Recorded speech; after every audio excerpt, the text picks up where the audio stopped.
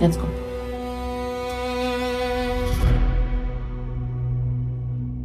میخوام بگم از دلم، از عشق به این میهنم، به امید روز شکست دشمن شاه برمیگرده به وطن.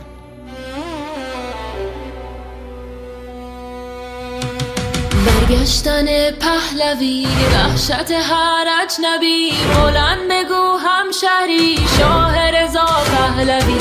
نظام رسیده پرتگاه، بلند بگو جاوید شاه. برگشت شاه به میهن، دوای درد وطن. این آخرین نبرده، پهلوی برمیگرده. داره میاد پهلوی، زجه بزن سید علی، راه نجات وطن. پهلوی هموطن، ایران میشه گلستان. شاه که بیاد به ایران، ایران که شاه نداره، حساب کتاب نداره.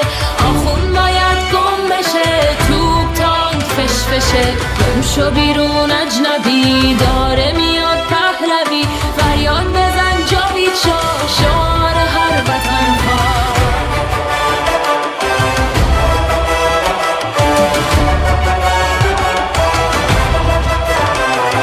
ما شاه میخوایم نه ملا، بذار بشنوه دنیا. ایرانی داد بزن، شاه تو فریاد بزن. برگشتن پهلوی، وحشت هر اجنبی، بلند بگو هموطن. شاه رضا پهلوی، فریاد بزن جاوید شاه، شعار هر وطن خواه. بلند بگو جاوید شاه، شعار هر وطن خواه. فریاد بزن جاوید شاه، شعار هر وطن خواه. فریاد بزن جاوید شاه، شعار هر وطن خواه. بلند بگو جاوید شاه، شعار هر وطن خواه.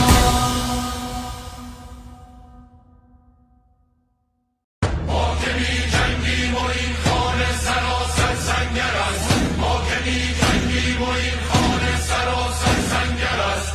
شاه ما آهنگر است، شاه ما آهنگر است. جاوید شاه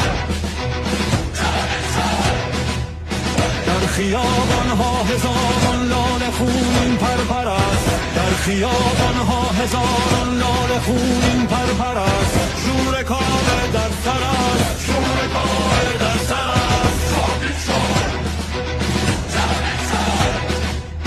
مرگ بر سرها برید فاسد ترین فاسدان، مرگ بر سرها برید فاسد ترین فاسدان. مرگ بر بنیادتان، مرگ بر بنیادتان.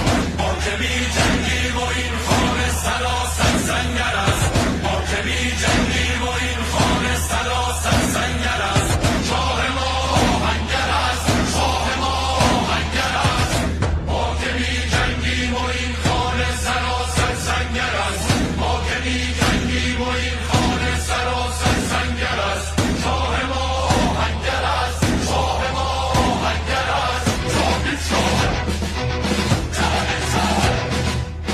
در خیابان‌ها هزاران لاله خونین پرپر است، در خیابان‌ها هزاران لاله خونین پرپر است. شور کاوه در سر است، شور کاوه در سر است.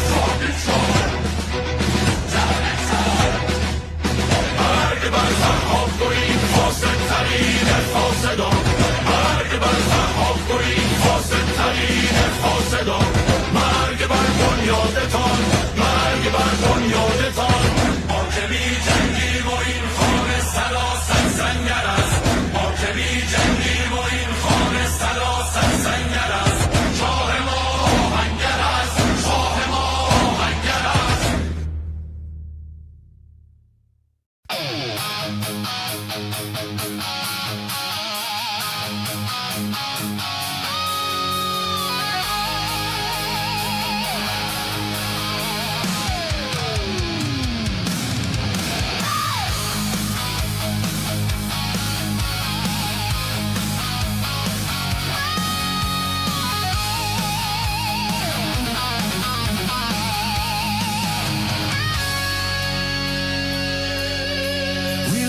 Shadows cut from the light,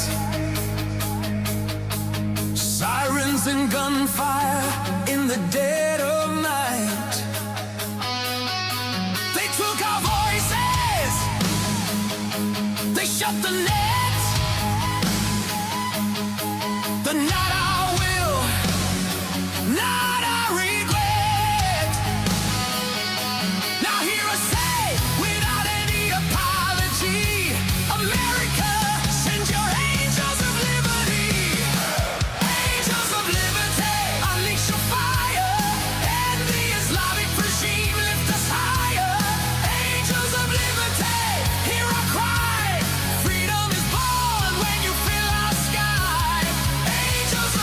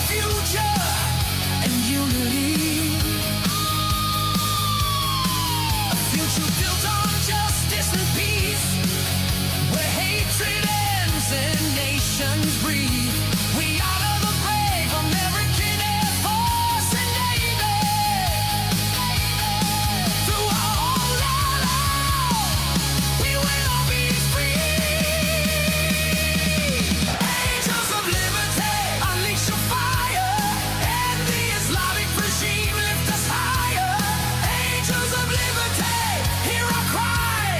Freedom is born when you feel our sky. Angels of liberty, strong and true. Our old ally, USA. Iranian, stand with you.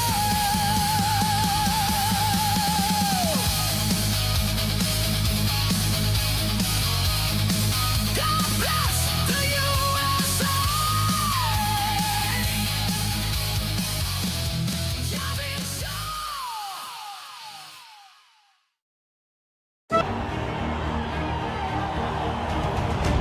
Look at us here today. We see so many flags representing so many nations. We know we are not alone, and we thank you for being with us. For all people around the world who stand today in unity with the Iranian people, this is not just because it's good for us, and you do it out of compassion and care for our rights to liberty and justice and equality and human rights. But understand that it is in your best interest too, to have, unlike this regime that has been propagating terror and radicalism, we the people of Iran are peacemakers and not warmongers. We like to be friends, especially with the free world.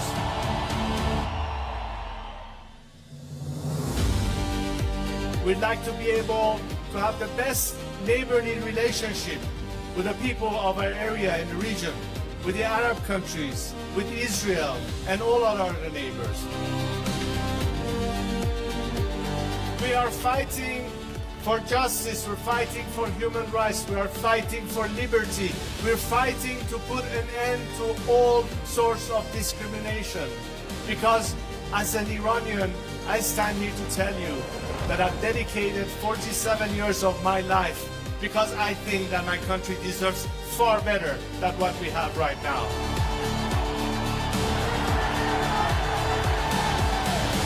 Now understand that their best remedy is to support the people of Iran, because ultimately a free Iran will be your best partner, not just to bring stability and peace, but it will be in your best economic interest and opportunities.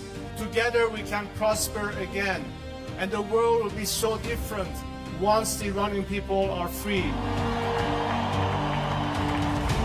I am here to guarantee a transition to secular democratic future.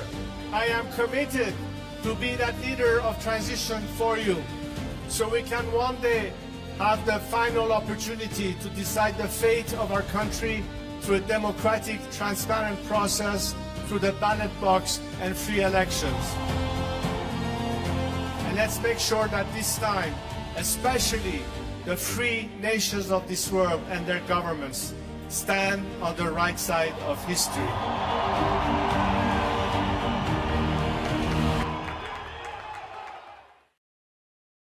Well, Durud, patriots, good morning, good afternoon, good evening, wherever you are. Welcome to day 126 of Iran Revolution Live with your wonderful and amazing host, Mr. Armin Navabi. And your wonderful and amazing host, Goldie Ghamari. Oh, thank you, Armin. Armin, how are you doing today? Oh, just waiting. Is it time, Goldie? Is it time for Boom Boom? What do you I think? think it is. It It is. You know, Armin, President Trump Hmm. posted a few things on Truth Social last night, and I can't wait to share them with you and everyone else. Oh, share it now then. Okay. Let's do it. So, the first thing that he did is he shared this video. Okay. Actually, let me go to my bookmarks because my bookmarks makes it easier. So, this is the first one that he shared. No, we're in a war because I think you would agree we cannot let lunatics have a nuclear weapon. Do you agree?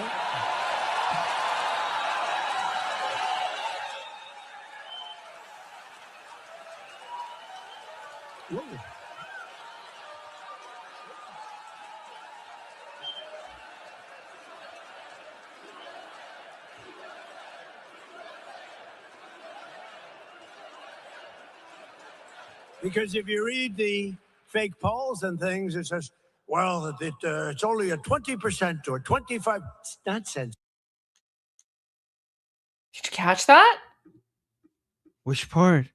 He's calling them like, we cannot let lunatics, Yeah. right? Like, So like regime change. Full President, regime yeah, change. he's not holding back. He's basically saying they're all lunatics, right? So he's basically saying it without saying it, right? Mm. And Well, Armin, no more. Some of them are reasonable narrative. They're all well, lunatics.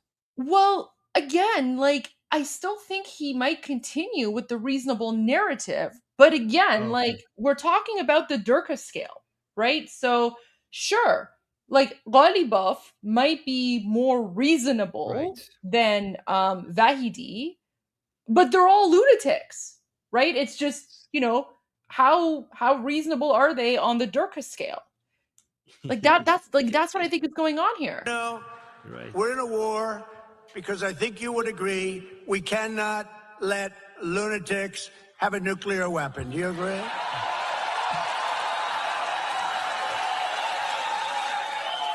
Okay. Whoa.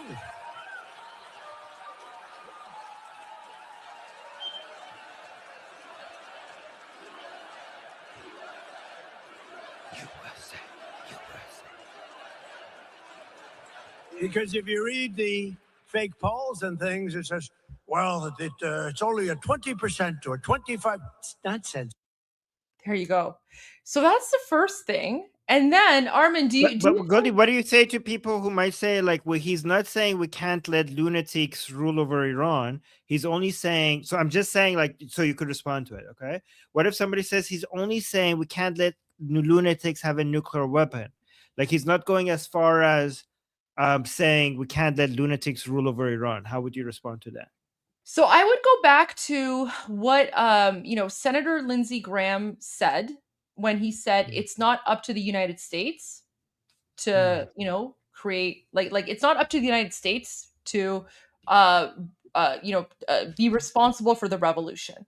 However, Right. what's happening is that the United States and Israel are creating the conditions for revolution because the United States and Israel have had enough intelligence for a while to understand and know that if and when, not if, but when the Islamic regime is either severely weakened or completely destroyed, the Iranian people, at the call of His Royal Highness Reza Pahlavi, will go out into the streets to reclaim their country. And if anything, Armin, this just, I always, always, always pay attention to this part of what President Trump said. Let me go back because this is so important, so important. And people like this is what I always have to I remind myself of this. I know it, but I think it's a good reminder for everyone else as well because we have to remember what President Trump said on February 28th. Okay. February 28th, this was, when he posted this the first time, at 2:30 a.m., back when, I just started the live stream. And then you came and I shared this with you, and, you were like, your mind was blown. A short time ago. But you know what? Let's just replay this 8-minute video because this video, this speech is so important. And a lot of people have forgotten about this speech and what he says. And more so, it's the last few minutes where, he has a message to the Iranian people, which is what I want to constantly remind everyone of. So let's watch this. Go. Because this is one of the most important and historic speeches that President Trump has ever made. The United States military began major combat operations in Iran. Our objective is to defend the American people by eliminating imminent threats from the Iranian regime, a vicious group of very hard, terrible people. Its menacing activities directly endanger the United States, our troops, our bases overseas, and our allies throughout the world. For 47 years, the Iranian regime has chanted death to America and waged an unending campaign of bloodshed and mass murder, targeting the United States, our troops, and the innocent people in many, many countries. Among the regime's very first acts was to back a violent takeover of the U.S. Embassy in Tehran, holding dozens of American hostages for 444 days. In 1983, Iran's proxies carried out the Marine barracks bombing in Beirut that killed 241 American military personnel. In 2000, they knew and were probably involved with the attack on the USS Cole. Many died. Iranian forces killed and maimed hundreds of American service members in Iraq. The regime's proxies have continued to launch countless attacks against American forces stationed in the Middle East in recent years, as well as U.S. naval and commercial vessels and international shipping lanes. It's been mass terror, and we're not going to put up with it any longer. From Lebanon to Yemen and Syria to Iraq, the regime has armed, trained, and funded terrorist militias that have soaked the earth with blood and guts. And it was Iran's proxy, Hamas, that launched the monstrous October 7th attacks on Israel, slaughtering more than 1,000 innocent people, including 46 Americans, while taking 12 of our citizens hostage. It was brutal, something like the world has never seen before. Iran is the world's #1 state sponsor of terror and just recently killed tens of thousands of its own citizens on the street as they protested. It has always been the policy of the United States, in particular, my administration, that this terrorist regime can never have a nuclear weapon. I'll say it again. They can never have a nuclear weapon. That is why in Operation Midnight Hammer last June, we obliterated the regime's nuclear program at Fordow, Natanz, and Isfahan. After that attack, we warned them never to resume their malicious pursuit of nuclear weapons, and we sought repeatedly to make a deal. We tried. They wanted to do it. They didn't want to do it. Again, they wanted to do it. They didn't want to do it. They didn't know what was happening. They just wanted to practice evil. But Iran refused, just as it has for decades and decades. They've rejected every opportunity to renounce their nuclear ambitions, and we can't take it anymore. Instead, they attempted to rebuild their nuclear program and to continue developing long-range missiles that can now threaten our very good friends and allies in Europe, our troops stationed overseas, and could soon reach the American homeland. Just imagine how emboldened this regime would be if they ever had and actually were armed with nuclear weapons as a means to deliver their message.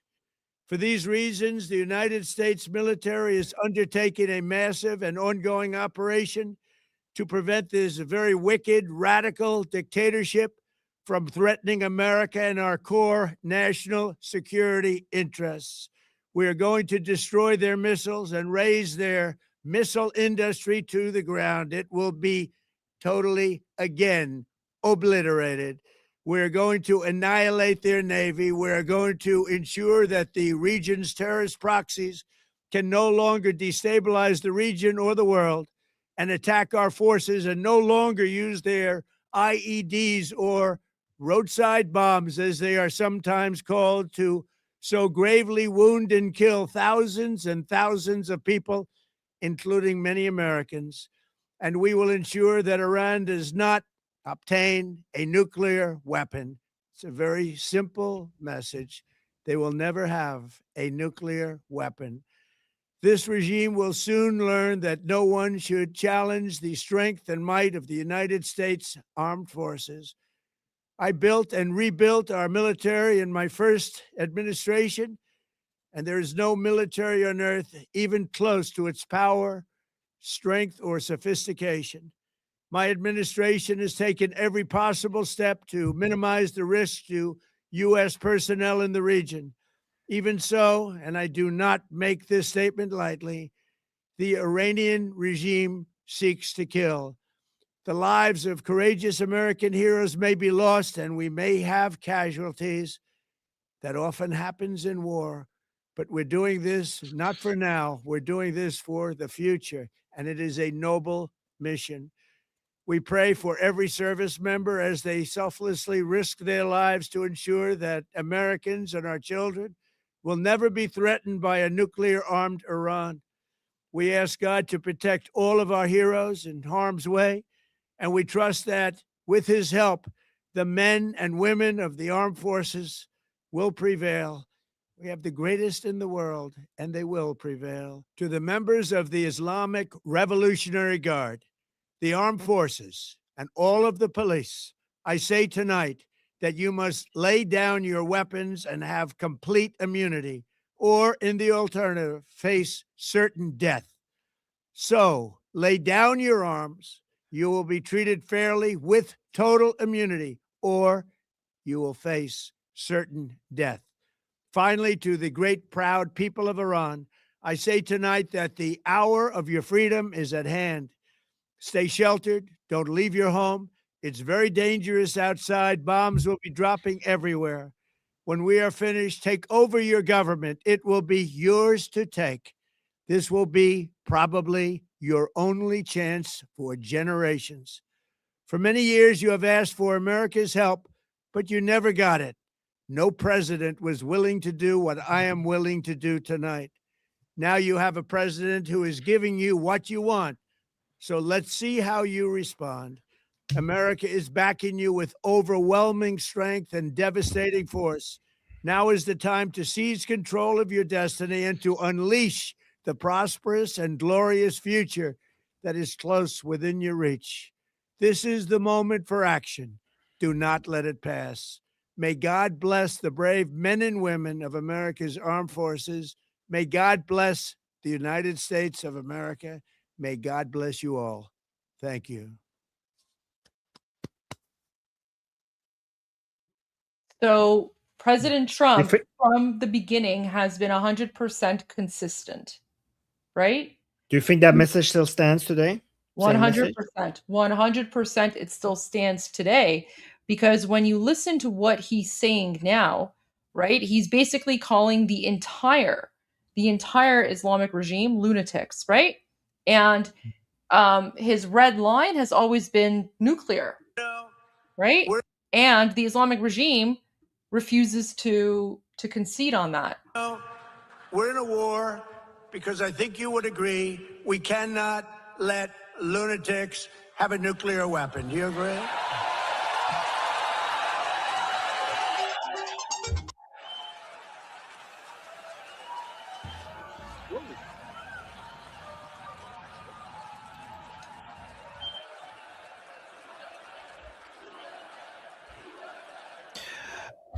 Goldie.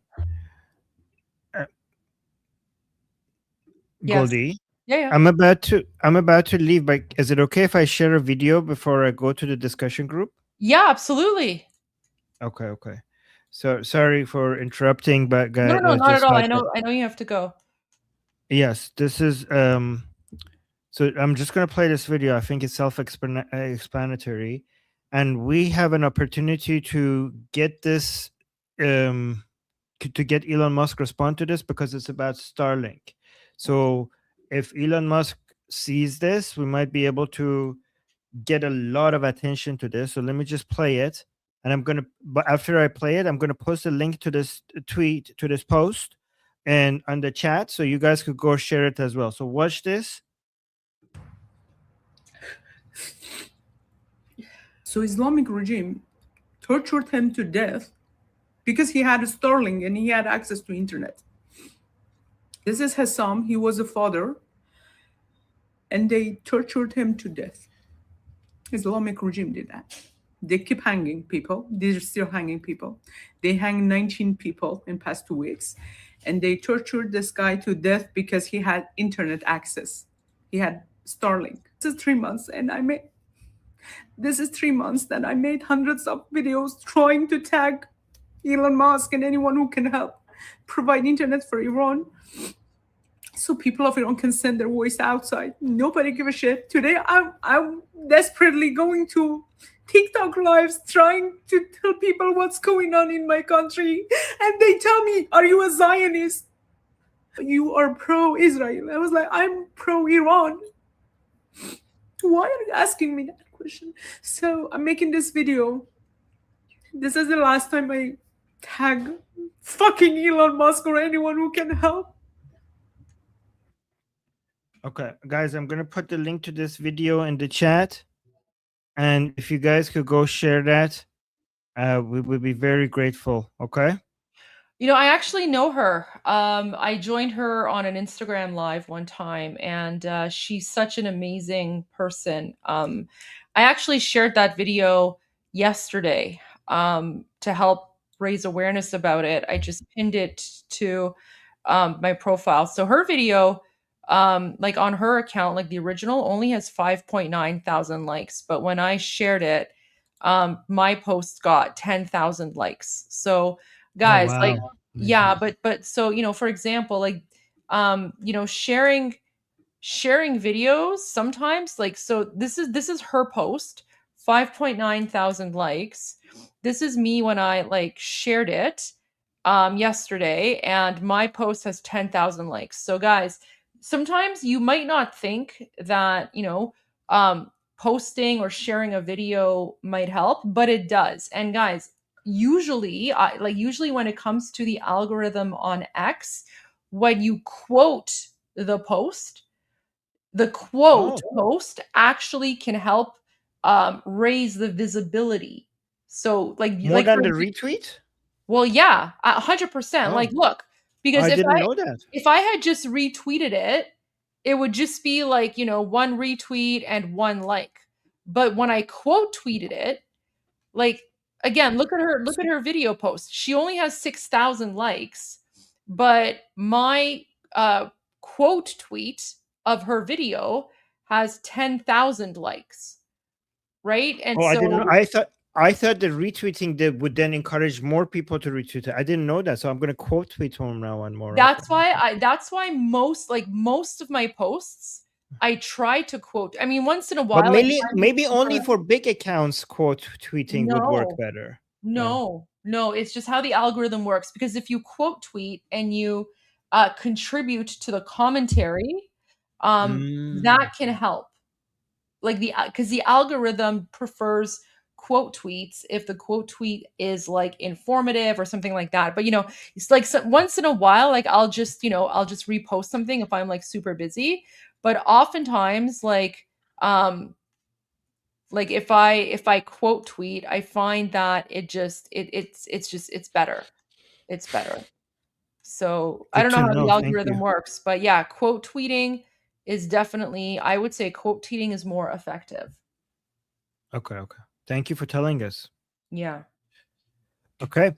All right, guys. I need to go get to our discussion groups. By the way, guys, I'm not. We started later, so I'm not leaving early. Okay. So no, like, I know. I apologize. Yeah. I had to run okay, a few errands today, Armin. Yes. Totally my fault. I'm not.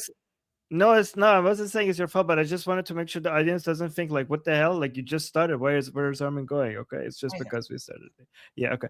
So guys, the link. Oh, I forgot we have a QR code. So guys, the link to the discussion group where I'm going is in the chat. It's also on Liberty Politics YouTube channel, is linked to is pinned to the top. But it's also now the QR code, which I can't point to. How did you move it? That's great. I don't know. Oh, you didn't move it?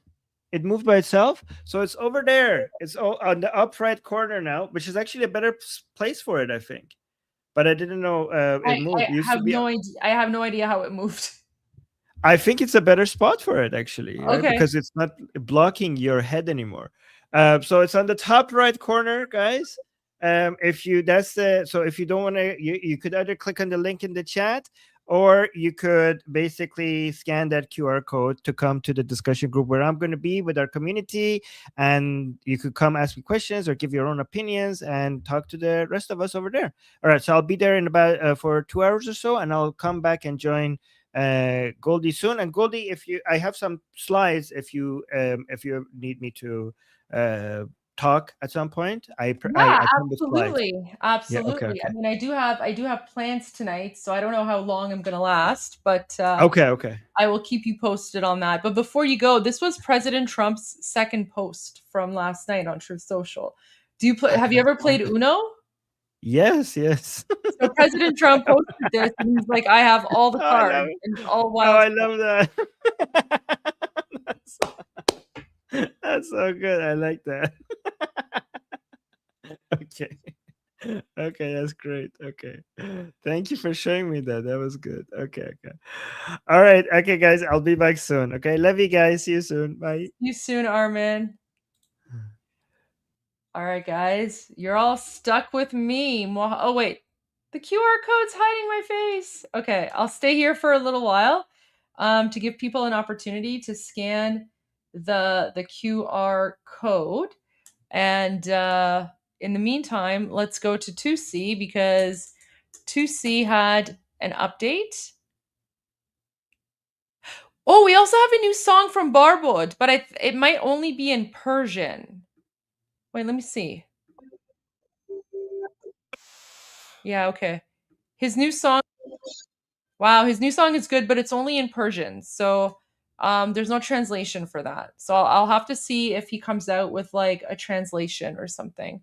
But the song is on the Iran Revolution live playlist. So you guys can go check it out there. Okay. Let's go to 2C. All right. Has everyone scanned the QR code? I'm gonna get rid of it so I can move my face on the screen because I don't know how that went there. I don't know how the QR code is there, but if I want to move my face, that'll hide my face. Although, you know what? I guess it does. You know what? It doesn't matter anyway because I'm going to turn off my camera, so that's fine. All right. I'll keep the QR code there for a little bit. And then we're going to watch 2C, his most recent update, and then I'll come back, and then we'll get to some more updates as well. There you go.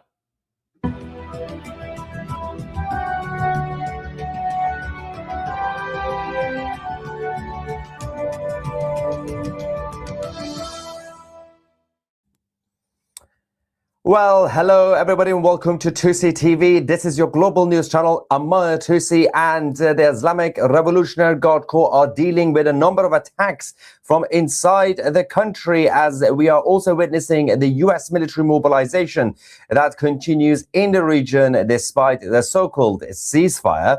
We're going to give you guys the latest updates on how several IRGC members have now been assassinated by Iran's Immortal Guard, who also started the uprising in January, well, technically the end of December 2025. And we saw what they did previously. And of course, the last few days, they've been also quite busy. And we're also going to talk about President Trump rejecting another deal coming from the IRGC. Those who were expecting President Trump to just agree to anything that comes from the Islamic Republic have been slightly humiliated because President Trump is not just going to sign a deal for the sake of a deal. He simply still wants to have a surrender from the IRGC. But we're going to talk about the proposal from the regime in Iran. The United States have also issued a massive warning to the US citizens in London, especially those in and around the US embassy, as the terror level in the United Kingdom has been increased again. Things are not looking too good in the UK. And unfortunately, we've had more Iranians who have been executed by the regime over the last few days for simply using Elon Musk's Starlink internet and the Starlink devices. And of course, there have been a lot of other people who've been executed for simply asking for freedom and democracy. Now, let's get on with the show. And we're going to get your reaction live as usual. First, Let's talk about the guerrilla warfare campaign that has been already started by the Immortal Guard in Iran against the Islamic occupation forces. Over the last few days, we've had a number of updates from them setting fire to the IRGC Basij bases, the units, the checkpoints, but also a lot of attacks on individual IRGC members and operatives who have been taken out. But they're also obviously just setting fire to posters and everything else. We got this banner that basically had Khamenei's face, the supreme leader who got slightly barbecued by the US and Israel a couple of months ago, in the northern city of Gorgan. Let's watch this. Shout out to Iran International for this clip.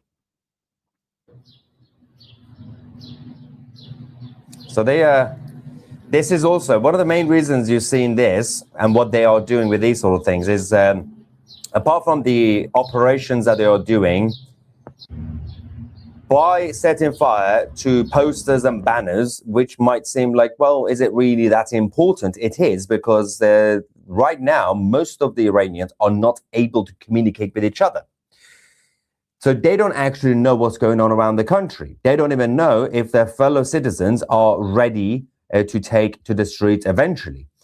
This is to basically send a message to everybody else saying, don't worry, we're all on standby. We are all ready. We haven't given up.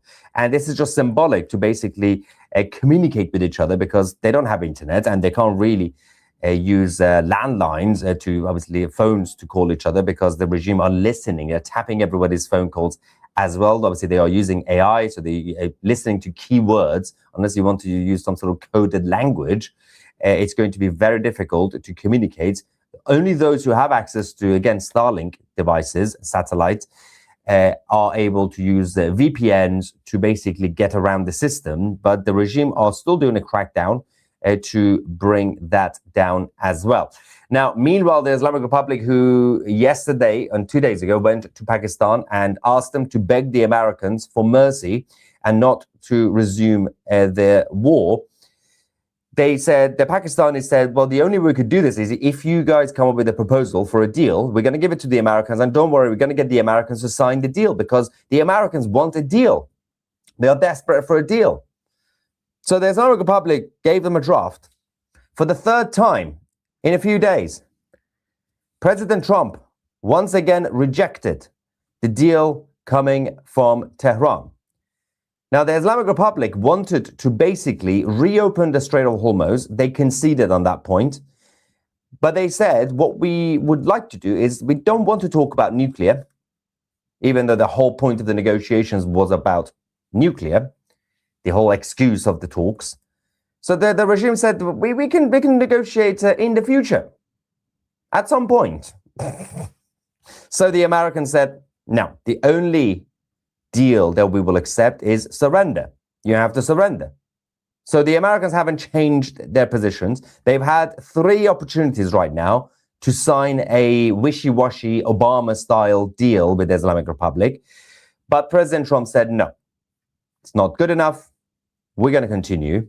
And the mobilization of troops continued. Now, going back to Iran, the Immortal Guard, they have now taken out several IRGC operatives on the streets of the country, not just in the capital in Tehran, but the video I'm going to show you is actually 3 regime members last night who were taken out on the streets in the city of Yazd. There was a vehicle that basically went through the group of IRGC members who obviously they have all these gatherings. They stand around the corners with the checkpoints with the Islamic Republic flags and everything else that they have, and they've been doing this for the past few weeks. But these nighttime gatherings are becoming a bit of a problem for the regime, because even though the whole point of these checkpoints was supposed to be to stop these cars and to basically scare off people, the reality is that you can also see that a tree came down on the left-hand side, a tree. But there's a guy, you can see one of the IRGC guys, literally at the front with the white shirt. He's already on the bonnet of the car, and he's now gone. We've had a number of these reports from Esfahan, from Tehran, from also Qom, the small city to the south of the capital. There is also another situation in Zanjan. 14 IRGC operatives have also been killed. Obviously, all this is in self-defense because the Islamic occupation forces have been terrorizing the Iranian population for 47 years. And this is a time to fight back. No more protests, no more demanding for democracy and freedom. It is time to retake the country. We're going to go to to Zanjan as well, because there was a whole situation over there, and the state media in Iran have been trying to downplay the situation, even though they're slightly terrified of what's actually happening. They can't control the streets despite their checkpoints. Before we do that, don't forget, you only have a few days left, in case you don't know. Do you know? Well, I know. I don't know if you know. You can become a member of 2C TV Plus and get 35, what am I talking about? 35% off annual memberships if you go to offers.2c.tv. It's also the bottom right of the screen. You can see in red, offers.2c.tv. You get to this page. The promo code is comedy35, and then you click on the red button, claim 35% off. Now, you can download the app as well, but obviously you can't use the promo code on the app. Don't join on the app. Join on the website, and then you can use the login details to go on the app. And that's for the annual memberships. If you just want to become a monthly membership without discount, then you can just go on the website, 2c.tv, and do that. We have a new show coming up on our channel, which is the first political stand-up comedy, obviously, called The Haters Ball, which is going to be part of our new series. All right, let's quickly go to Zanjan. I'm going to explain what the situation here is. So let's go to our interactive map made by our 2C TV team. This is Iran. Of course, at the top, you can see Tehran, the capital, and underneath you got the nuclear sites, Fordo, Natanz, and the city of Esfahan. If you go up here, between Tehran and Tabriz, and the northwestern part of the country, you have this area, Zanjan. Now, last night, and I did do a breaking news short for you guys, we had a bit of a situation, massive explosion right here in Zanjan. 14 IRGC forces members, operatives, were eliminated in this mysterious explosion. Now, the state media in Iran tried to downplay this by saying that we had a group of essentially specialists and construction workers and cleaners who went to Zanjan, and they discovered some unexploded bombs from the Americans and the Israeli rockets. And they were trying to remove these unexploded bombs for some reason, even though that's highly unlikely. And there was an accident, and these poor workers somehow died. Now, the problem with this whole scenario is that obviously it's a bit of a lie, because that's not how it works. We had 14 IRGC operatives who were killed. There were 2 others who were also IRGC who have been injured. Nobody was identified as a construction worker or a cleaner or a specialist in that sense to remove any unexploded bombs.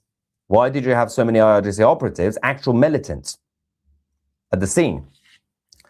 Now, we still don't know exactly how this so-called incident occurred, but it smells like sabotage.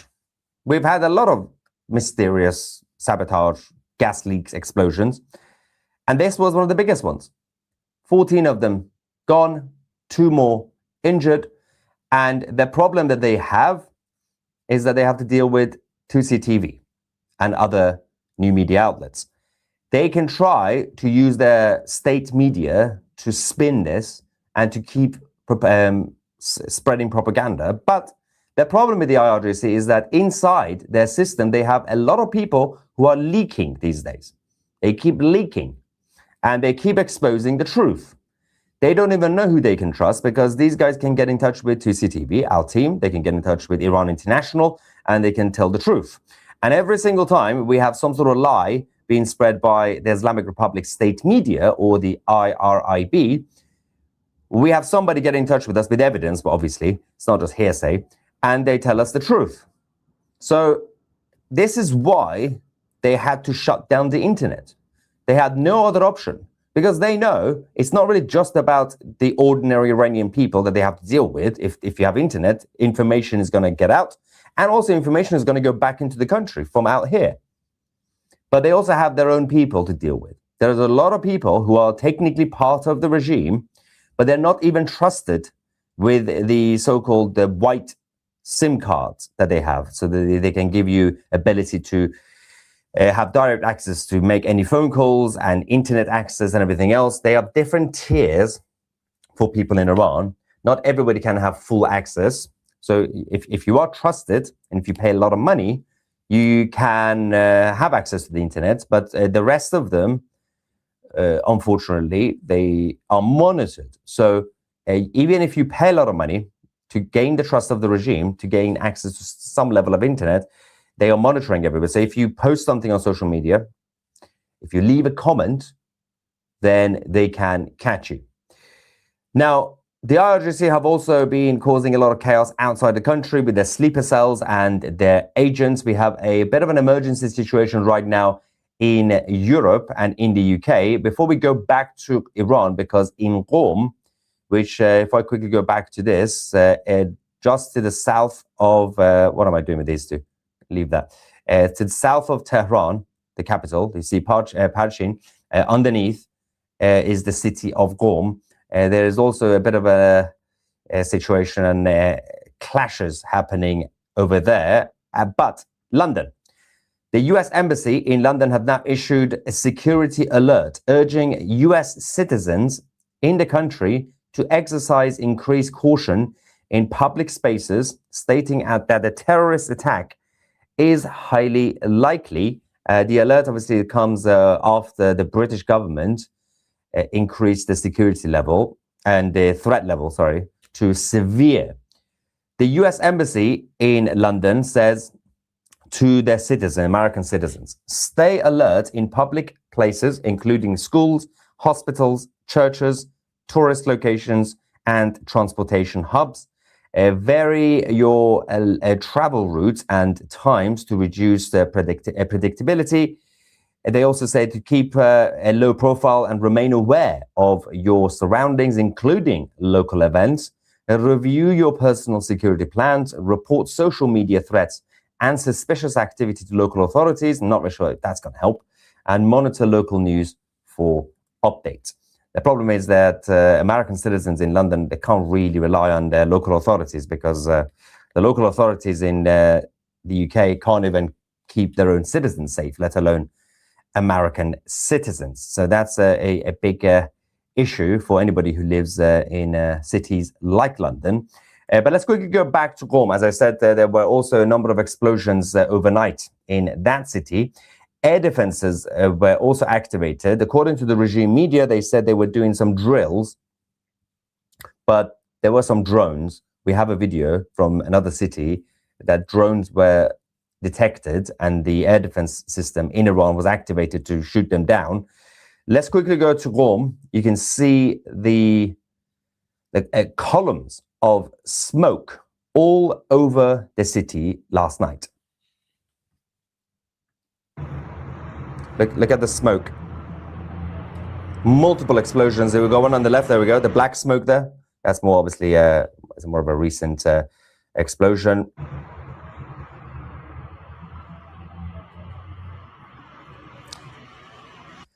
Now, interestingly enough, when it comes to the situation in Qom, because this tiny city is very important to the regime because it's supposed to be the so-called holy Shia city, and they always relied on this city, like Mashhad, which is the second largest city in Iran. Both of them are are supposed to be IRGC strongholds and heartlands, basically.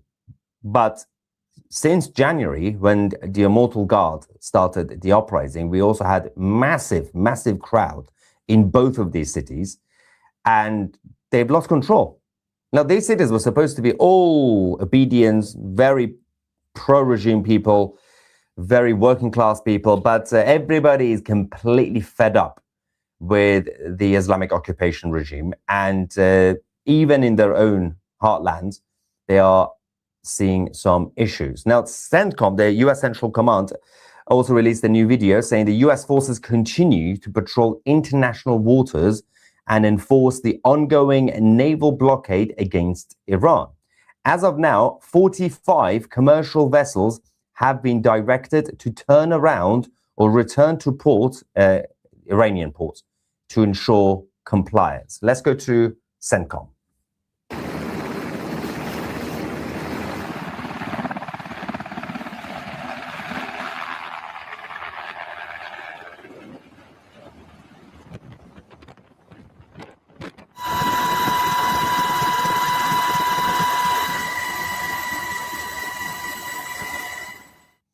Great work by CENTCOM.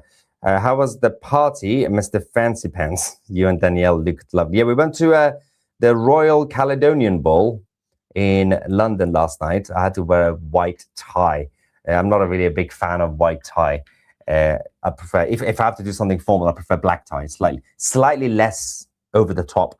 But it was a Scottish reeling ball. So that's not really how you dance in reeling, but that's how I dance at reeling. And it was for a charity, the Caledonian Ball charity. So that was good. But we did get home very, very late, and I am still dead, let's just say. But yes, my wife did look lovely. If you haven't seen the pictures, go on my Instagram or on X as well to check them out.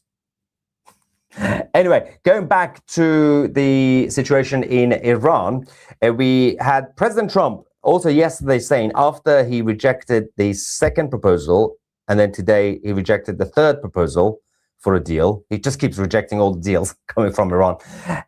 He did say that the Islamic Republic clearly are desperate for a deal, which is true. He also then said, we have been having conversations, phone calls with people in Iran. So, as you guys know, there are different factions right now in the Islamic Republic. Nobody knows who's actually calling the shots. So what President Trump said could be true, that they probably spoke to someone, right? But we don't know who. We don't know which side. So the Islamic Republic and Arakshi, the foreign minister's team, have now denied that President Trump has had direct phone calls, well, not him directly, but Washington and Tehran, saying that all contacts have been limited to Pakistan as a mediator, and written exchanges from Arakshi, the foreign minister. But this is actually according to Iran's justice minister, Amin Hossein Rahimi. Now, the problem with this is that the justice ministry in Iran are part of the IRGC. So the government, depending on which government minister you're talking about, or the president or whoever, some of them are very much tied to the IRGC. Some of them are not. So the ones who are not, including the president, Pezeshkian, and he's in a lot of trouble with the IRGC, they've been sidelined. So the foreign ministry and the justice ministry, the justice ministry is basically completely IRGC anyway. They're just complete insane people who execute people left, right, and center. We're going to talk about one of them shortly, one of the guys who were executed for simply using the internet.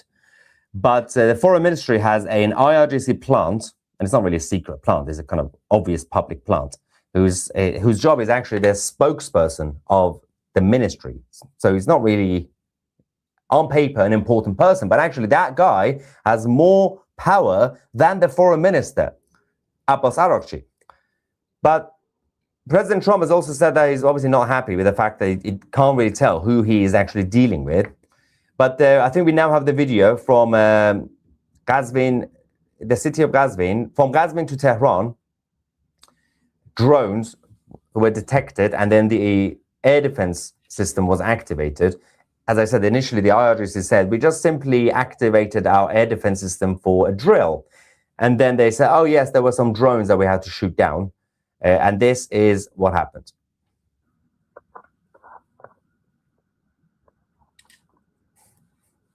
Now, we still don't know who's responsible, by the way.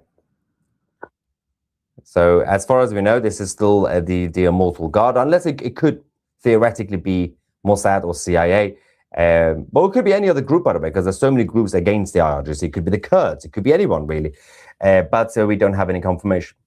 As I said, unfortunately, a huge number of Iranians continue to get executed on a daily basis. We had another one, Hessam, who was killed for simply using the internet. That's his crime, because he had a Starlink device. And this is the report. So Islamic regime tortured him to death because he had a Starlink and he had access to internet. This is Hessam. He was a father, and they tortured him to death. Islamic regime did that. They keep hanging people. They're still hanging people. They hang 19 people in past 2 weeks, and they tortured this guy to death because he had internet access. He had Starlink. This is 3 months, and this is 3 months that I made hundreds of videos trying to tag Elon Musk and anyone who can help provide internet for Iran, so people of Iran can send their voice outside. Nobody give a shit. Today, I'm desperately going to TikTok lives trying to tell people what's going on in my country, and they tell me, "Are you a Zionist? You are pro-Israel." I was like, "I'm pro-Iran." Why are you asking me that question? So I'm making this video. This is the last time I tag fucking Elon Musk or anyone who can help. Of course, people in Iran are getting desperate right now because they are in a bit of a limbo, because they're not allowed to come out, because they're all waiting for the order coming from the Crown Prince Reza Pahlavi when the time is right. Obviously, it will be led by the Crown Prince's Immortal Guard. But at the same time, they have, even when they stay at home, despite the ceasefire, the regime are hunting them down. They are doing home raids, house raids, and checkpoints everywhere. It's not a normal situation, even compared to the last 47 years in general with the occupation that's been happening. But the IRGC's proxies are also not really helping the situation, because as part of any sort of agreement for the surrender, President Trump has also demanded that the proxies should end. That includes the IRGC's Hezbollah branch in southern Lebanon. Now, there's supposed to be a ceasefire in southern Lebanon, but Hezbollah keep violating this, and the Israelis, under the agreement of the ceasefire, they are allowed to hit back. So the IDF once again targeted the Zoutar al-Sharqiya area, neighborhood in southern Lebanon. Watch this.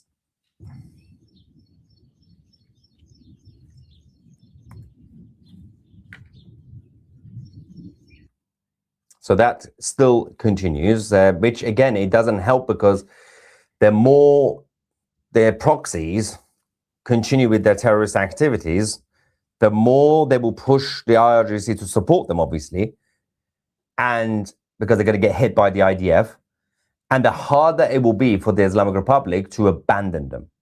So it's a lose-lose situation for the Islamists in general, because that means that there's not going to be a deal with the Americans. Meanwhile, they have become slightly desperate. According to the US intelligence, the regime in Iran are now going to be using dolphins to plant sea mines on US warships. Of course, that's not going to be an easy operation. They just talk a lot of nonsense, but it is a little bit absurd. But because of the naval blockade, the Islamic Republic, they have a unit in the IRGC Navy who have been training with certain things over the last few years. But they made this announcement that, okay, so they're going to be basically putting mines on dolphins, and then they're going to go get close to the US warships. Now, this is a complete desperate attempt of trying to threaten the enemy. It just makes no sense. First things first, the Americans are monitoring any activity by the IRGC, the so-called IRGC Navy, because the Navy is basically a few small, fast boats. Anybody around any Iranian port or island tries to do something weird, the Americans and CIA are literally watching every single corner. Even if they were able to do this insane operation, it's not going to be able to be implemented. Now, it could also backfire, because if they've somehow managed to train dolphins, for example, to transfer mines, they might accidentally go to the Iranian ships. So it's just complete craziness. They talk a lot of nonsense as usual. But having said that, we also have an update from the Americans when it comes to the US troops.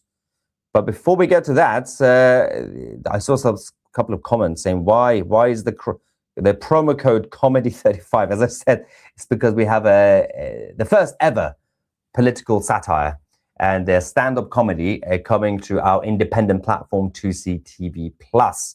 2CTV Plus is away from YouTube. It's separate to YouTube. Obviously, YouTube is Google, and we appreciate the platform. But we have, what is happening here? There's a bit of a situation in Beirut. I'm going to go to that soon, by the way. Hang on. I don't know what's happening over there in Beirut. The lights changed. I saw in the background. Okay, it's coming back. There we go. That makes more sense. Okay.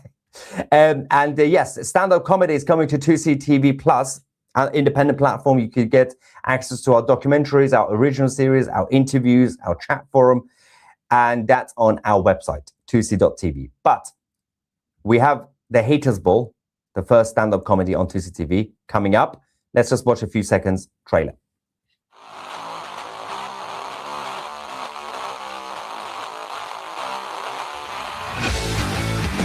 So big you're not sure if you're having the or the having you. I hate black people with autism. Sorry, I just spit on you, but you love that. I hate fat people because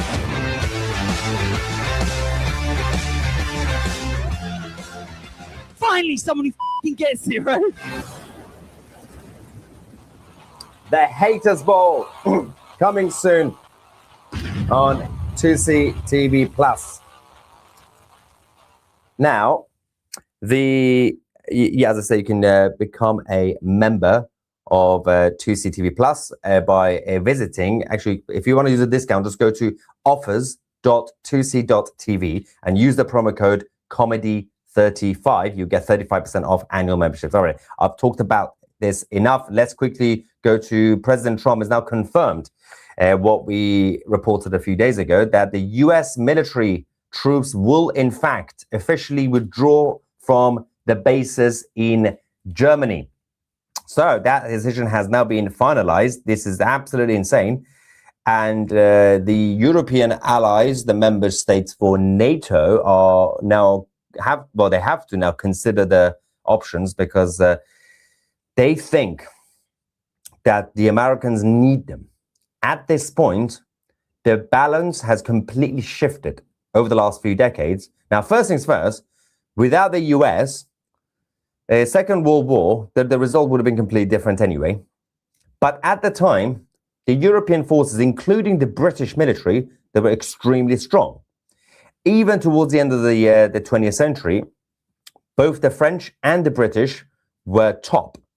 Right now, because of the lack of funding and the woke liberalism of the infiltration that we've had in the military in both the UK and France and other countries, and lack of basically the expertise by the newcomers, the European troops are not even close, and the size of the military forces not even close to the United States, which means that the narrative that's been going on for the past few years about NATO, that this is an equal partnership between Europe and the US, is no longer in place, because without the US, NATO won't exist.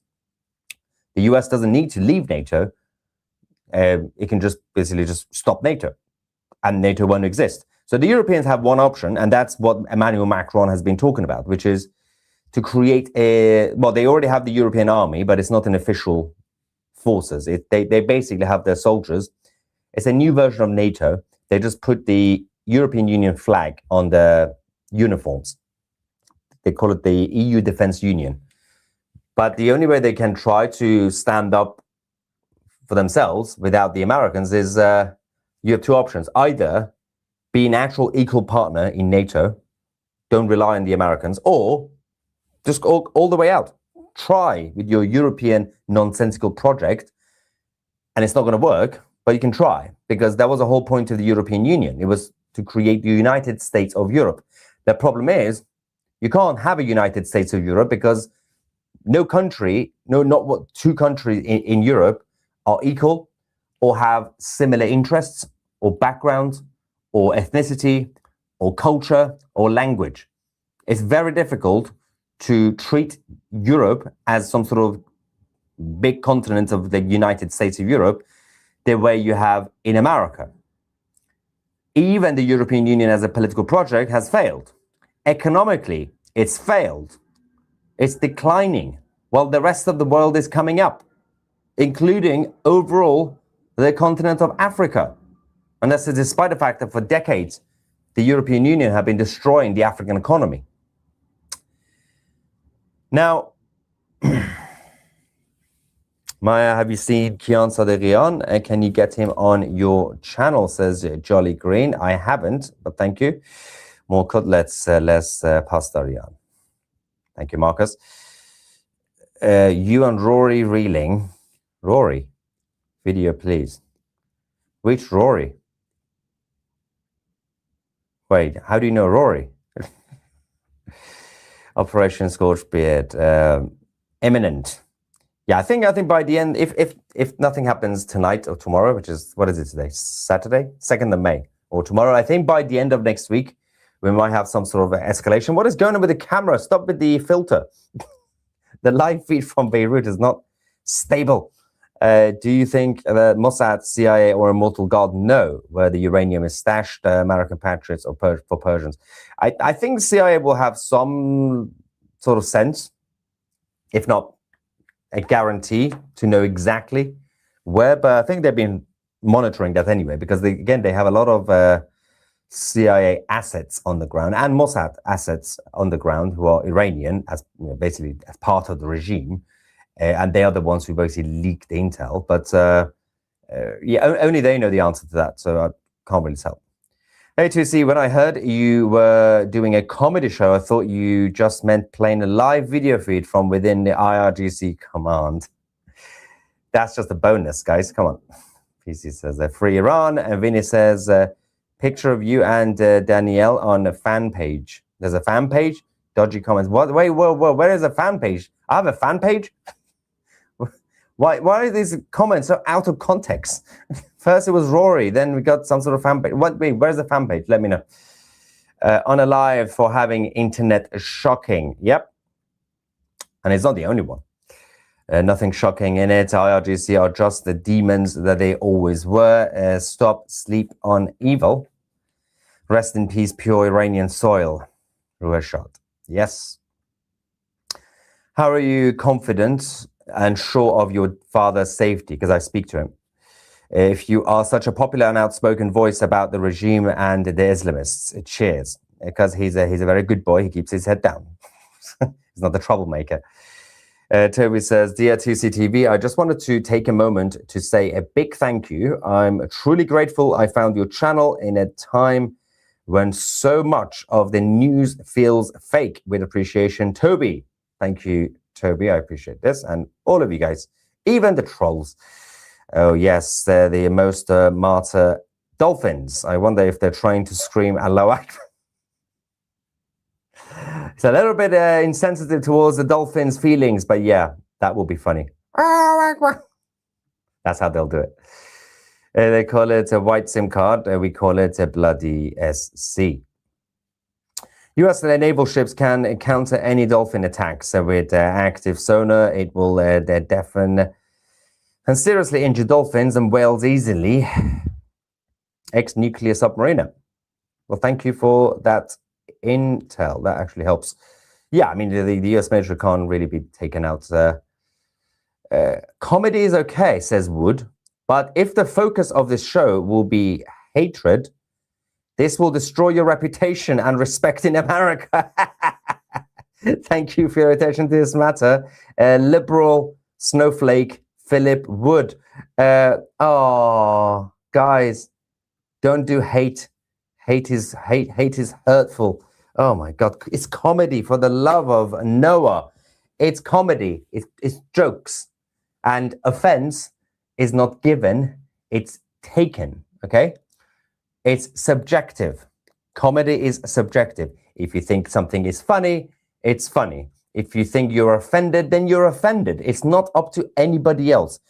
Comedy is comedy. You tell a joke. For example, we actually had in the trailer, one of the guys, obviously, it's out of context, obviously, moments, saying they're supposed to, by the way, it's called the Haters Ball. So it's like a game show.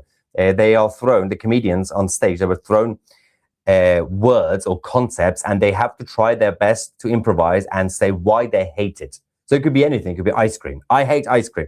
So somebody basically in the audience would write, what was it? Black people with autism, right? Or fat black people.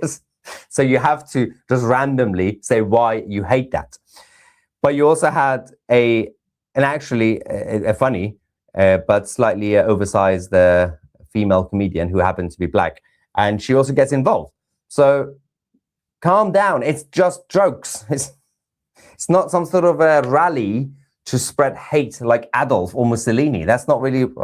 comedy is different to a political rally to make conscious and proactive hate sort of narrative to do things. Oh my God. See what I have to deal with? I am surprised at this age I don't have gray hair. There's one, but I've been hiding it. But considering that I am 65 years old, I look good for 65. It's sad that I'm actually going to become 38 in a month. In a month's time, I'm going to be 38. This is the end of the world as we know it. Can we check out the live feed from the Strait of Hormuz? There we go. We have this beautiful live feed as well. What else? Yeah, not much crossings in the actual strait. So many vessels are around there. You can see so many. The green ones are the commercial vessels. The red ones are the oil tankers. They're all near the Arab ports in the south. The southern parts are the Arabs, of course. The northern parts are the Iranian ports. But there are just a few commercial vessels stuck at Bandar Abbas, the top of the Strait of Hormuz. That's the main Iranian port, and they're not really able to cross. So if they try, the Americans will basically turn them around. Brilliant. And I followed 2CTV on Instagram and did not see your white tie event photos because my name is not actually 2CTV. Some people think I'm actually called 2CTV. That's the official Instagram account for the channel. The channel is called 2CTV. My name is, in fact, slightly different. My first name is not 2C. It's actually Maya. There we go. You can see it here. That's my name, Maya 2C. So if you go on that on Instagram, you will see the photos. And of course, you can then find my wife. If you're going to stalk us, you can stalk my wife. Then she's posted more photos from last night. So that's, yeah, slight difference. Yeah, my name is not actually 2CT. It's not like my surname is TV. The name is TV, 2CTV. But yeah, you can also follow 2CTV because that's the official account for the channel. And it's also, I have to warn you guys because, oh, Wood is back. It's your reputation. Only time will tell. Wood, don't worry, Philip. I've been doing this for how many years now? Since my hair was shorter, since I didn't have a beard. And I've survived. You know why? Because I am uncancelable. You cannot cancel me. Well, it's impossible to cancel me. I can't get fired. And also, when you're on the side of right, you are fine. Just tell the truth, have fun, YOLO, as kids would say. And so funny. Sir Tusi bestowed upon the title TV. Oh, the tooth jokes are back. My toothy. The one time I had toothache. I don't have toothache. I lost a tooth. I got Remember when toothy we TV trolled him? only because I had bread. See, when you age, you eat bread, you lose a tooth. Where are they getting dolphins? The waters, I guess. From the Gulf. Their Gulf, not their Omanis, the Persian Gulf. And I was hoping your surname was... Okay, let's go to Fox News because, oh my gosh, the videos on Fox News, like, it's just making my spidey senses tingle, guys. It's just making my spidey senses tingle so much. Look at this. This was posted 11 minutes ago.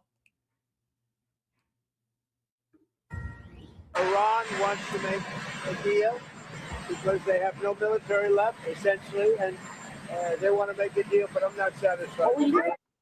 Okay, President Trump is weighing military options in Iran as peace talks are stalled, and he says that it includes blasting the country if they don't make a deal.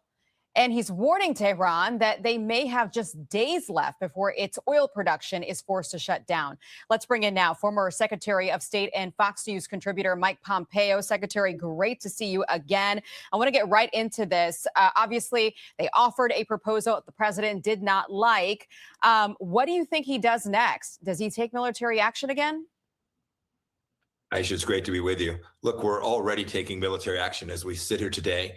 We have the United States Navy, our Space Command, lots of folks working to execute a blockade, making sure that the Iranians can't rearm, resupply, rebuild their capabilities, not only their nuclear capabilities, which we took out between last summer and the most recent campaign, but also their conventional forces. And so whether he'll actually go back at land-based targets inside of Iran, only the president knows. But this blockade has proven effective. The military has performed flawlessly, and the Iranian economy will force Vahadi and all the knuckleheads that lead the IRGC, these theocrats who believe deeply in the destruction of Israel and the elimination of the United States, will force them to make some very difficult decision in just a handful of next weeks. I want to ask you about this. I think you might have the answer. You know, the war powers ran out last night, 60 days, that was it. But this is the president saying, well, you know, we had this ceasefire. So the 60 days, that hasn't ran out. Harry is making the case yesterday. Why are you not seeking congressional approval to extend it? Because it's never been sought before. There's been many times, and nobody's ever gotten it before. They consider it totally unconstitutional. But we're always in touch with Congress. But nobody's ever sought it before. Nobody's ever asked for it before. It's never been used before. Why should we be different?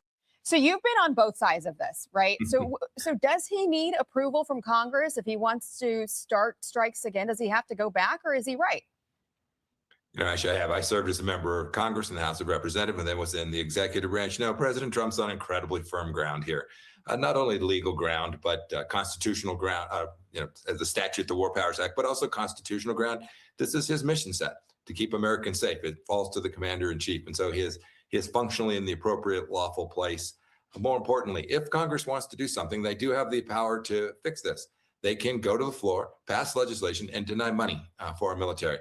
But they've not demonstrated that, because the truth is they don't really want to do that either. They don't want to be on the line for what they know is a bad outcome. If we were to withdraw our military forces today, or to end the blockade, it doesn't open the strait. It just means that the Iranian theocrats would control the energy supply across the world for decades to come. President Trump's going to stay at this.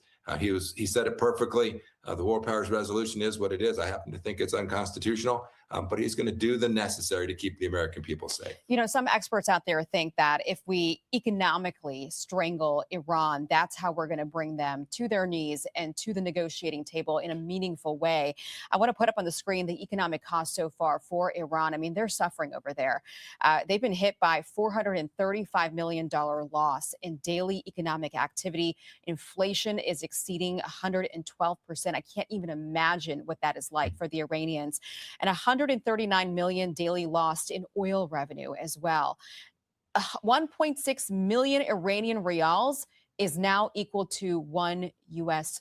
That is insanity. Secretary, 1.8. is this what's going to get them to really come to us and negotiate? Or do they think that they're in this for the long haul, that they're dug in and they want to see what happens politically to the president back here at home ahead of the midterms? Well, you have to start with the proposition that there's no such thing as an Iranian leader who's a moderate. These are all radicals. And so sometimes there's this, well, the moderates will find a solution. Don't buy that storyline. They're going to stay at this until they have to make a really difficult choice. The Ayatollah described it before when he did it as drinking from the poison chalice. There will come a point where they will realize that the game is over and they will have to accede to our demands. It will look and feel to us like surrender. To them, it will look like a continuation. So long as this regime is in power, they're going to come back at this. It might be 2 years, it might be 5 years, but President Trump is going to gain us decades of security if we stay the course. Whether we have to go strike them again, I think that's going to be up to President Trump. But make no mistake about it, we have to finish the job here. The Chinese are watching, the Russians are watching. Everyone sees that the West is now being challenged by the theocracy in Iran, and we have to win this. Well, one thing they have proven is that they don't care if their leaders die and they don't care if their people die. So that really is difficult. That's a really important point, right? Because one of the things that Armin and I have been trying to convey is that, these threats from President Trump to, destroy the infrastructure or destroy the power grid or, whatever, bridges, roads, whatever, even though they're dual military use, right? Like they're dual purpose. So they are legitimate targets. But the point that Armin and I have been trying to convey for a very long time is that the Islamic regime doesn't care. They don't care if their actions hurt the Iranian people, because the Islamic regime does not represent the Iranian people. They're holding Iranian people hostage, right? So now that we're starting to see this acknowledgement on Fox News, this is huge. This means that people are starting to realize and figure out that the Islamic regime is like literally doesn't care. And yeah, guys, I know Pompeo isn't the best, right? But on this issue, he's on the right side. Yes, Pompeo used to be a spokesperson for the MEK, but one thing that's really interesting, and I've noticed this recently, is that a lot of these American, Republicans who used to be, spokespeople for the MEK, they've now completely abandoned the MEK, and they're now taking the same narrative as, President Trump and his administration. So I have a feeling that someone may have had a talking to with some of these people, because it's not just Pompeo. I've also noticed John Bolton, because John Bolton and, also Newt Gingrich, they used to be mouthpieces for the MEK, but not anymore. So to me, that's very interesting, right? And obviously, one of the things that we've seen is that the MEK is nowhere in mainstream media because, of course, the MEK is a Marxist Islamist terrorist group, right? And everyone knows that. And now it seems that maybe either the money from the MEK has dried out, or maybe they've gotten the memo, right? But again, listen to the narrative here. Like, they're basically acknowledging that the Islamic regime does not care about the Iranian people. And that's a really important point. Is now being challenged by the theocracy in Iran, and we have to win this. Well, one thing they have proven is that they don't care if their leaders die and they don't care if their people die. Yep. So that really is difficult to negotiate with. Secretary Pompeo, always great to have you on. Have a wonderful weekend. Thank you. Bless you. Have a good weekend too. So that was, kind of interesting to see that, right? To see this narrative shift. There's also this video here. So with that, so let me just play this really quickly. Let's bring in State Department spokesman Tommy Pigott. As President Trump has pointed out, Tommy. Oh, sorry. Someone's asking, was the MEK behind the truck attack from a few months ago? Yeah, that was the MEK. They drove the truck through Iranian demonstrators in LA. Yep, that was the MEK. They're terrorists. The MEK are terrorists. I'll play a video explaining who the MEK are after this, but let's watch this first, and then I'll play that video explaining who and what the MEK are. You know, it's been very difficult when you wipe out the entire top level of leadership of Iran in terms of like who you even negotiate with. But it does seem like the president has found people to negotiate with. Those negotiations might be a little bit stalled, but at least they're dealing with people. Where are we right now with those negotiations? Well, look, as the president indicated, we are in a situation where talks are ongoing. We're continuing to engage, but the president is not satisfied with what he has seen. And he has been crystal clear about the objectives here from the beginning of this operation, but also from the beginning of this administration, even before. And that is the reality that the Iranian regime cannot be allowed to have a nuclear weapon. And the decisive outcomes we've seen from Operation Epic Fury have already made the world safer. The fact that we've seen the decimation of their military, the decimation of their navy. But President Trump has been clear he's going to see this objective be fulfilled, that the Iranian regime cannot have a nuclear weapon. Obviously, the game changer here has been his handling of the Strait of Hormuz. Everybody is paying something of a price of having the strait shut down. I would argue that no one is paying a heavier price for that right now than Iran itself. Where are we in terms of negotiating a way to reopen the strait? Well, 2 points here. First is the fact that as part of Operation Economic Fury, we are seeing the Iranian regime lose hundreds of millions of dollars every single day. This blockade being a part of that, the fact that we've had maximum pressure sanctions to make sure that they cannot have funds to fuel their illicit activities. That has been something that's been going on from the beginning of this administration and continues, including recent announcements from the State Department and Treasury Department this week on that. On the point in terms of the Strait of Hormuz, the Secretary of State describing just a few days ago how we're not going to be in a position where we normalize the Iranian regime thinking that they can decide who goes through the strait. That is not going to happen. The president having that blockade of Iranian ships and Iranian ports, we're seeing that, but also the president unleashing American energy, building a strong and resilient economy. And we're seeing many tankers actually come to the United States to buy American energy. So the president's been very clear about his objectives here, and he's also been very clear and why it's so important to have that unleashing of American energy to make sure that we can produce our energy here at home. And so we know from reports on the ground that obviously the people of Iran are suffering incredibly from the economic, the country being on the verge of economic collapse. Do we have any real evidence that the regime itself is actually suffering as badly? Well, you've seen, as the president's indicated, the first string of leadership, the second, the third, all being killed by Operation Epic Fury, the decisive outcomes that we have seen through Operation Epic Fury. The regime for decades, instead of using their wealth to fund water infrastructure, energy infrastructure, food infrastructure, has instead used it to fund terrorist proxies, that ballistic missile program, their nuclear weapons program. That's part of why we've seen that maximum pressure policy. Those problems that they had before this operation began have only gotten worse. Inflation, economic problems. The president and the Secretary of State have both described how we want to see the Iranian people be prosperous, but they have a regime that is so different from their people in the sense of a regime that is this theocratic, lunatic regime that we've seen for decades that has not met the needs of their own people and instead used it on destabilizing activities. So we have this maximum pressure policy. We're going to address their ability to fund the Look, this guy mentioned it again. He mentioned it again. He just said that this is a regime that does not meet the needs of its own people. Guys, you don't understand how huge this is. Guys, this is a big deal.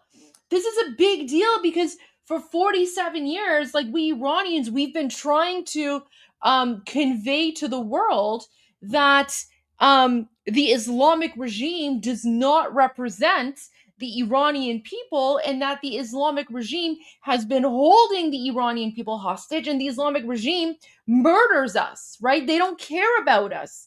They don't represent us. They're holding us hostage. They're murdering us.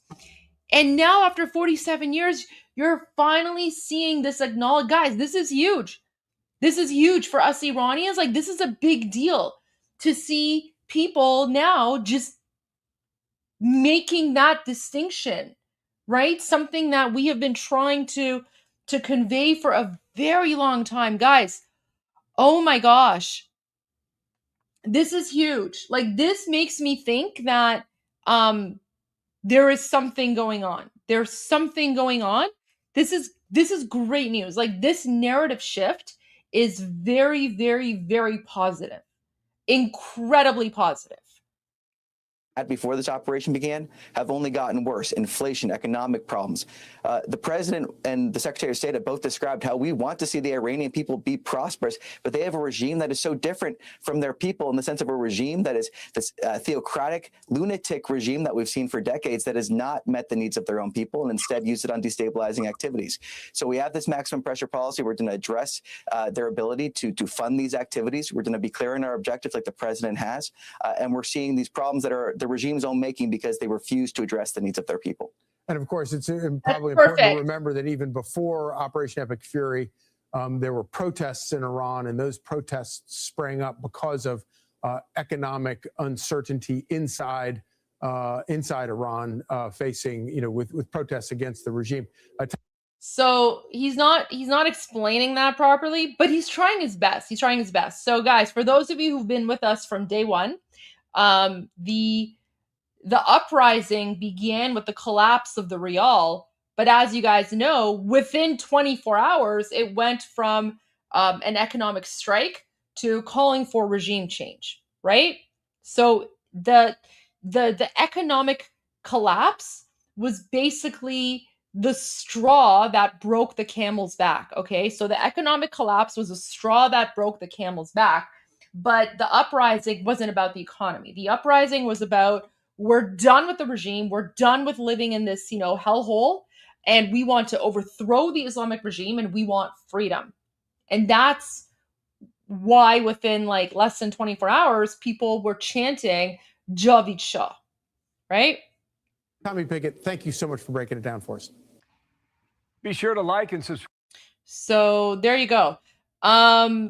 Yeah, okay. Let me, like I said, let me share this video that is basically like a 4-minute primer that explains the MEK and how evil they are. Washington, they are sold as freedom fighters, the democratic alternative for Iran. But before we buy the packaging, we need to read the receipts. Founded in 1965, the MEK combined Islamic... Guys, the other thing I want to mention is the word mujahideen means fighters of jihad, okay? Like,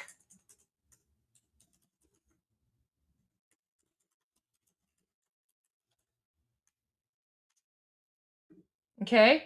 Mujahideen means fighters of jihad.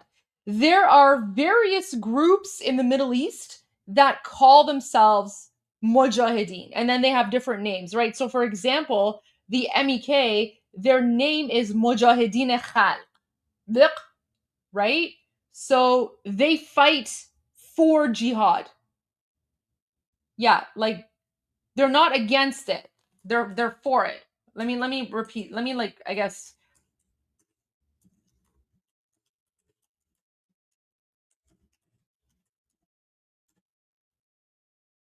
Here we go. There you go. So mujahideen means fighters for jihad. So any group in the Middle East that has the word mujahideen in their name is literally a jihadi terrorist group, okay?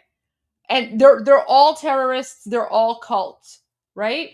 So yeah, mujahideen means fighters for jihad. So all right, let's go back to the beginning. In Washington, they are sold as freedom fighters, the democratic alternative for Iran. But before we buy the packaging, we need to read the receipts. Founded in 1965, the MEK combined Islamic theology with Marxist ideology. Their mission? To destroy the Shah's government and drive American imperialism out of Iran. From the start, Did you see that? Do you see that? Guys, these are not the Islamists. These are not the Islamists burning the American flag. Shah's government and drive American... Right? Guys, these are not the Durkas. I mean, they are Durkas, but these are the communist Marxist Durkas, right? These are the communists, the MEK. Okay, so think of like North Korea. think of like North Korea gone Durka. Okay, so North Korea, the Durka version of like communist North Korea, that's the MEK. And for those of you who are like, okay, but communism and religion don't mix, yeah, we know. That's how stupid and retarded these people are. They've literally created a communist cult that's based on religion. Yes, I know that communism and religion don't mix. Believe me, us normal, regular people know that.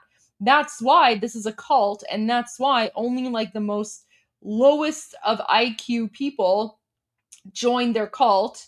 I mean, not many have joined in recently, right? Like whatever's left over is basically like from, you know, the 60s and 70s, right? The vast majority of them are like old, and you know, they're pretty much dying out now, right? But they're literally like this weird jihadi communist cult. The vast majority of their members are not even educated. They just believe the words of their leader, right? So yeah, the MEK is basically communist fighters for jihad and God. It's so messed up. And if it doesn't make sense, yeah, believe me, I know it doesn't make sense. I know it doesn't make sense. Believe me, we know. In Washington, they are sold as freedom fighters, the democratic alternative for Iran. But before we buy the packaging, we need to read the receipts. Founded in 1965, the MEK combined Islamic theology with Marxist ideology. Their mission? To destroy the Shah's government and drive American imperialism out of Iran. From the start, they followed two tracks: armed struggle and propaganda. In the 1970s, they used bombs to target American personnel.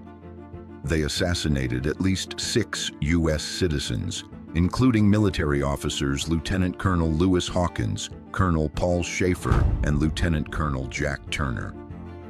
Their radicalism was fueled by deep ties to the Palestine Liberation Organization, sending members to training camps in Lebanon, Syria, and Jordan.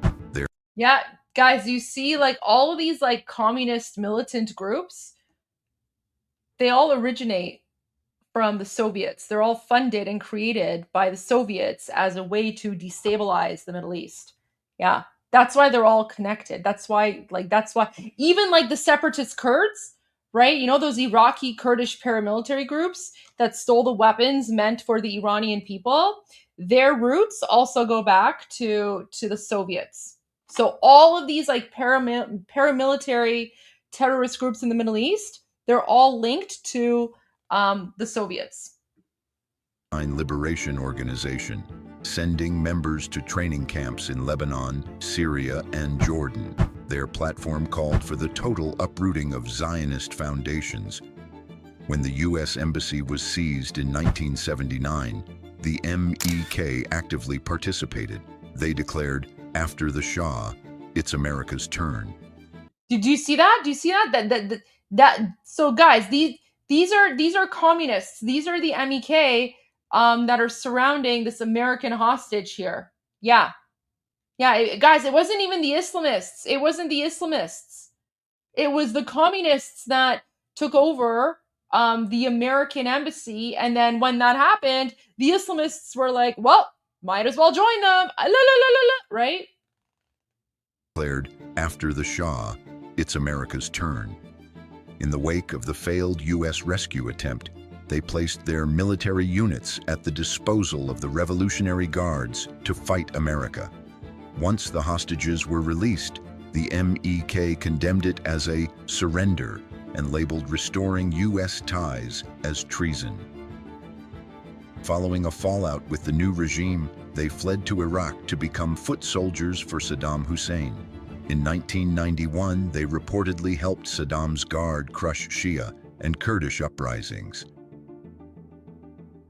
Inside their camps, they became a cult.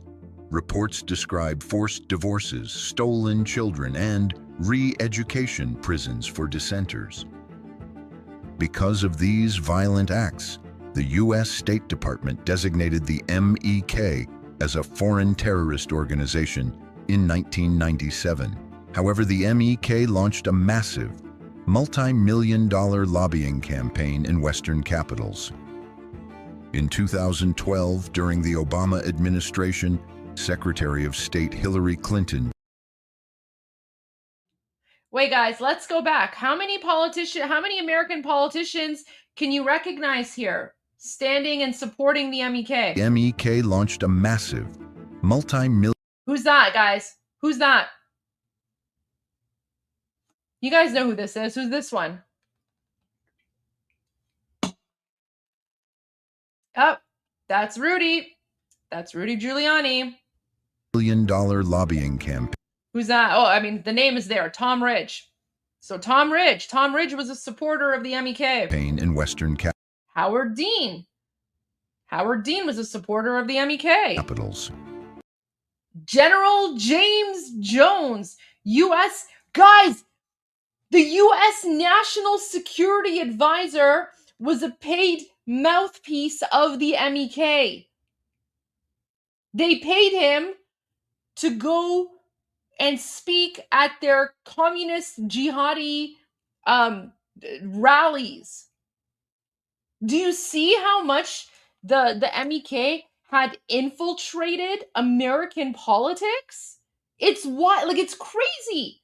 Guys, even in Trump's President Trump's first term, there were people in President Trump's first administration that were paid by the MEK to attend and speak at their events. And there's a reason. There is a reason why people who were in President Trump's first administration are no longer in his second administration, right?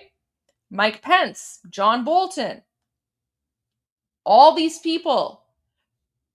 When you look at President Trump's administration today, not a single person is affiliated or connected or paid by the MEK. And thank God for that, because I think, President Trump finally realized what was going on with the MEK.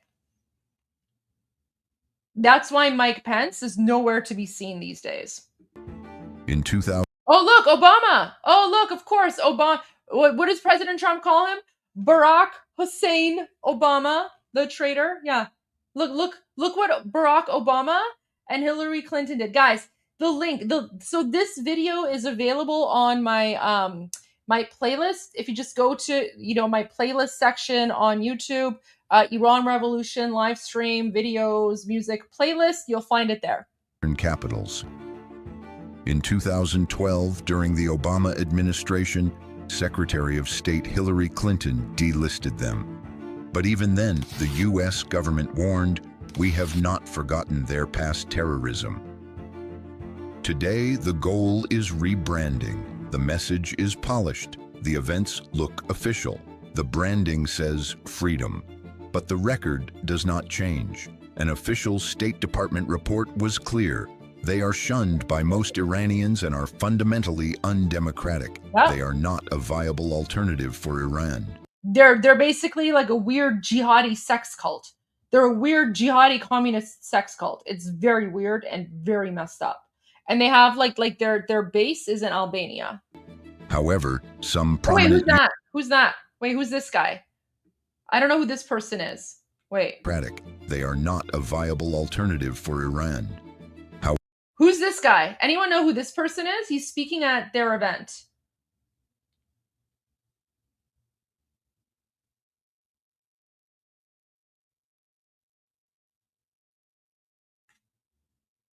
I actually don't know. This is John Lieberman? Who's John? Okay, let me look up John Lieberman. American reporter and television producer? Is that who he is? Is that who this guy is? No, I don't think that's him. No, this isn't John Lieberman. No, I think the next person is John Lieberman. But who's this guy? Anyways, we don't know, but this guy is weird. However, some prominent. Yeah, this one. This is John Lieberman. This is John Lieberman, yeah. This is John Lieberman. I don't know who that other guy was. U.S. political.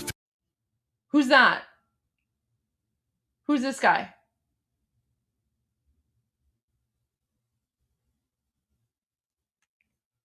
Oh, that's Joe Lieberman. What?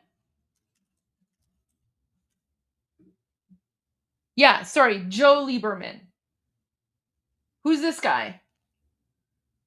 I don't know who this guy is, but... Figures and advocate. Oh, look, that's Newt Gingrich! Whoa, look, Newt Gingrich! Newt Gingrich was a paid propagandist for the MEK.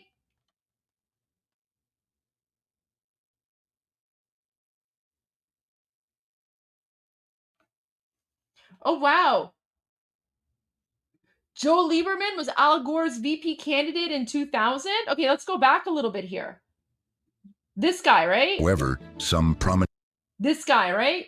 So this is Joe Lieberman, and he was Al Gore's VP candidate in 2000. Yeah, so this guy was a paid mouthpiece for the MEK. U.S. political figures and advocates. Yep, that's Newt Gingrich.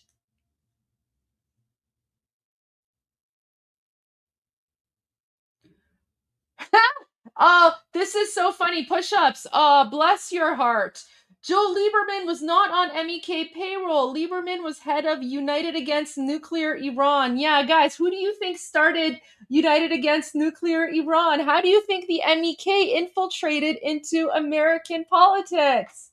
Ioanni is connected to the MEK. Bless your innocent heart. Bless your innocent heart. Bless your innocent heart, thinking that United Against Nuclear... Guys, United Against Nuclear Iran is like the Trojan horse. The MEK created that institution as basically a Trojan horse to gain access to American politicians. Yep. No, but I mean, bless your heart in a good way. It's more like bless your innocent heart in a good way. Yeah. Ioanni is not what you think it is. Ioanni is to the MEK what Nyack is to the Islamic regime. Yep. Yep. United Against Nuclear Iran is when the MEK found basically an opportunity to create a wedge in order to differentiate themselves from the Islamic regime and try to get back into the good graces of American politicians. So, yeah. Ioanni is not what you think it is, guys. We don't speak about Ioanni. There's a reason we don't speak about Ioanni. But yeah, there you go. So... Some prominent... Yep. Joe Lieberman. Joe Lieberman on the MEK payroll. U.S. political... This guy, whoever he is. Figures and advocates. And of course, Newt Gingrich. Newt Gingrich used to be on the MEK payroll as well. Advocacy networks have tried... Who's this guy?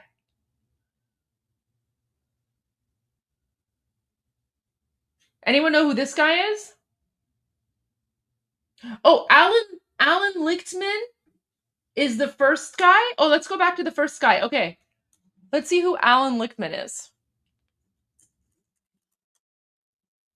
Oh, yes. Wow. Yeah, that is him. Whoa. Oh my gosh. Okay. Iranians and are fundamentally undemocratic. They are not a viable alternative for Iran. However, wow. Yeah, that is him. Guys, look at this. Okay, so this is I mean, I don't know who this person is, but this is who he is. So Alan Lichtman is an American historian and political analyst who has taught at American University in Washington, D.C. since 1970. Whoa! Look at this. He is known for creating the keys to the White House with Soviet seismologist Vladimir whatever in 1981. Whoa, look at that. Obviously the communist supporter, has, you know, is a paid propagandist for the MEK. Boom. There you go. It all makes sense now, doesn't it? Oh wait, we have a cockroach in on the X chat. Let me just get rid of the cockroach there. Let's get rid of the cockroach. All right, there we go. All right, cockroach gone. Thanks. No, thank you, Carl. Thank you, Carl. We got rid of the cockroach. Okay, so there you go, guys. You see how like all these communist groups are connected? Look at that. Look at that. Wow. Wow. All right. So let's continue now. Ayatollah. Oops, wait. Oh my gosh, that was the wrong video. No. All right, you know what? Let's play it. YOLO. Khamenei is dead. This wretched and vile man, Ayatollah Khamenei, is dead. This wretched and vile man, Ayatollah Khamenei, is dead. This wretched and vile man, Ayatollah Khamenei, is dead. This wretched and vile man, Ayatollah Khamenei, is dead. This wretched and vile man, Ayatollah Khamenei, is dead. This wretched and vile man, Ayatollah Khamenei, is dead. This wretched and vile man, Ayatollah Khamenei, is dead. Okay. All right. That was totally honest mistake, wrong video, but we'll go back to the MEK video. Okay, so that was so funny. I Trump rolled myself. Okay. However, So this guy is Alan Lichtman. He's a woke, progressive, communist, Marxist university professor. So this guy is contributing to the corruption of American youth. Great job. some prominent And then this is the Joe Lieberman guy. U.S. political I don't know who this guy is. He looks familiar. He looks like someone that like I should know, but I have no idea. I don't know, man. figures and advocates. And then of course, yep. Newt Gingrich. Newt Gingrich has also been a paid spokesperson for the MEK. Newt Gingrich has also posted pro MEK posts on X. Yeah. Yes, he has. Yes, he has. Let me show you one. It's honestly, it's frightening. Like it's insane.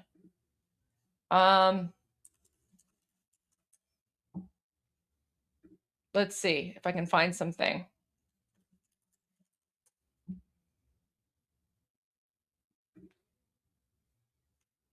Oh, I wonder if he deleted his posts. Ah! Yeah, I found one. So, whew. All right, here we go. So look at this. Newt Gingrich. This was back in the summer, guys. This was back in the summer. Iranian opposition leader talks to Newsmax on overthrow of regime. Right? Guys, no one posts about the MEK unless they're paid by the MEK because they are not an organic movement. So I actually responded to him and I was like, how much do the communists pay you to promote their propaganda? One who was accomplice to Khomeini's crimes cannot be the savior of Iran. How much did they pay you for this post, Newt? The MEK is an Islamist Marxist terrorist cult. Right? This is who they are. Look at this. Look at these people. Yep. Like this is like Durka gone like North Korea Durka. This is even worse because it's like they're taking the Durka and they're militarizing it. They're militarizing it, right? Like they force everyone to wear like the same outfit and it's all like red, right? Except for like their weird jihadi leaders, right? So this is like in the process, like they're praying, right? Like they're doing their Allahu Akbars, right? They're doing their Durka Namas, Allahu Akbar, whatever, and they have to do it like this. Like it's literally like North Korea gone jihad. Look. Right? Like it's just yeah. Iranians hate her. She's a terrorist. Like they're all garbage, right? Yeah. Like these people are literally terrorists.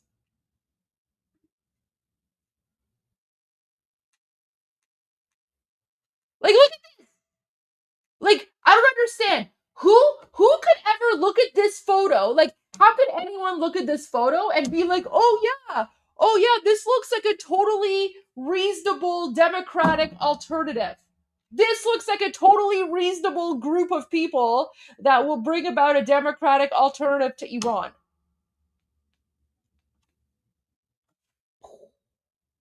Insane.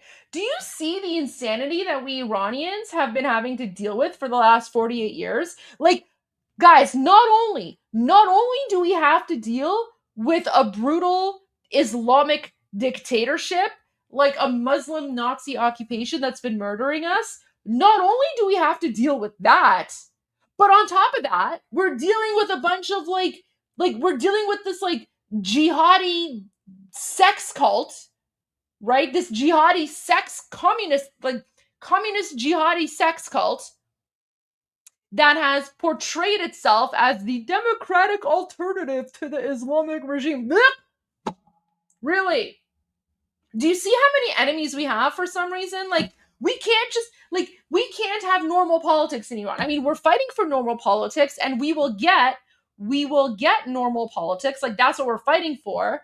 But do you see all the enemies that we have? Like, not only are we dealing with the Durka turban like jihadi terrorists, we're also dealing with communist Durka terrorists.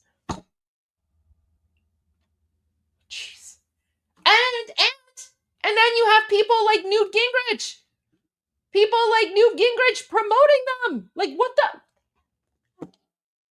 But guys, no one randomly does this unless they're getting paid. There's money behind this. There's money behind this. And these communists have infiltrated American politicians, American, like, top level, like American analysts or whatever, right? But thank God, all I can say is thank God, President Trump, for the 47th administration, he has surrounded himself with people who are fundamentally opposed to the MEK. And all I can say is thank God for Marco Rubio, because Marco Rubio is 100% anti-communist, right? Because the MEK has close ties to the Cuban dictatorship as well, because they're all communists and whatever. So Marco Rubio can sniff out those communists like 1,000 miles away. So God bless Marco Rubio, because there's a reason, right? Like Marco Rubio is there, and Marco Rubio is making sure that like the communists don't infiltrate. So guys, you have no idea how blessed you Americans are to have someone like Marco Rubio in your administration right now, because Marco Rubio, he gets it. Like Marco Rubio is a gift to you guys. Like you guys are so blessed to have someone like Marco Rubio. That's all I'm saying. Because he knows who the enemies are, and he's not afraid to call them out. All right, let's go back. Networks. So there's Newt Gingrich. Let's see who the next one is. Wait, who's this guy?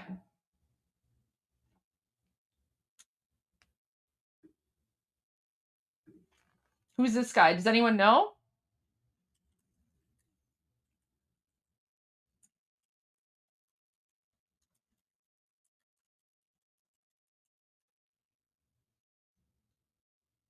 Tom Ridge. Tom Ridge. Okay, let's see who Tom Ridge is. Whoa, whoa! Former United States Secretary of Homeland Security. Are you kidding me? Oh.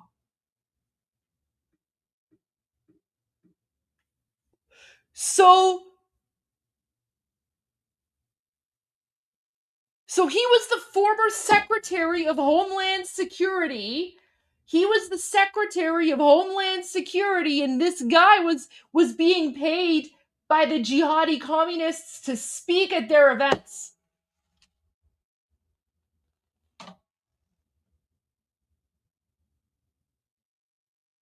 How insane is it? Do you see how far the left and the communists and the Marxists have infiltrated American politics? Like, these people, like the fact that he was willing to take money to speak at like a communist jihadi rally, I don't know, man, that's like treason. That's treason. Like, what is this? What are these people doing? Wow. That's crazy. To rebrand the Oh, look, there's John Bolton. Yep. Guys, I told you John Bolton's coming up. Yep, there's John Bolton. and advocacy networks have tried to rebrand the MEK. Wait, who's this guy? Who's this guy?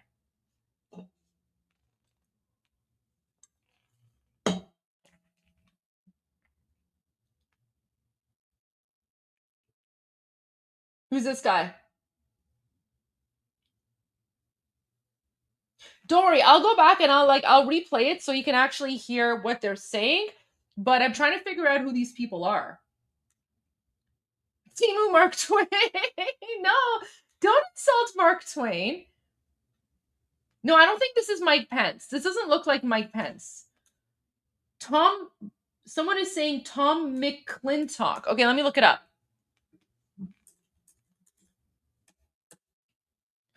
Ooh. Yeah, that does look like him. Okay. Yeah, okay, that could be him. Okay, this is the guy. This is the guy apparently. So Thomas Miller McClintock, American politician serving as a U.S. representative for California's 5th Congressional District. Wait, it... Oh, guys, he's still in office!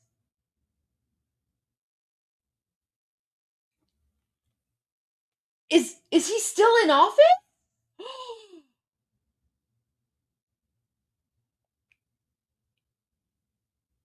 What? Guys, he's still in office! Whoa!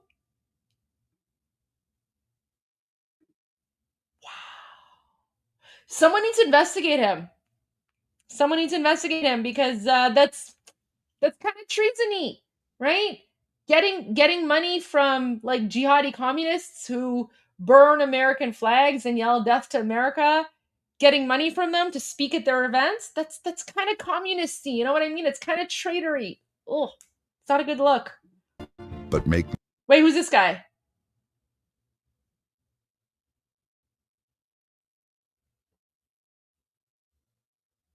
Yeah, these are all people who've been paid by the MEK to promote them. Do we know who this guy is?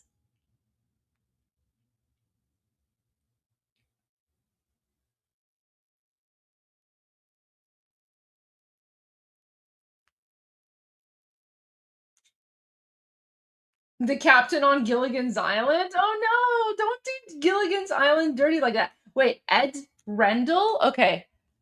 Ed, oh my gosh, you guys in the chat, you're amazing. Like,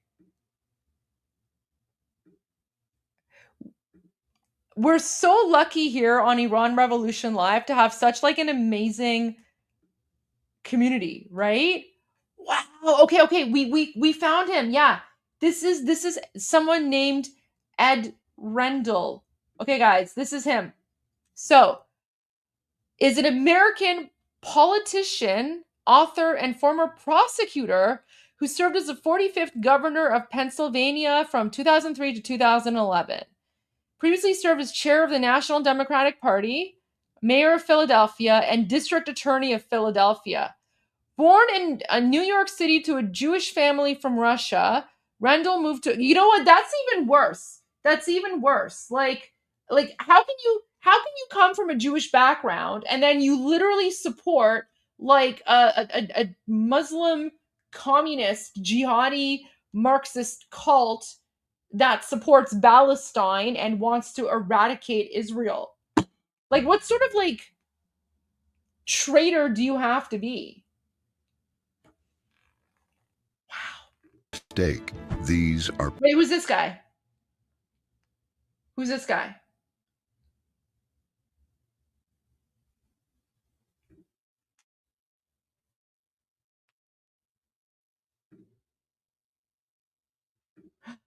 Michael Mukasey? Wait. Which one was Michael Mukasey? Did I miss that one?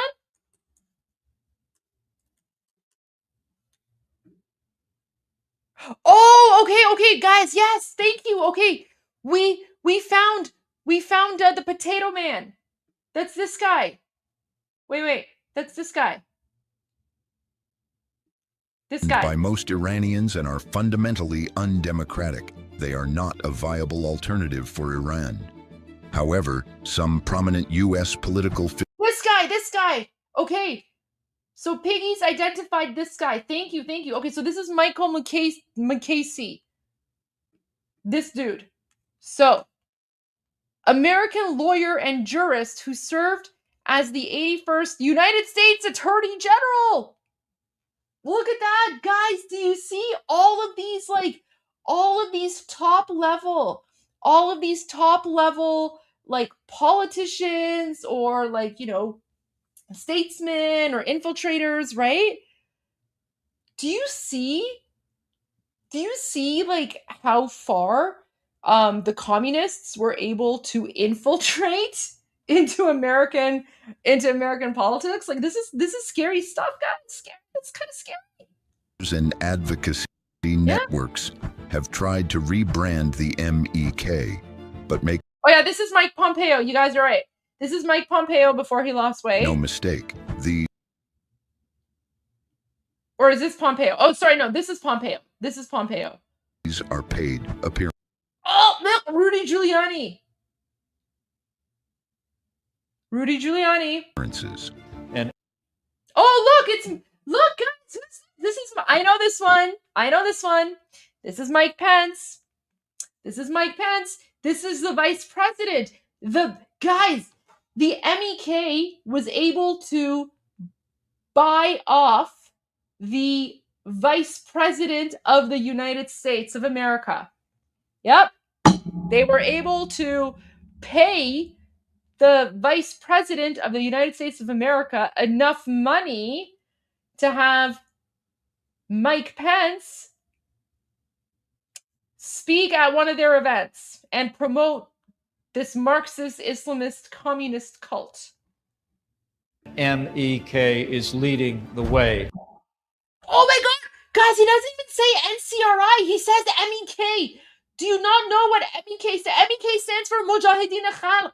MEK, fighters of Mujahid, fighters of Jihad. Guys, Mike Pence is literally saying the MEK is leading the way. That means the fighters of Jihad, the fighters for Jihad, right? So the fighters for Jihad is leading the way. Paid appearances. And MEK is leading the way to a free Iran. Oh my God. Wait, who's this guy? Who's this guy? Oh my God, guys, who's this guy?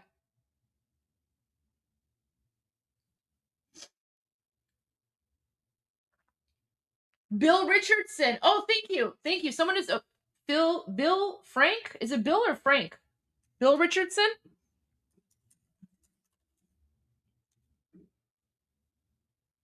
Oh yeah, that's him. That's him. Okay, yeah, we found him. An alternative. Okay, this is him. Thank you guys. You guys are great. Okay, so this is William Blaine Richardson III. Okay, he died in 2023, whatever. American politician, author, and diplomat who served as the 30th governor of New Mexico. Another high-level politician infiltrated and corrupted by the MEK. To the mullahs, to the dictatorship. And look at, so do you see all these people on stage with him? All these people are paid. All these people are paid spokespersons of the MEK. Who do you see on the stage?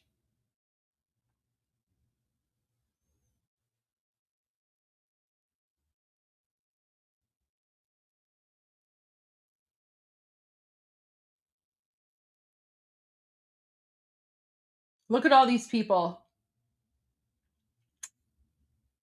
Wow.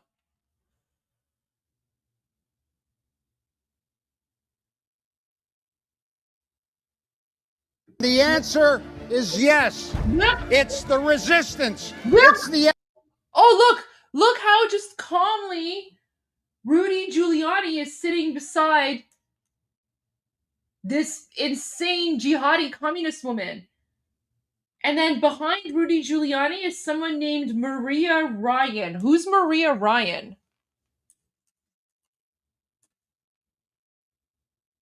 Oh, that's his girlfriend. Oh, that's Rudy Giuliani's girlfriend, apparently, at that time. When he's not, like harassing young women or whatever. Wow. MEK, it's Mrs. Rajavi. The MEK has funneled massive sums into speakers' fees, but they are not buying legitimacy. They're renting it. Today, they hide behind shell groups like the Organization of Iranian American Community to appear popular. They can still push the same narrative through lobbying and legacy media, and they even disable comments across their digital platforms because they cannot handle public feedback. Very true. But we've seen the history. We're not buying the packaging. We're reading the receipts. In Washington. Okay, guys, so now that we've gone through and, with your help, by the way, like shout out to all of you guys. This is why I'm so appreciative of all of you, because you guys, help me expose these people. So with your help, we've now identified every single American politician or high level analyst who has been paid. Well, not every single, but the ones in this video, because there's so much more, guys. There's so many more. Link to the video. This video is available on my YouTube channel. Let me pull it up. I will share the link. But guys, okay, so just to show you, I'll play the video again, but just to show you guys. So if you want the video, go to my playlists. If you just go to my YouTube channel, go down to Iran Revolution Live video music playlist, right? And when you click on this, you'll see the MEK video. I literally just call it MEK video or something. Where is it? MEK, right? So it's called MEK, National Council of Resistance in Iran, Infiltration in U.S. Politics. So the video is right there. But let me copy the link, and I will send the link to all of you guys right now so that you can have easy access to it. But in the future, if you ever want to access it, just go right there. There you go. Okay. So that's where it is. Okay. But I also just shared the link with all of you guys. So now you also have access to it.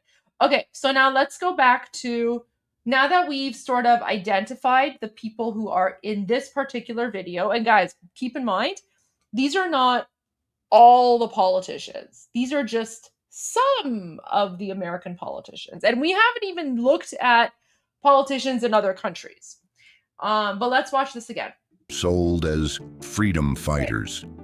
Let's go to the beginning now. Okay, so now I'm going to play the whole thing uninterrupted. In Washington, they are sold as freedom fighters, the democratic alternative for Iran. But before we buy the packaging, we need to read the receipts. Founded in 1965, the MEK combined Islamic theology with Marxist ideology. Their mission? To destroy the Shah's government and drive American imperialism out of Iran. From the start, they followed two tracks: armed struggle and propaganda. In the 1970s, they used bombs to target American personnel.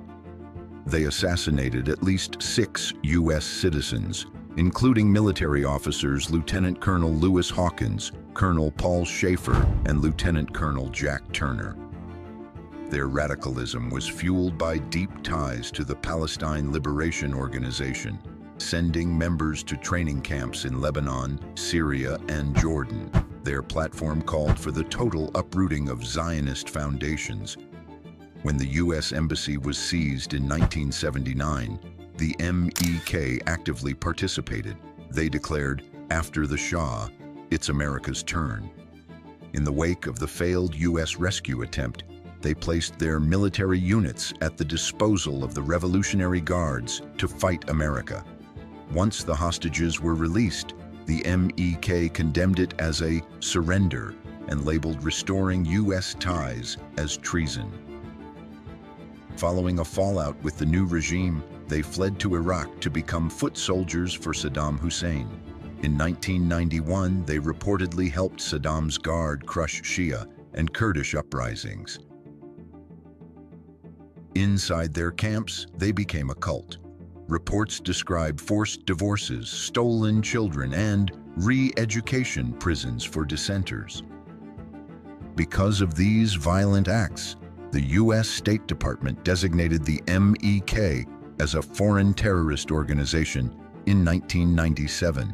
However, the MEK launched a massive, multi-million-dollar lobbying campaign in Western capitals. In 2012, during the Obama administration, Secretary of State Hillary Clinton delisted them. But even then, the U.S. government warned, "We have not forgotten their past terrorism." Today, the goal is rebranding. The message is polished. The events look official. The branding says freedom.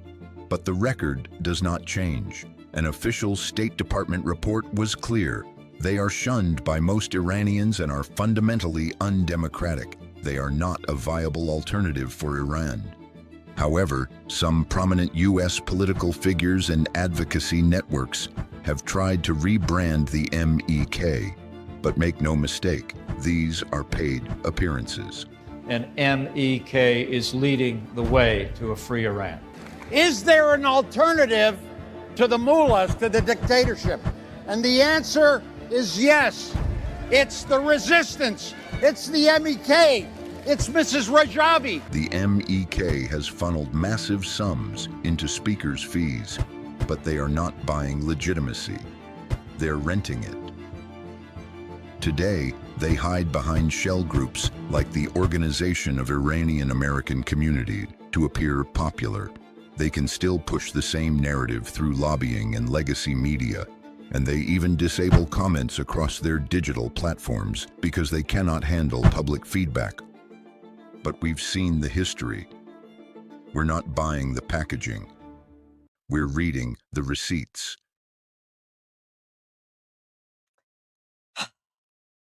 There you go. That was a little, as President Trump would say, that was a little excursion into exposing the MEK. Yep. Very, very dangerous group that have infiltrated a lot of American politics and politics around the world under the guise of democracy. Yeah.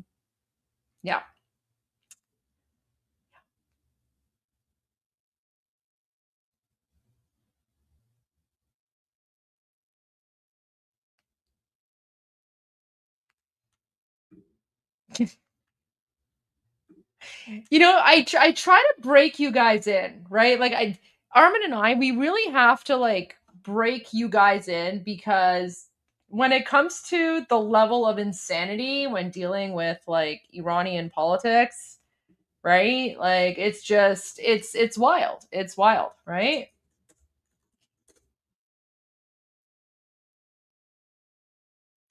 Um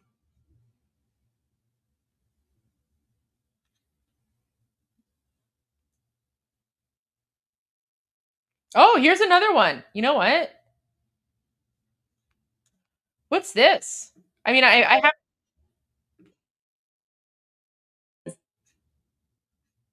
What's this?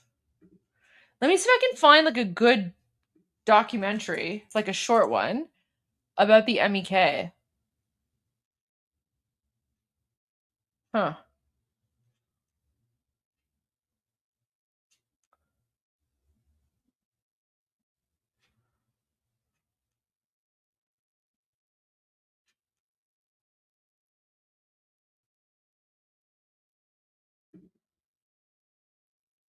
Ooh, okay, this one kind of looks good.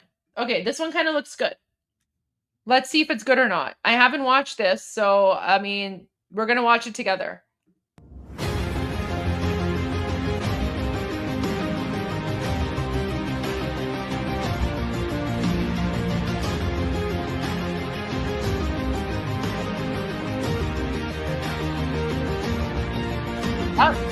The PMOI, or People's Mujahideen Organizations of Iran, also known as NCRI or MEK, is a radical political Marxist Islamic militant organization. Mujahideen Khalq was founded in 1965 by 6 radical Muslim students recruited by the Russian Marxist movements to overthrow the Shah. Boom! I told you, everything goes back to the Soviets. Everything goes back. Oh, it's Mossadegh. Oh no, it's Mossadegh. Look, it's the opium guy. Mohammad Reza Pahlavi, and created an Islamic Republic. They based the organization in Lebanon to give their overthrow the 1965 by 6 radical Muslim students recruited by the Russian Marxist movements to overthrow the Shah, Mohammad Reza Pahlavi, and created an Islamic Republic. They based the organization in Lebanon to give their early members military training inside Palestinian Liberation Organization camp. They returned to Iran to fight against Shah with guerrilla attacks, assassinating and terrorizing hundreds of people over a decade. The people in this group are hiding their faces because they do not want to be able to be identified by Savak, by the people of the Shah. They are members of the Muslim movement, united in their determination to bring down the Shah. All of them are professional people or students at the university. Why are you people so against the Shah? Iran moving into the 20th century. What's wrong with Yes, an outsider who comes to Iran who does definitely would not see what is going deeply within the people. And that is? And that is the misery, and that is injustice and lack of freedom. Will the fighting go on until the Shah is out? There was no lack of freedom, you idiots. You were Soviet foreign. You were terrorists funded by the Soviets to bring Iran under the Iron Curtain. Do you see how they lie? Guys, do you see how they're claiming that, oh, we're fighting the lack of freedom? This is the exact same narrative that the woke left are using today in the United States, right? Because they're claiming that President Trump is a dictator and there's no freedoms and America has become an authoritarian state, right? Guys, it's the same narrative that the Marxists, communists, Antifa, and woke left today are using to attack President Trump. It's the same thing. Oh, we're fighting for freedom. What are you talking about? Who comes to Iran who does definitely would not see what is going deeply within the people. And that is? And that is the misery, and that is injustice and lack of freedom. Will the fighting go on until the Shah is out? Or do you think with the military government here in Iran now that you're going to have to bide your time for some months or some years? I think the fighting will go on. and they will fight till their last drop of blood. After the Islamic Revolution in August 1979, Masoud Rajavi, the leader of PMOI, a totalitarian ideological... Oh wait, do you see this? So the MEK, remember when I told you when I've said numerous times that the only reason the 1979 Islamic coup d'etat was successful is because of support from the communists, Marxists, and Islamists, socialists, including the MEK. So here's a sign from the MEK where the MEK are writing, Khomeini is the leader of the Mujahideen. Yeah? So... the leader of PMOI, a totalitarian ideological organization, got into power struggle with Khomeini. PMOI refused to participate in a December 1979 Iranian constitutional referendum organized by the Islamic Republican Party to ratify the constitution that the assembly of experts drafted. Khomeini subsequently published a fatwa banning Masoud Rajavi and PMOI members for running in the 1980 Iranian presidential election. دعوای خود من و شما و همه کسانی که دعوا میکنن همه برای خودشون، همه میگن پیش بده برام، همه میخوان تمام این قدرت چی صدای نحسشو میشنوم حالم به هم میخوره. اصلا صداش like to سرش. Look, this is Khomeini, the pedophile founder of the Islamic regime, and this is Rajavi, the leader of the MEK, right? Because they're all a bunch of like garbage terrorists. همه میخوان تمام این قدرت The PMOI could not win a single seat in the 1980 legislative elections either. The group began clashing with the ruling Islamic Republican Party while avoiding direct and open criticism of Khomeini. They restarted a guerrilla fight, but this time against their initial comrades in fighting Shah, the Islamic Republican Party. As a result of this fight, a few thousand innocent lives, including women and children, were taken over decades.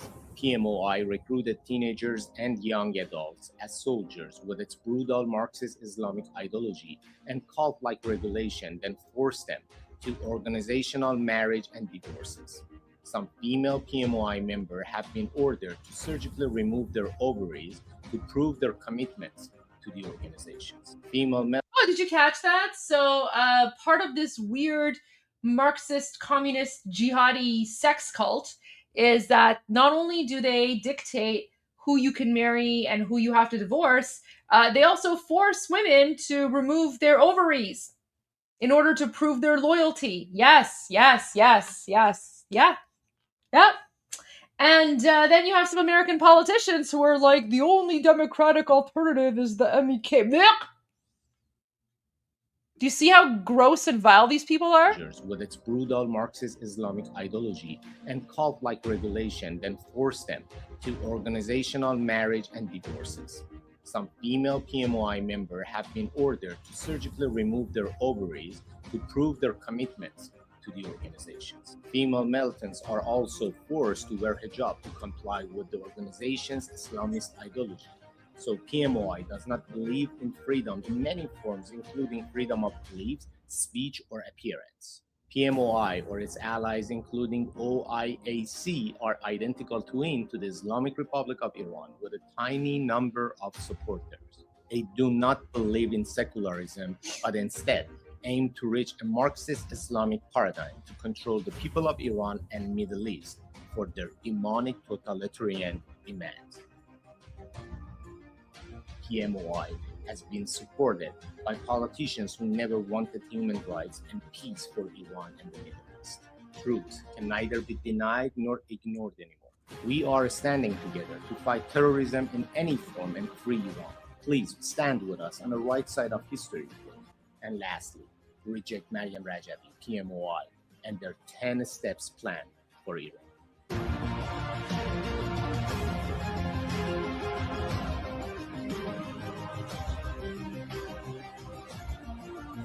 Yep.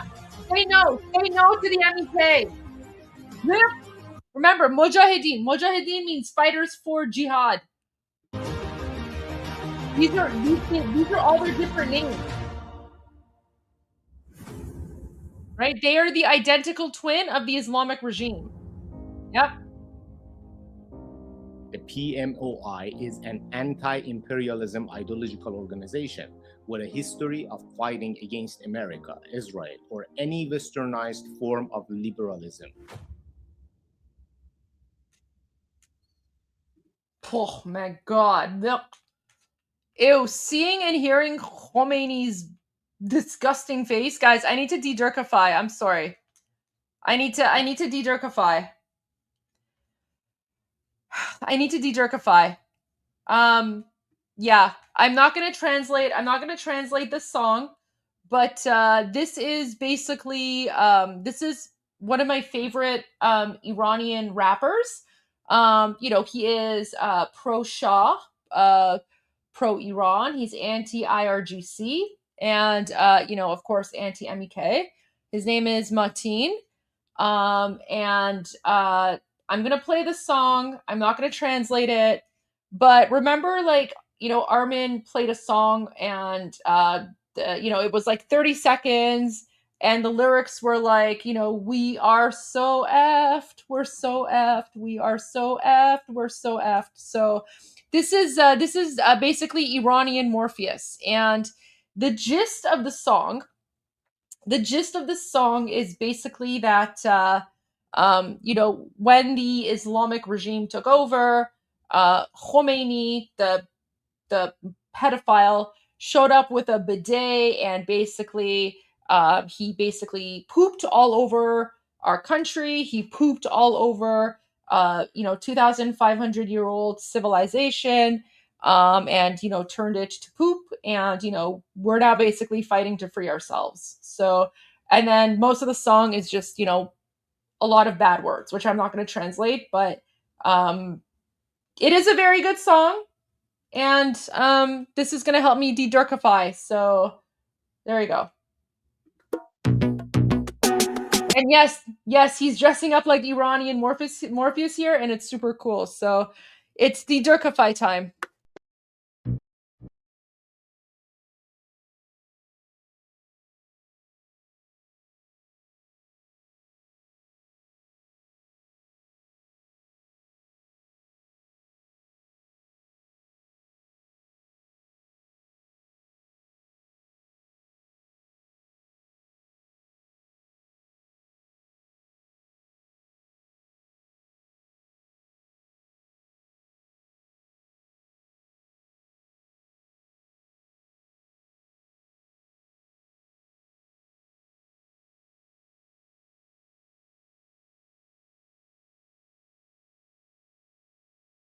Oh, so this part, so because he says Carter, I'll translate this part for you. So he says, Carter binamus akhund daromad, which basically, he's basically saying that Carter the bastard was also supporting the mullahs, right? So he's basically talking about how, like, you know, these garbage jihadi terrorists, Durkas came and, you know, they ruined Iran. And he's also calling out Carter because Carter supported Khomeini.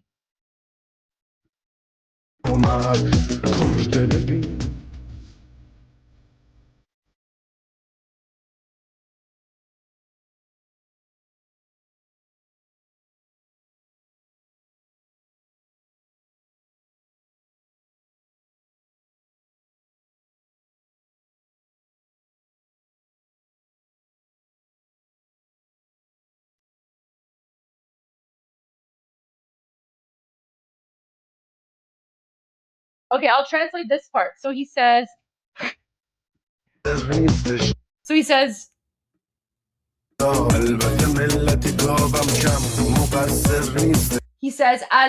ملت گاوم کم مقصر نیستش, which means, of course, he's like, however, the Iranian nation back in 1957, they're also responsible for what happened. Sorry, 1957, 1979. The you know, Iranian people back in 1979, they're also responsible for what happened because they were idiots. And the Iranian people decided to support a mullah holding a bidet over the Shah of Iran. And he's like, what sort of intelligent person will support a mullah holding a bidet over the Shah of Iran? That's what he's saying here, basically.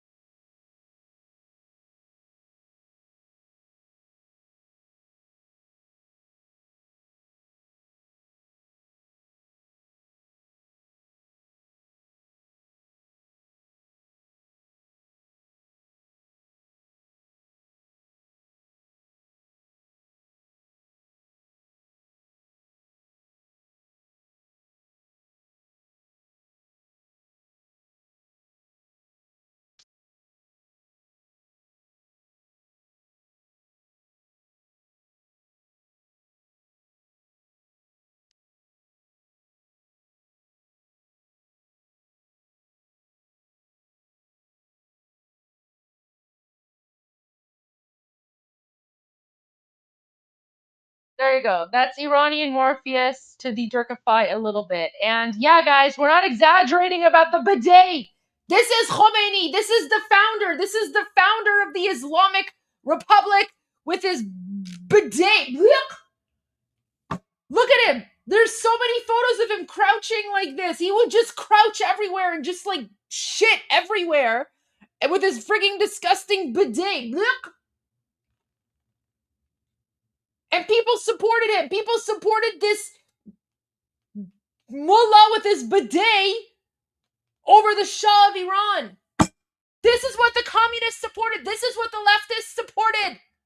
This is what the MEK said. This is what the woke progressive left, they supported this. They supported this. No, we're not joking. We're serious. It was him and his bidet. Bidet means aftabe. Aftabe. So when you hear aftabe,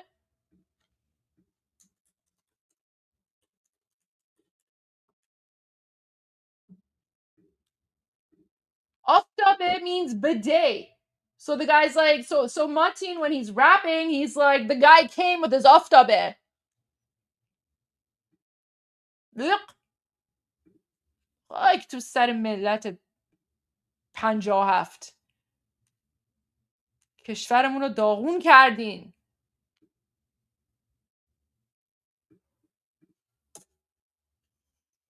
I don't know what he did. I don't know if he buried it or not. It's just so disgusting. Right? Like, look at this. Look at the difference, guys. Look at the difference. The people, in 1978, 1979, the communists and Islamists and jihadis, they replaced our Shah with this garbage mullah with his frigging bidet. Right? Like, we've been occupied by, like, 7th century Islamic barbarians. Do you see what they replaced? Do you see?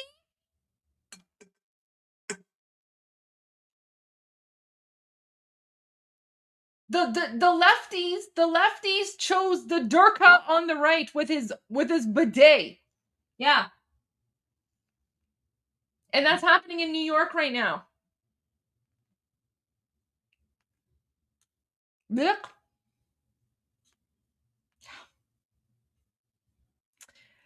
All right, I will be back momentarily. Oh my gosh. We went on a dark rabbit hole. I need to de-jerkify a little bit more.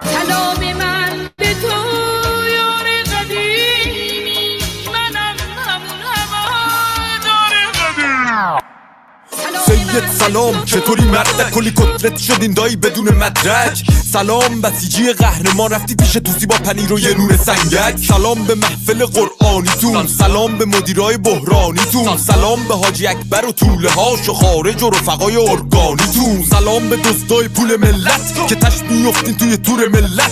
سلام به همه شما کرکسایی که دارین نونتون رو میزنین تو خون ملت تا که تش زیر دست و پاک و تک بخورین، حالا هی به یه بادکنک بدوین. سلام آخر تو زندان باشه وقتی قرار به این آب خنک بخورین. مرگ بر ملا متولی ننگ در دنیا، ننگ بر دوتا مجاهد چپی بعد از ملا. مرگ بر ملا متولی ننگ در دنیا، ننگ بر دوتا مجاهد چپی بعد از ملا. اینو بگذاریم به خاک میرسیم، تجزیه طلبی که به خاک بیرسیم. ایران مردمش وطن پرستن، از کرد تا بلوچ بری به فاک میرسی. توف به هر کی مرسی است، توف به هر کی در پی تجزیه است، توف به لوی و همونی که شیفته ی گل ملیگرا تو وطن خدا نستی هست. سر کردستان همه برپا شدن، بلوچستان فدای مهسا شدن. شم واحد که شیر و خورشید ما بقی جعلیا تنها شدن. شادی باشه واسه همه در میهن، کور بشه چه شهرچی اهریمن. رخه رو بگی تا اون 6 کلاس سواد و خبرگان و مجد سری ترجیحن. شبهای عروس و دامادی باشه برن سلامتی نوش کنن آبادی باشه. مقصد کجاست؟ میدون شهیاده به سمت اتوبان آزادی باشه. سلام به نسل ندید پدیدا، نبودیم ندیدیم قدیمتی ما. شاه بود تو شادی کل میزدین، حالا شاه بر میگرده پیک میزنین. مرگ بر ملا متولی ننگ در دنیا، ننگ بر دوتا مجاهد چپی بعد از ملا. مرگ بر ملا متولی ننگ در دنیا، ننگ بر دوتا مجاهد چپی بعد از ملا. مرگ بر ملا متولی ننگ در دنیا، ننگ بر دوتا مجاهد چپی بعد از ملا.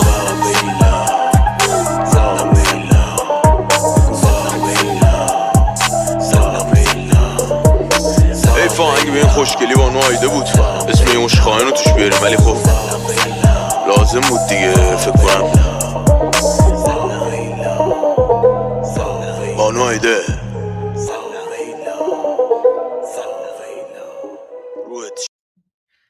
All right, guys. So I have to leave. Armin's still not ready to come back. So Armin's gonna come back in about 20 minutes. He is just eating something, but I do have to leave because I do have plans for tonight. So what I'm gonna do is I'm gonna play a little bit of music for you guys, and then when Armin is done eating, he will join you guys, and then you can tell him all about the Durka adventure we went on with the MEK and Khomeini Milk, or all that stuff. But I will be here in the background and I will be watching and I will be listening. I have to go, guys. I'm sorry, I have plans, but I will see you guys tomorrow. And we do have a special guest tomorrow, guys. Don't forget. So we're going to be starting our live stream a little bit early. We're going to be starting. We will be. Well, I don't know if Armin is able to join us or not, but I will be going live at 12 noon Eastern because we're going to have a very special guest joining us. It's going to be Nux. Yeah, Nux will be joining tomorrow. So, can you chew bubblegum? Yes, you can. Absolutely, you can chew bubblegum.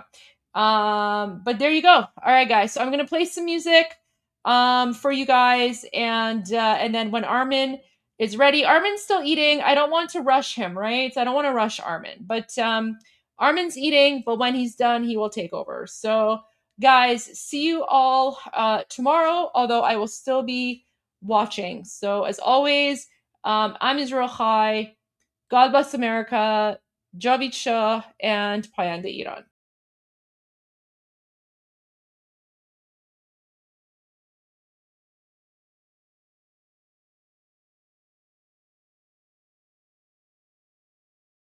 Got you all. All right, guys. See you soon.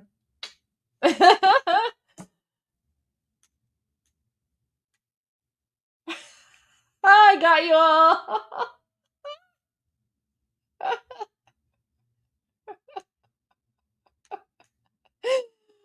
Okay, guys. See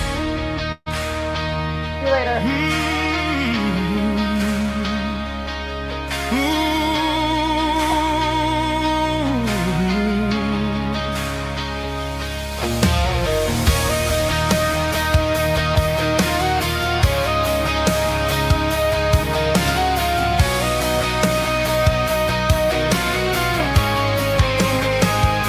Streets are burning, voices rise, peaceful hands beneath the skies. Police in black, they draw the line. Basic GIRGC crossing every sign. They shoot at us, no shame, no fear. 11 souls are gone this year. We march with hope, we stand as one. Oppression ends, the fight's not done. Act, Mr. Trump, a genius, bold and strong. You never surrender, that's where we belong. Act, Mr. Trump, we're calling you tonight. Act, Mr. Trump, be the fire, be the light. Locked and loaded, you said it loud. Hear the cries, hear the crowd. Act, Mr. Trump, don't turn away. Hope is rising, lead the way.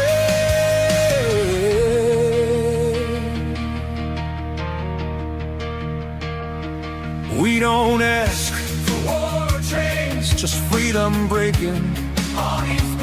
They beat us down, they steal our breath.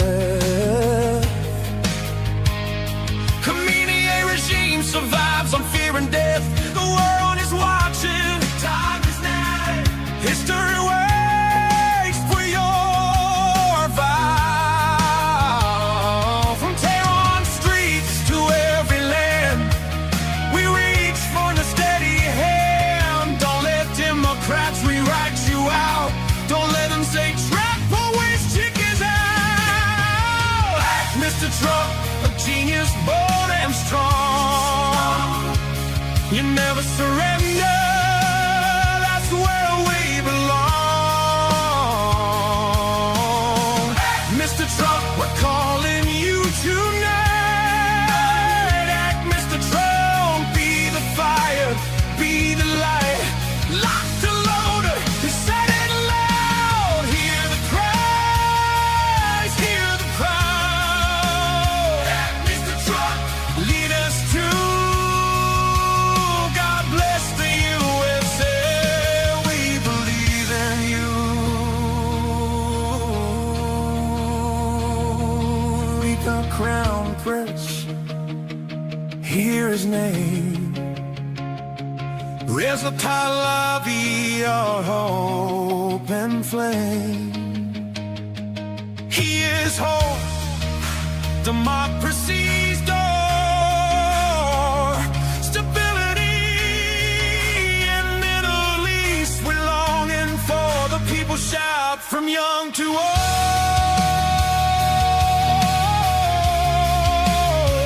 One leader, brave and bold. Friendship, peace, a future free. That's the iron we want to see. Breathe life for BB, let him stand. USA's where you're hand in hand. Straight degrees and clear and true. A safer world starts here with you. IRANIAN, say it loud and proud. We love you, Trump, above the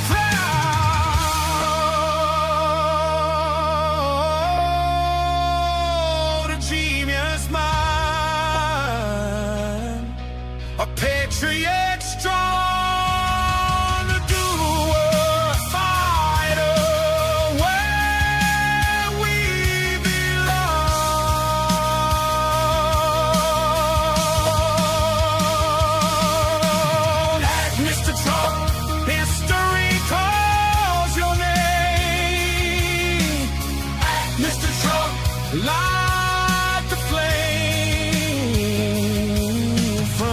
Walking streets to freedom strong. A new dawn comes when red Mr. Trump.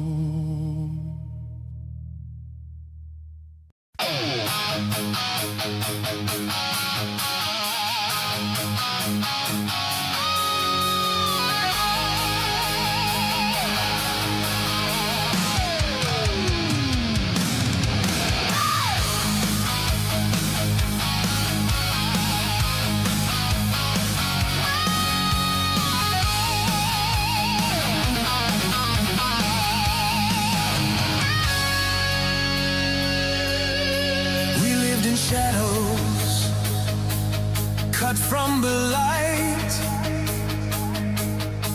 sirens and gunfire in the dead of night. They took our voices.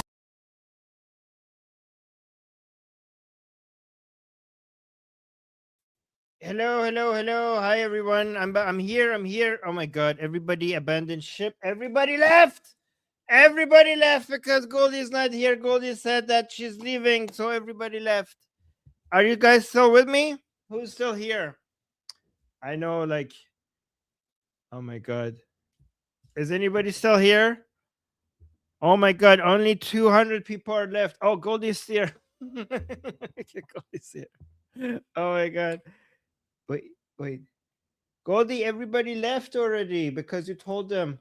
What? I didn't say anything. I said just hold off and Armin will be here soon. What do you mean? I know, but people are here for you. They're not for me. So now that you're leaving, people abandon shift. Guys, don't go anywhere. Armin's continuing the show.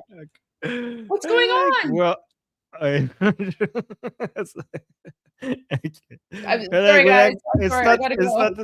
It's not the same without Goldie. So who's our? Sorry, I have dinner plans, guys. I'm sorry. No, I know. Tomorrow. But it's okay. Yeah, it's okay. Oh no, my bad.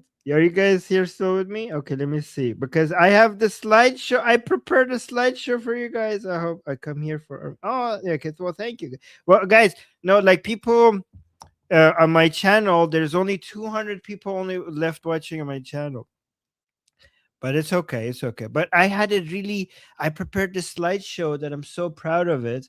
And I wanted to share that with you guys. So I'm hoping that there are some people here. Let me see.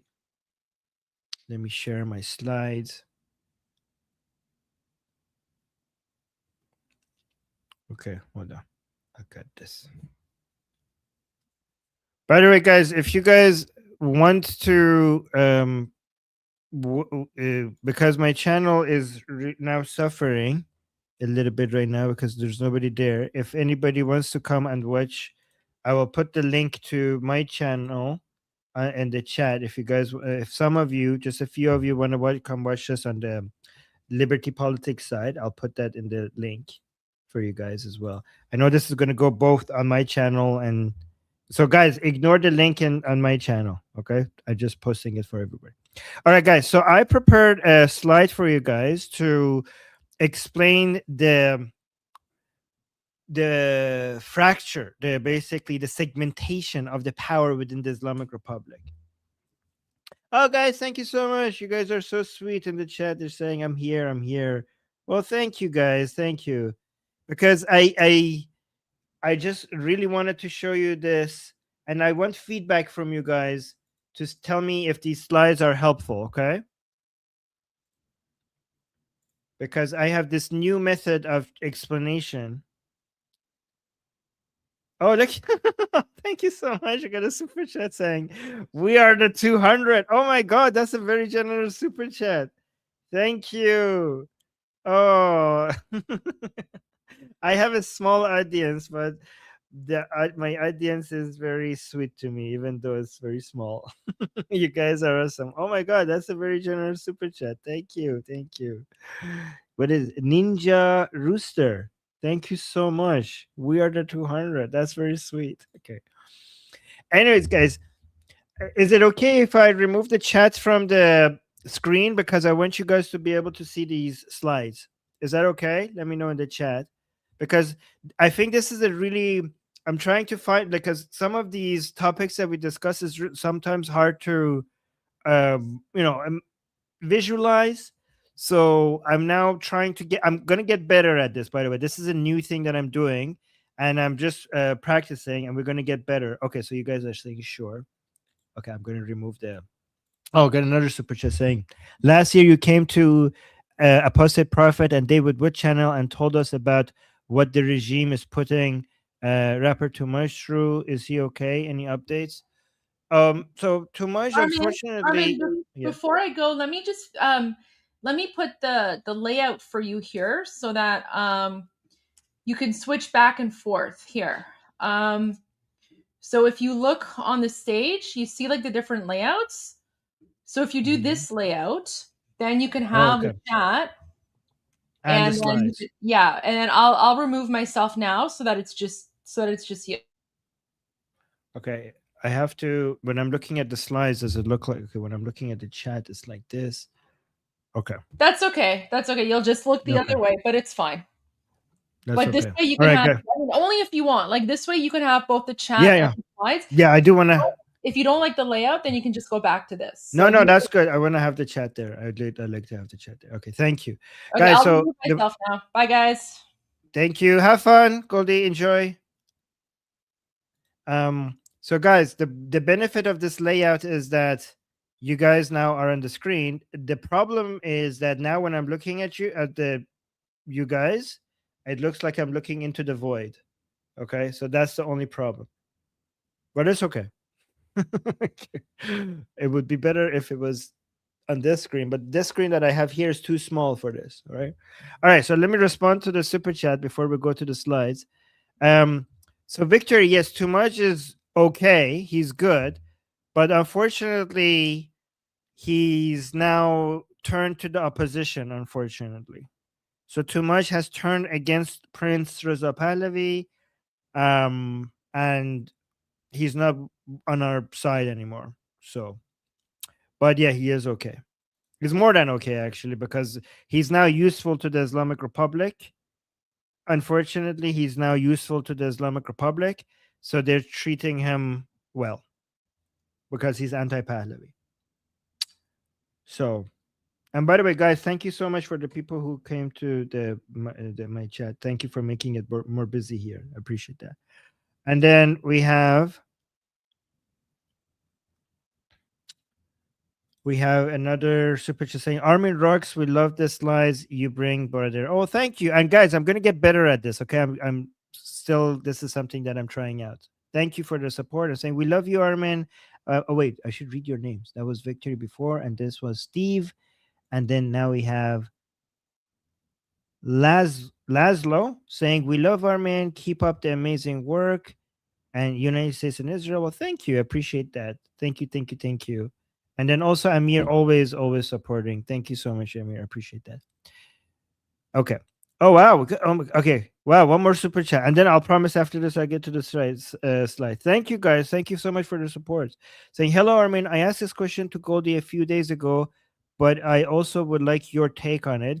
If Khamenei wasn't unalived, no war, but later die of natural cause, would there still be these fractions we are seeing?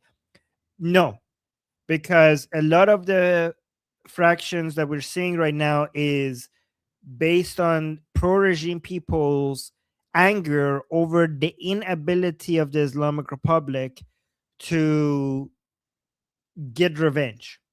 So just like the killing of Qasem Soleimani caused a lot of division within the Islamic Republic, because Qasem Soleimani don't have revenge for the killing of Qasem Soleimani. Now this is even worse. They killed the supreme leader, and some regime supporters consider the Islamic Republic to be pathetic with their response to the Americans. And not only that, that means negotiations with the Americans is very difficult because you're negotiating with the people who killed Ali Khamenei. Does that answer your question? What did Goldie say? Did Goldie give the same response? But that's my response. It's basically now every time you talk to the Americans, you're talking to the people who murdered the supreme leader. Oh wow, guys, we're now above 300 on Liberty Politics. Thank you so much for people coming here and supporting the channel. Appreciate that. Yeah, smash it. Some people are saying smash the like button. Smash it. No, don't smash it because you will break your phone. Okay. I know so many YouTubers say smash the like button, but I think that will break your phone. So just lightly tap it. I think it will work. I think it will just work if you just lightly tap. Let me actually try it. Yeah, I think a light tap will actually work. You don't need to smash it. I just did an experiment. It works. And then okay, so oh yeah, thank you so much for buying membership gifts. Fleshy Interloper. Thank you. Appreciate that. Okay. Hold on. Okay. All right, let's go to the slides now. So, some of the first few slides is basic because you guys are more well informed than other people. But as we go forward with the slides, it gets into more nuance and more deeper, interesting territory that is new even for you guys. I know you guys are more informed than the average person about what's happening in Iran right now. So the first few slides would be like, oh, duh, I mean, we already know. But just bear with me because there's two new things that I have in these slides. It's a new way of categorizing the different players within the Islamic Republic. And two, it's one thing that we haven't considered yet.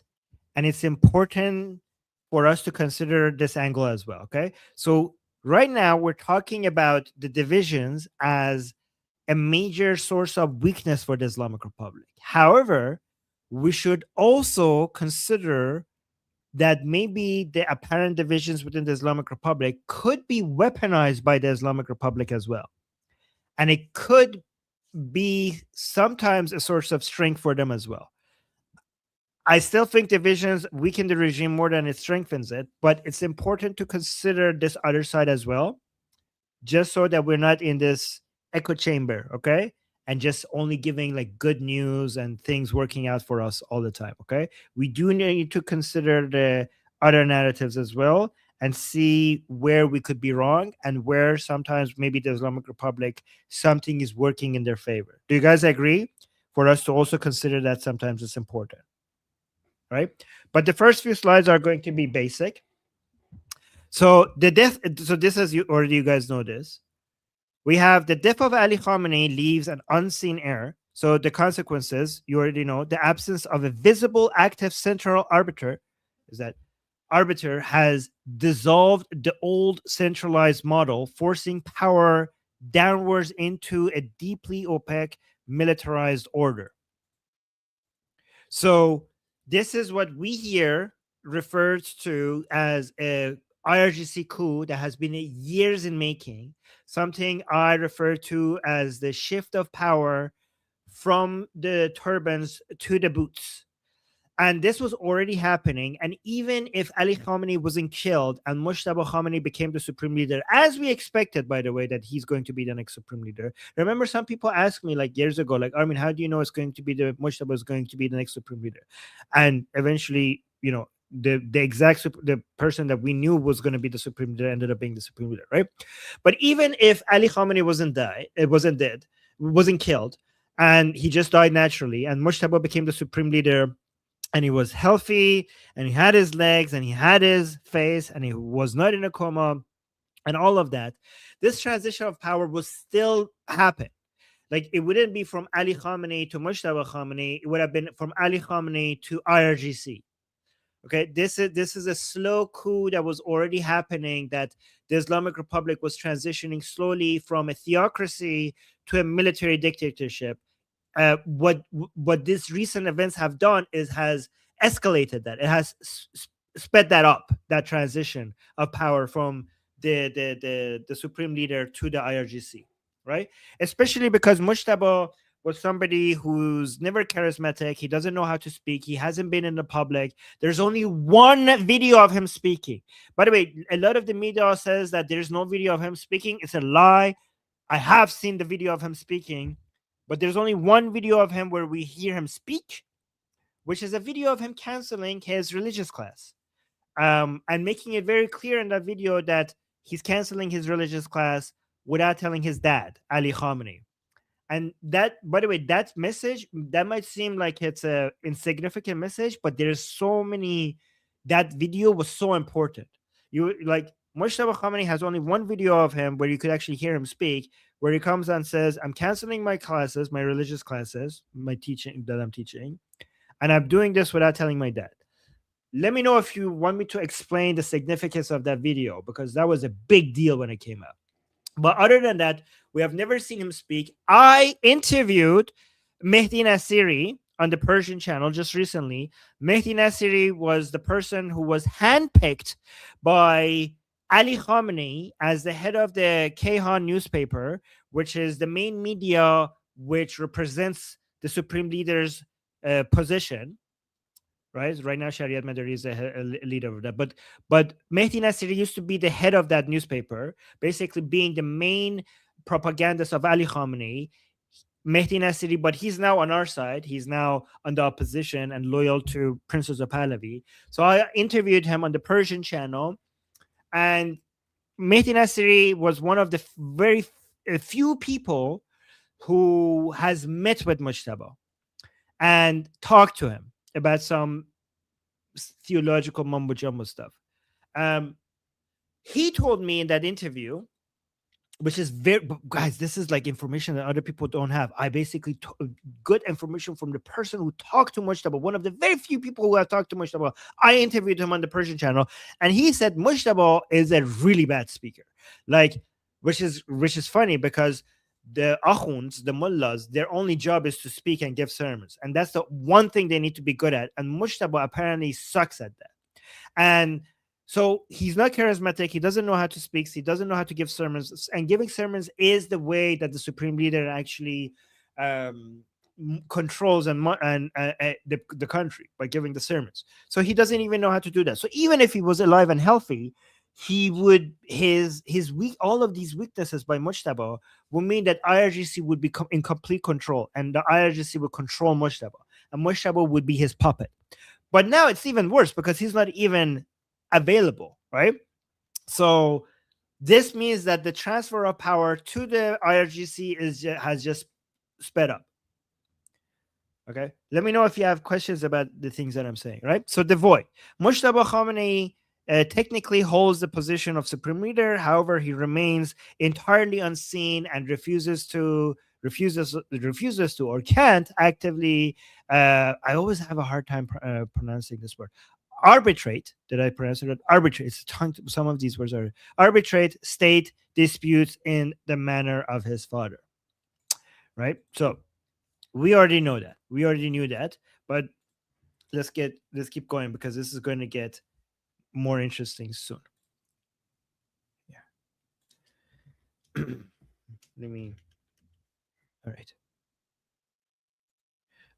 All right. So power has migrated from a centralized figure to an opaque military apparatus. The Islamic Republic is no longer a top-down theocracy arbitrated by a single cleric. It is a militarized security state dominated by the IRGC.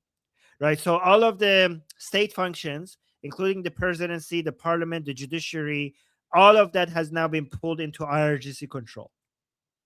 Okay, so this part is somewhat similar to before, because all of the so-called civilian governance was never civilian governance to begin with.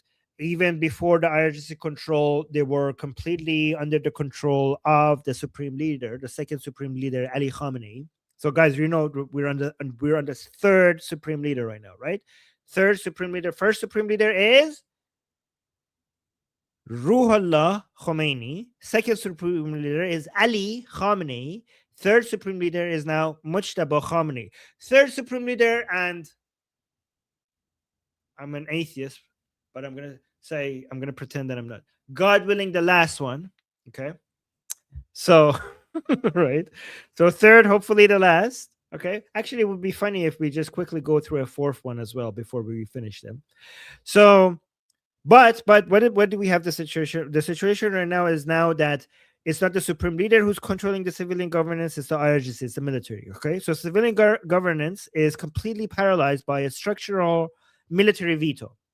So what's the deadlock? We have President Masoud Pezeshkian faces a complete political deadlock. The IRGC has aggressively assumed control over key state functions. I mean, this was already the case with Ali Khamenei, but now it's even more control. Guys, so far so good. You guys are with me, right? Let me know because I'm trying to make sure that this is digestible. And we still haven't gotten to the new part because this is all for the people who follow us. This is all old news, okay? But we'll get there. So the veto, rather than governing alongside the presidency, the military apparatus systematically blocks civilian appointments and restricts executive authority, rendering the visible government largely powerless. Okay, so the left side of the slide is obvious to you guys. The right side is actually somewhat more new, maybe new to some of you and interesting, right? So the Western moderate versus hardliner binary obscures the actual mechanics of state survival. So the false picture that Western media has is that you have moderates versus hardliners, right? So analyzing Iran through a reformers versus authoritarian lens fails to explain current behavior. What we actually have, what the paradigm that we have right now, is that the system is not divided by ideology, and I'll explain that to you guys because you might think like, well, Armin, we do have. It is somewhat divided by ideology, like the Paidari camp, as you already told to us, is more radical than like people like Ghalibaf or even the Khamenei or Vahidi camp, right?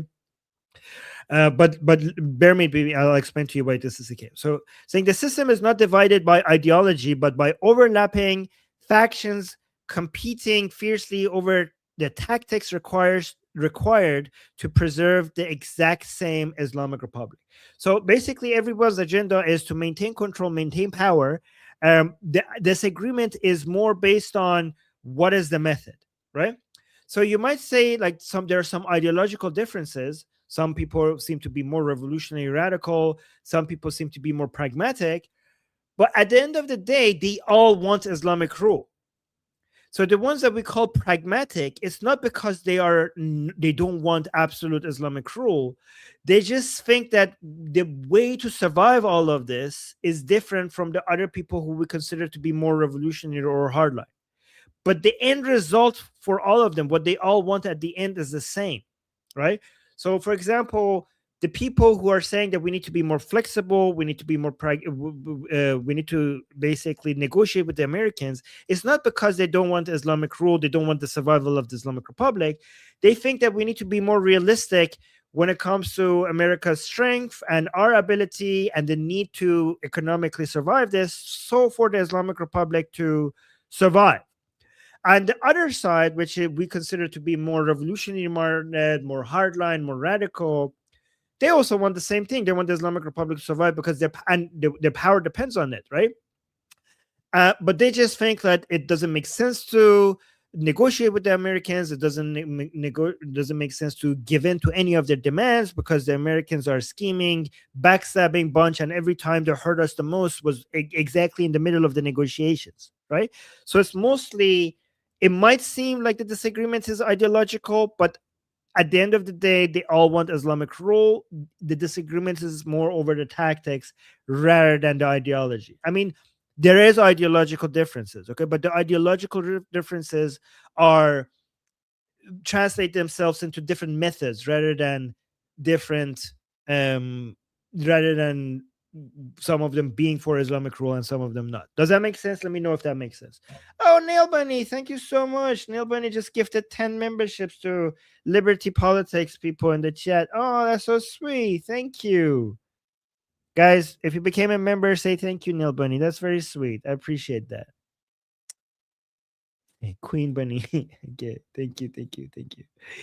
Okay. So far makes sense. Okay, here's the slide that I'm very proud of. This is what I'm so proud of.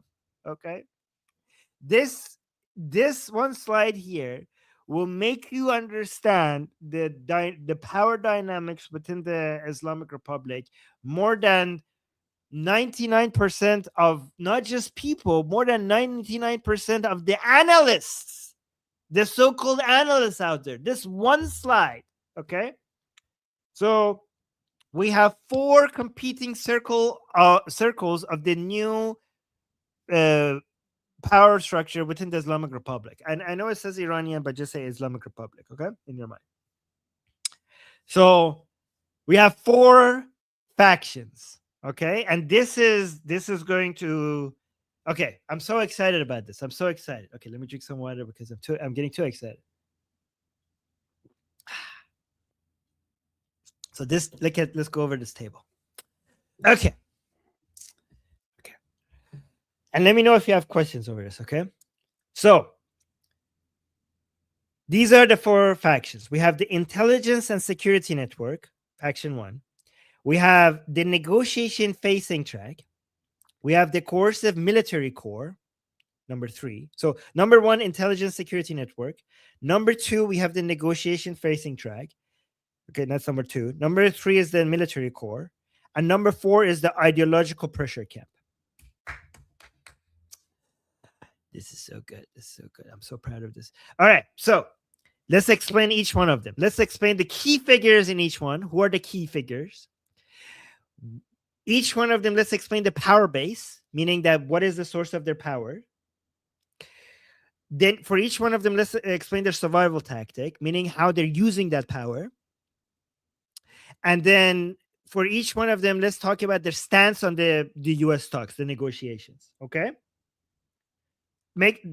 Do everybody understands what we're doing here?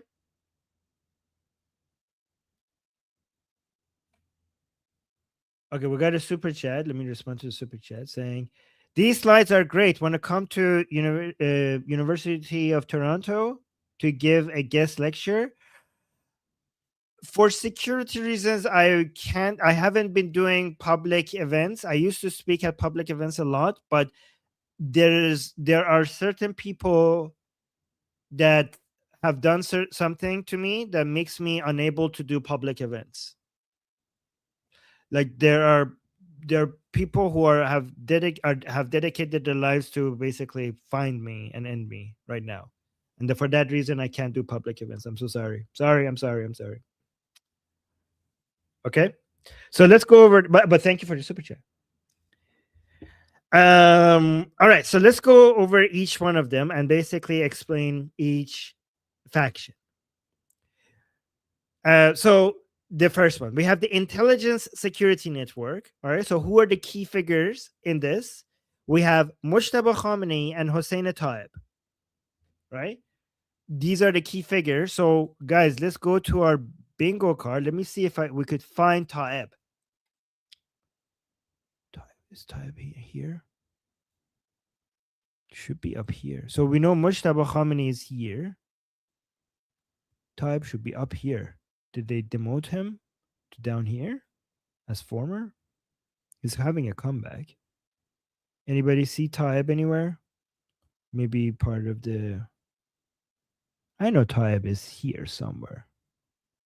Part of the IRGC maybe. There we go. I think I found him. Okay, found him. Found you. Okay. So you can see, okay, so let's go here. So Mujtaba Khamenei and, no, that's not the Taib that we're looking for. The other Taib. This one, Hossein Taib, intelligence chief. Because we're looking at the Intelligence Security Network, okay? So Hossein Taib, Basij intelligence chief. So these are the people. Hossein Taib is close to the Beit Rahbari, which is the office of the supreme leadership. Okay, so we have Mujtaba Khamenei and Hossein Taib. So the power base. So basically, power base means what's their sources of power. So their sources of power is deep-rooted trust built over decades. Basically, the supreme leadership and the Beit Rahbari, which means the office of the supreme leadership, the credibility they have over among regime supporters, because it's the supreme leader, So that's a deep-rooted trust that you would have. I mean, it's not as much as his father, like Ali Khamenei. And obviously, Ali, just in the same way that Ali Khamenei doesn't have the same level of trust and loyalty as the first supreme leader, Khomeini. So it basically degrades every time from one supreme leader to another. It gets reduced, but still, it is, even though Mujtaba is somebody that nobody has heard of, it's still the supreme leader. So the supreme leader, the position, the office, there's a deep-rooted trust among many regime supporters for that, and that has been decades of investment in making the position of the supreme leadership to be somebody you trust and believe and respect and technically worship for some people. That's where the power base comes from. That's where the source of power from this camp comes from. Okay. And the survival tactic is to basically is deep within the system. They have their unseen control from behind the scenes. So that's their survival tactics. They basically, nothing they do is transparent and obvious. All the positions they take is that they're pulling levers from behind the scenes, and they have their different leverage. They have different people who are loyal to them, and that's how they operate. That's their survival tactic. Okay. So their stance on the U.S. talks is, because they operate from behind the scenes, sometimes you have a hard time understanding what the exact position of this camp, of this faction is when it comes to the U.S. talks. I mean, we know, for example, that they are, anti-American, obviously, everybody here is, but whether they are for negotiations or against the negotiations, sometimes you say that they are supporting the Ghalibaf camp and giving him their blessing and seeming to be in support of the ceasefire, but at other times it comes out as they are taking a position against Ghalibaf. So it's not a very direct. It's kind of like they work in mysterious ways. Okay, so it's very unclear. Yeah, like there's room for interpretation regarding what actually the position of the supreme leader is, and sometimes that is often that is by design, because you don't want to get stuck with a position. Okay, sometimes it being mysterious and having room for interpretation helps you be more flexible in case all of a sudden you want to change your direction, for people not to hold your other positions previously against you. Okay, so their stance on U.S. talks is basically behind the scene manipulation based on, instead of saying something very directly themselves, sometimes they say something very directly themselves, but it's unclear whether Mujtaba said that actually, or somebody's claiming that Mujtaba is saying that. So even if the statement is pretty clear, there is still some room for maneuverability, because it's not very clear. It's not actually clear if Mujtaba said that or not, right? Does that make sense? Oh, guys, you're asking me something about IRGC and Arakshi. We're getting to that. So, guys, the hardline versus moderate is not the proper way of looking at this. Okay, we're getting to that. Okay. So, guys, even so, Mujtaba is. Most reports suggest that Mujtaba is alive and severely injured. That's true. But even if he was dead, the fact that they're making statements on his behalf, that means that whatever whoever is able to basically speak on behalf of Mujtaba. I mean, Mujtaba being dead or alive, the people who get to speak on behalf of Mujtaba are basically kind of the real Mujtaba, more real, more of a Mujtaba than the actual Mujtaba. Do you know what I'm saying? So it's more about the position and the character rather than the actual person. It's the office that is important more than the person right now when it comes to the influence that this position has. Neil Bunny, thank you so much. Another 10 gifts for Liberty Politics people. Thank you and Liberty Politics for getting a lot of support. You guys are sweet. Thank you so much for that.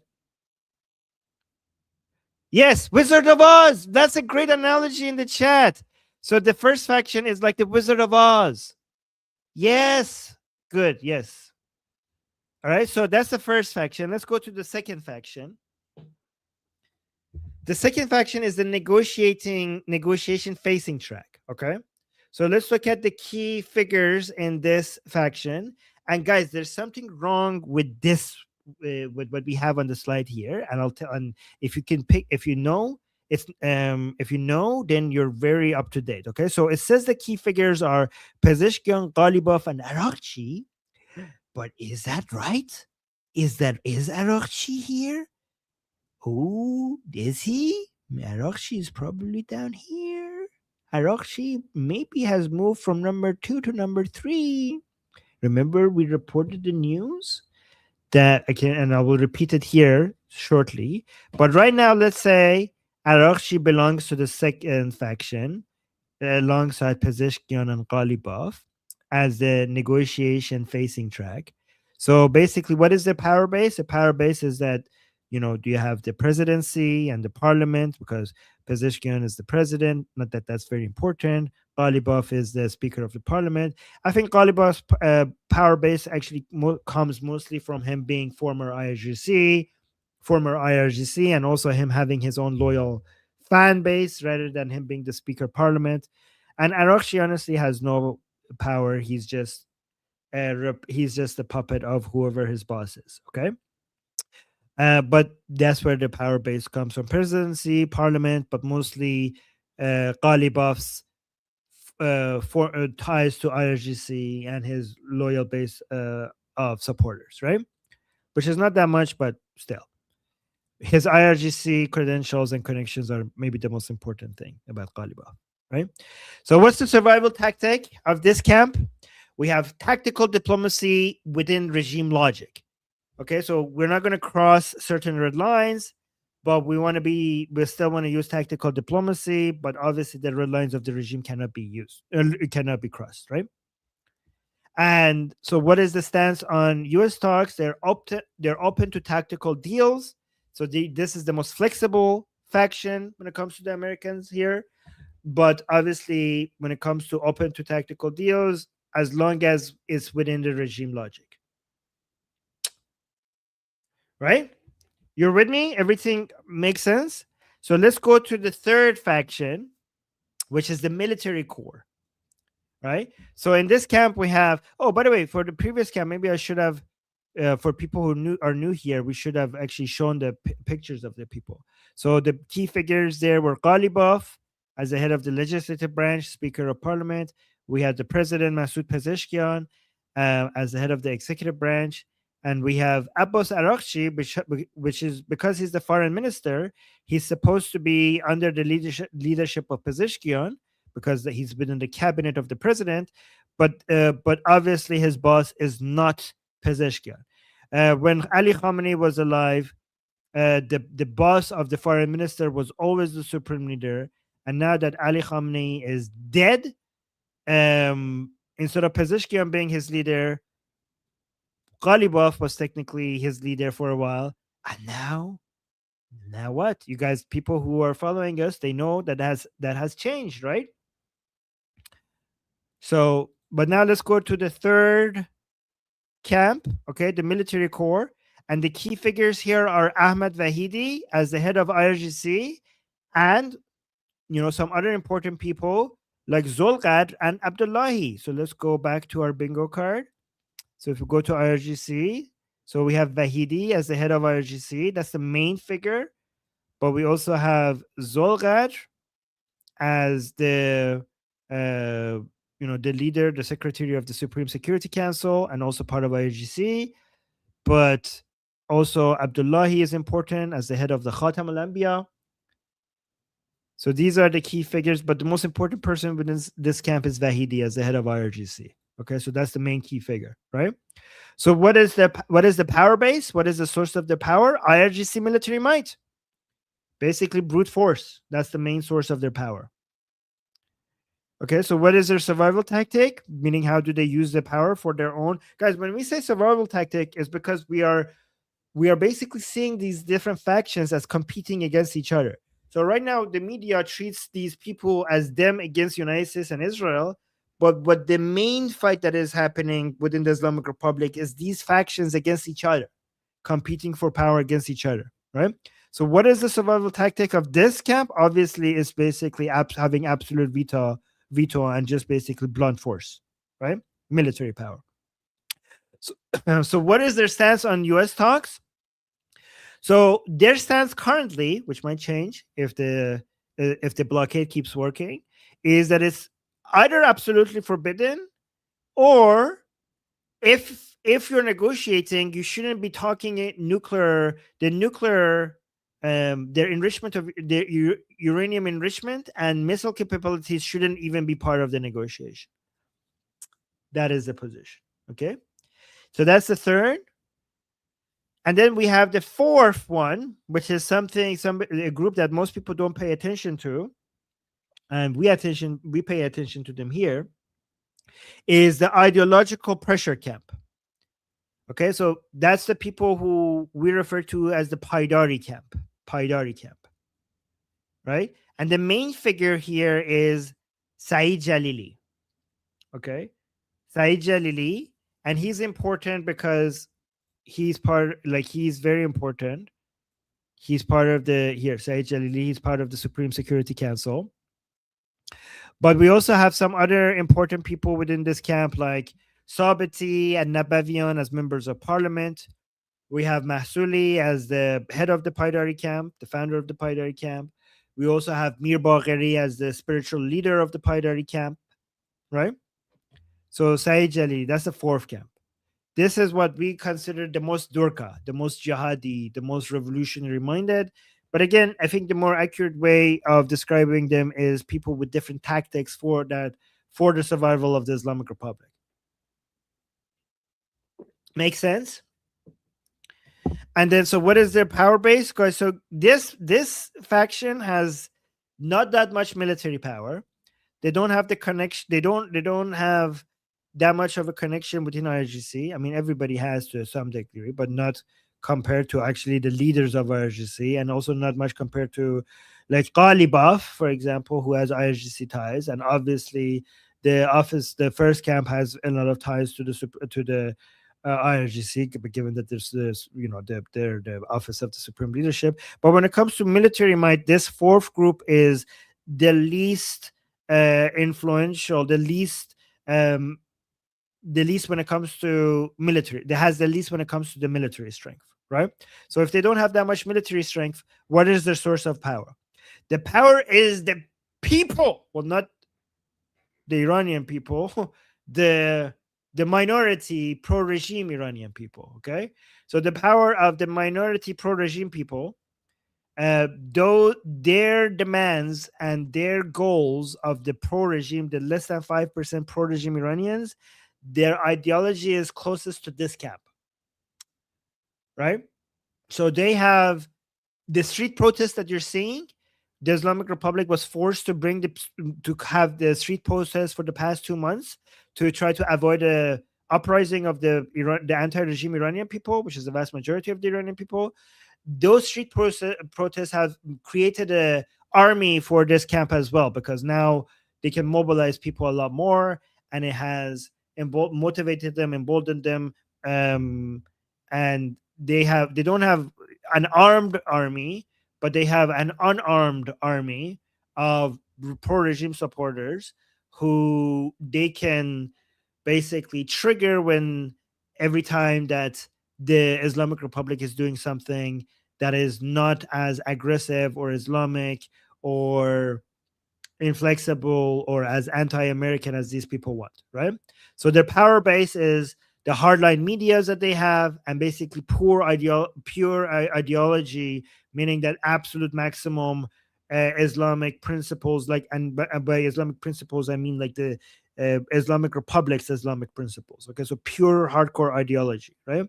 And their survival tactic is purity and absolute refusal to give in to any of the demands for, I don't know, like capitulating both to the Iranian people and to foreign enemies. So these people are like the most principlist when it comes to the ideals of the Islamic Republic. I mean, not even the Islamic Republic, even more extreme than the Islamic Republic, because many of these people don't even like the word republic in Islamic Republic, because the word republic is like a Western concept, And they don't even like the fact that we have fake elections inside Iran, because they don't think that you should fake elections is like, I don't know, shirk or heresy, because laws should only come from God, right? Anyways, so stance on U.S. talks is that, or these people are the most aggressive against U.S. talks. They consider it to be treason. They consider many of the people within the regime to be negotiating with the Americans to be traitors, to be Zionist spies, to be the enemy within. And that's their position on U.S. talks. Okay. Wow, Nail Bunny, another 10 membership. Nail Bunny, thank you so much. You're being so generous today. Thank you, Nail Bunny. This is 30 memberships so far. Amazing. Thank you. That's very sweet. Thank you for the support. Wow.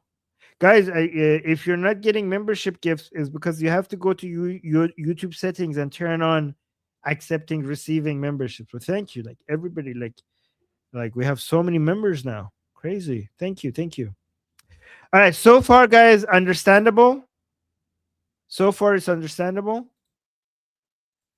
And by the way, guys, let me actually promote my channel one more time. I know I already asked permission from Goldie to do this, okay? So don't think like I'm going behind her back. So I'm going to put the link to Liberty Politics in the chat. And guys, if you see it on Liberty Politics, it's because when I put it on StreamYard, it goes everywhere, okay? So let's go. Okay, people are saying yes, 100%. Okay, everybody's understanding what's going on. All right, guys, wasn't this slide like such a useful slide? Like nobody like has shown it this way. Like now, maybe screenshot this slide, because nobody has put it visually demonstrated the different factions of the Islamic Republic up until now the way I've done it for you here. Okay, so I hope. Yeah, it is perfect. Fantastic. So helpful. Okay, fantastic. Okay. You guys now have a better understanding of the internal politics of the Islamic Republic than most analysts out there. All right. So, here's okay. Let me give this slide, but the next slide is actually very interesting. Okay, but let's figure out what happened here so far. So before we go to the next slide, so. The diplomatic initiatives are tightly restricted by the coercive military core, right? So you guys remember the Islamabad talks? Deep structural divisions emerged during the indirect negotiations with the United States in Pakistan. So then we had the intervention. IRGC commander Ahmad Vahidi and the military core intervened to severely restrict the authority of the negotiators, basically Parliament Speaker Ghalibaf and Foreign Minister Arakchi. So the red line, so those were the negotiating team, the main two people within the negotiating team. And Vahidi was like, okay, stop. You guys are ruining everything, right? So what was the red line? Vahidi explicitly forbade the negotiation track from holding any talks regarding the Islamic Republic's missile program or nuclear issues. Right. Remember, Arakchi mentioned that there was reports that Arakchi mentioned that then there's no point for negotiations if those are not on the table. But eventually, Arakchi figured out who his new boss is, right? And this was confirmed. This was confirmed by Iran International. However, guys, you should be proud of me, because I suspected that this has happened before it was confirmed, before it was leaked. Based on the way that Arakchi was behaving, tell me if you remember this. I said on the show that I think Arakchi has a new boss. Arakchi's original boss was not the president, was Ali Khamenei, right? And then Arakchi's temporary boss in the middle was Ghalibaf. And then I said, Arakchi's new boss, in my opinion, is Vahidi. And I said that days before eventually it got leaked. Days before. I think Arakchi has a new boss, and it's Vahidi. Like way before it actually was confirmed. Right? So what happened? So the diplomatic rift has widened into an internal purge, causing the negotiation track. So guys, when you say the negotiation track, remember, that's group number two on our table. Okay, so causing the negotiation track to turn on its own member. So remember, we had Arakchi as part of the second track, and so this whole team was like they turned against Arakchi. There was an allegation President Pezeshkian and Speaker Ghalibaf are reportedly seeking the immediate removal of Foreign Minister Arakchi. Okay, so the betrayal, Arakchi is accused of acting entirely on behalf of IRGC's Vahidi, the head of IRGC, prioritizing military directives over representing the presidency.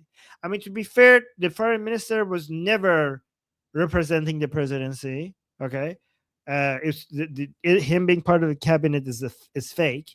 He was loyal to the supreme leader before, then to Ghalibaf, and now to Vahidi. Okay. But I don't know, guys, but I'm actually very impressed that I saw this coming before it was confirmed by Iran International. I'm actually very impressed with that.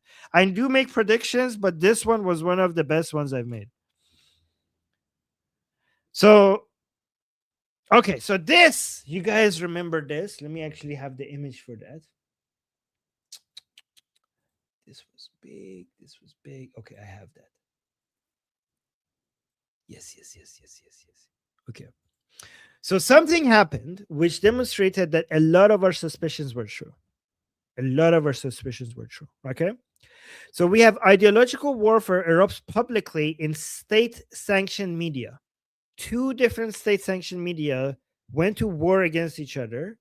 One of them was Tasnim, the other one was Raja News. Okay.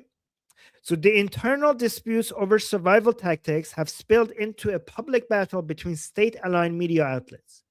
So Tasnim is IRGC linked, and be careful here, because when we say IRGC linked, oh, you guys are saying in the chat, I remember, Armin. Good. So you guys were paying attention when we were going over this, okay?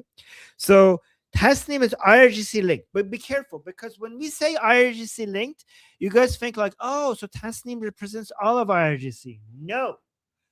When you hear IRGC linked, like we have Fars, which is IRGC linked, we have Tasnim that is IRGC linked, but these represent different factions within IRGC itself. So just because a Tasnim is IRGC linked, it doesn't mean that its views represents all of IRGC. But it is IRGC linked, so it's important to know that. And we have Raja News, which is Jalili aligned, which means it's part of the aligned with the Paidari camp. Basically, if we go back a few slides, it's part of this fourth group down here, right? Is aligned with this fourth group. That's what Raja News is, okay? So, we at Tasnim, they published something which was mocking the maximalist ideological demands of the Jalili camp as fantasy, labeling them as magic beans. Magic beans. Remember that? Magic beans? Magic beans, by the way, you guys know the story, Jack and the beans. What is it called? Like, the magic beans that you plant and it goes into the clouds and then there's giants up there for some reason. Right? So those magic beans. We're basically calling it fantasy. The problem with what Tasnim was saying, Jack and the beanstalk, yes. It's basically the same. They're referring to that. Right? So Tasnim was referring to those magic beans, basically calling it fantasy. So if you guys remember, there was a 10-point framework that the Islamic Republic put out, claiming that this is from the supreme leader. And though the framework was retarded, okay? So some of the things that in that framework was, so that was a framework for negotiating with the Americans, right? And some of them were basically asking the Americans to remove all of the sanctions, like this is their conditions for ceasefire. They wanted they wanted the Islamic Republic to have control over the Strait of Hormuz forever. That's what they wanted to be able to. They wanted the Americans to accept that the Islamic Republic is going to enrich uranium as much as they want. They wanted the Americans to commit to leaving the entire region and close down their bases. And they also wanted long-term guarantees that America, actual guarantees that America will never attack the Islamic Republic ever again. So I'm going to agree with this IRGC-linked Tasneem outlet to call that magic beans. It was basically fantasy. It was retarded. Basically, Tasneem was arguing that the Americans will obviously never agree to this. So what the hell is this? Right?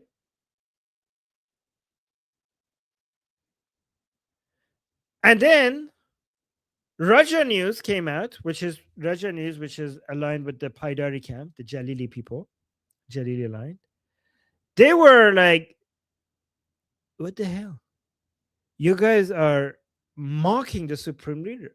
So I think Tasneem was not trying to mock the supreme leader. I think Tasneem's understanding might have been that they're lying that this is from the supreme leader.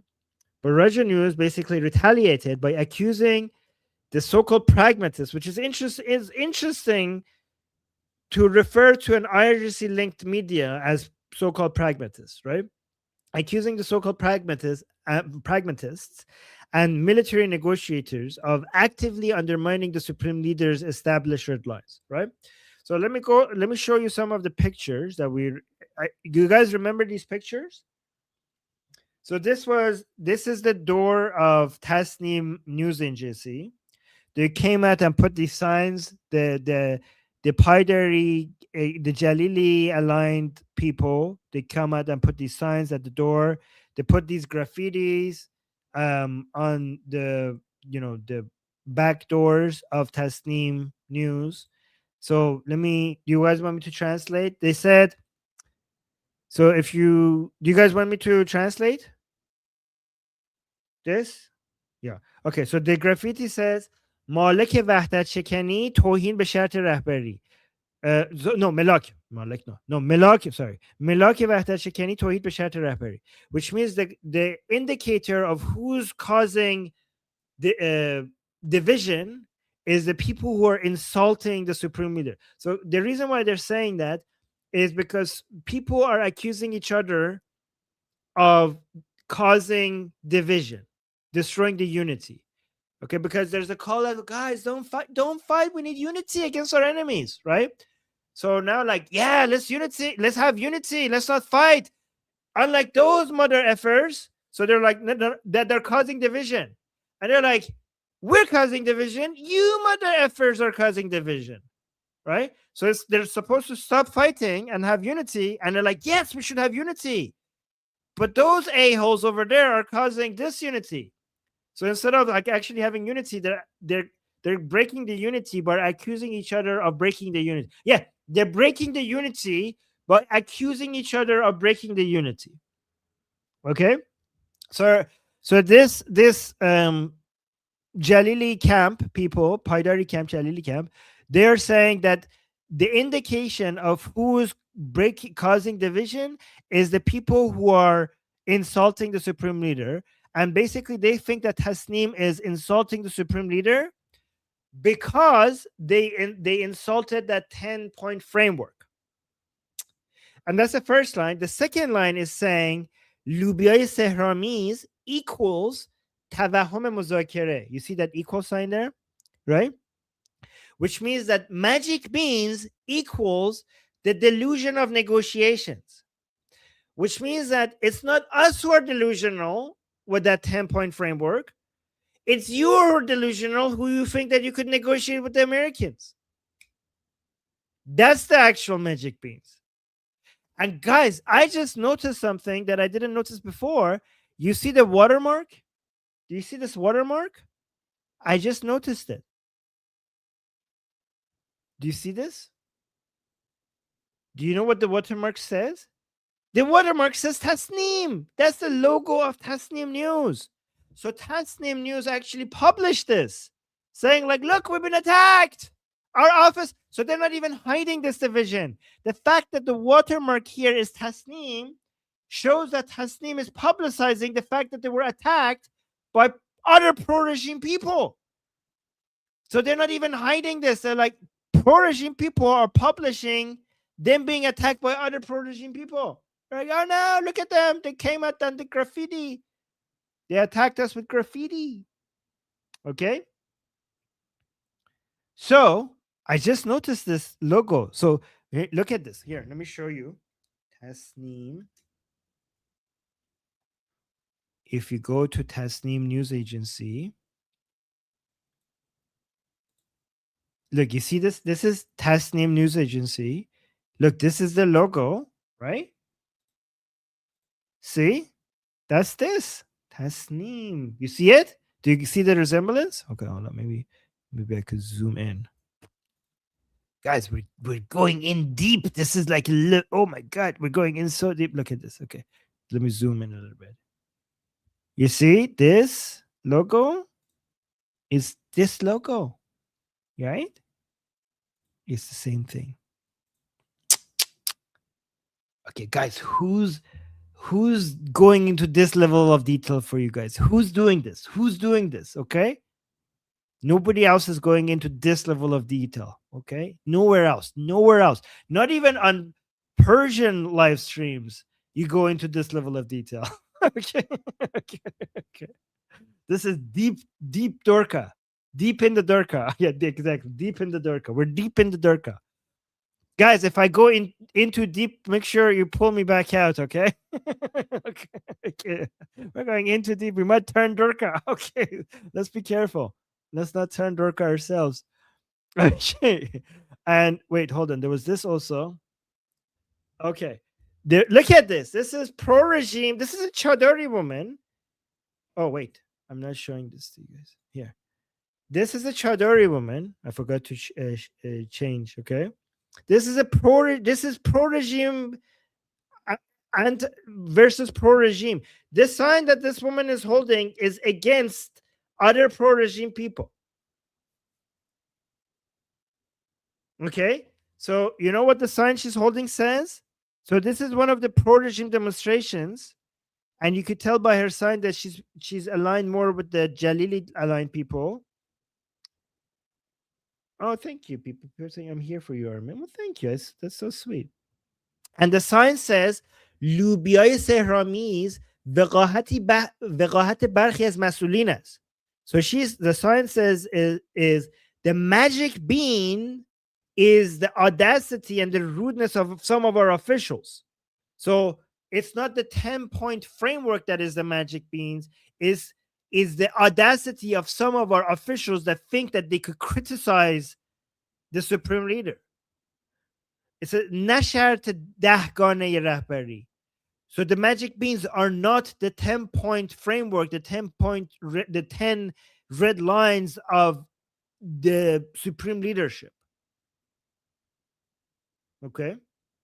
So that's what this slide is referring to. That's what this slide is referring to. So, and it's interesting because, guys, let me actually read this to you. Let me actually quote this to you. Okay.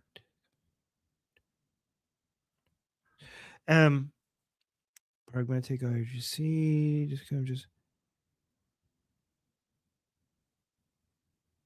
I don't know if I have that. Okay, so, but I'll just tell you because I remember it. So Tasneem actually responded to this Raja News attack on them by, first of all, they unpublished, they deleted their post, but they also came up with a new they published something else saying that some people are causing divisions and they're being arrested. So that was a threat from an IRGC-linked media against the more revolutionary-minded, allegedly more revolutionary-minded Paidari camp. That we are basically, people are showing, division, and we're coming after them, and they're gonna get arrested. Okay.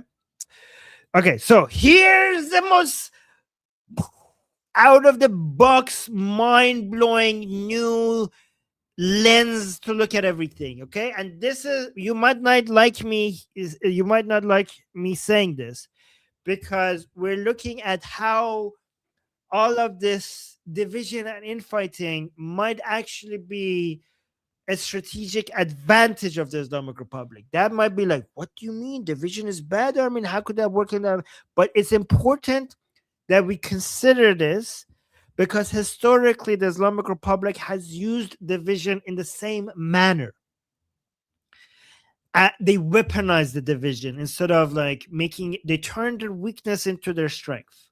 Okay. And the reason why that might not be popular to say is because as anti-Islamic Republic people, we enjoy hearing the weaknesses of the Islamic Republic. However, if you want to be efficient against your enemy, you cannot just look at their weaknesses. You also have to see if there is potential strength there, okay? Because remember, the one weakness of the Islamic Republic is that they have a following base that underestimates their enemy.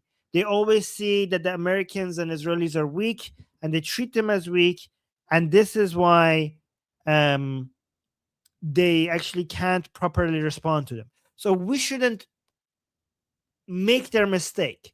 We shouldn't just see the weaknesses of the Islamic Republic. I know it's preferable to see the weaknesses of the Islamic Republic because we don't like them and we enjoy seeing them be failing and being defeated. But we need to also see sometimes them strategically playing it well because that will prepare us more against our enemies. Do you guys agree? Like, to look at other angles as well for us to consider ways that they could use this in their benefit. Do you guys agree that that's important to do? Because I want to make sure that we're all on the same page here. Okay, let me go through some of the stuff. So Bama just became a member. Thank you so much. And Amir gifted 10 memberships to Liberty Politics on the Liberty Politics YouTube channel. Gifted 10 memberships. Thank you so much. Wyatt just said, I sent you an email. My name is in the title. Okay. Thank you for that. Okay. All right. I'll check that after the stream. And then Sayed just gave a super sticker. And thank you so much, Sayed and Wyatt, for your support. Really appreciate you guys. Thank you for your continuous support. Okay. And then Newt said, don't read mine. And that's why I read it. Wait, did you give a super chat? Okay, I just read your comment because you told me not to. I'm sorry. Okay. I'm just kidding. All right.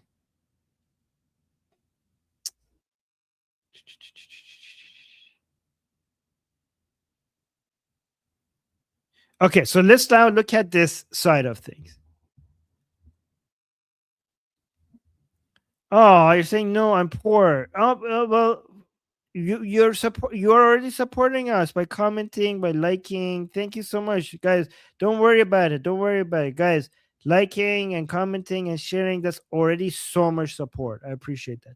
Oh, we got another super chat. Hold on. Thank you. Cat Lover saying Nasiri have talked to Ali Khamenei in person as well. Invite him again. Also, did you know Ghalibaf calls himself Jihadi Reza Shah? I did not know that. And yeah, you're right. At some point, I need to reach out to Mehdi Nasiri again. It's just that I've been so busy, but I consider Mehdi Nasiri to be my friend, so I need to reach out to him. I was supposed to do something else for him, and I feel ashamed to talk to him because I haven't done that. So I'm actually get nervous when I remember Mehdi Nasiri because I promised him to do something and I haven't gotten around to do so. So I'm dealing with a lot of shame with Mehdi Nasiri. So that's why I can't reach out to him because I have to ask for forgiveness for the thing that I was supposed to do and couldn't because I have no time. So anyways, let's go to the slide.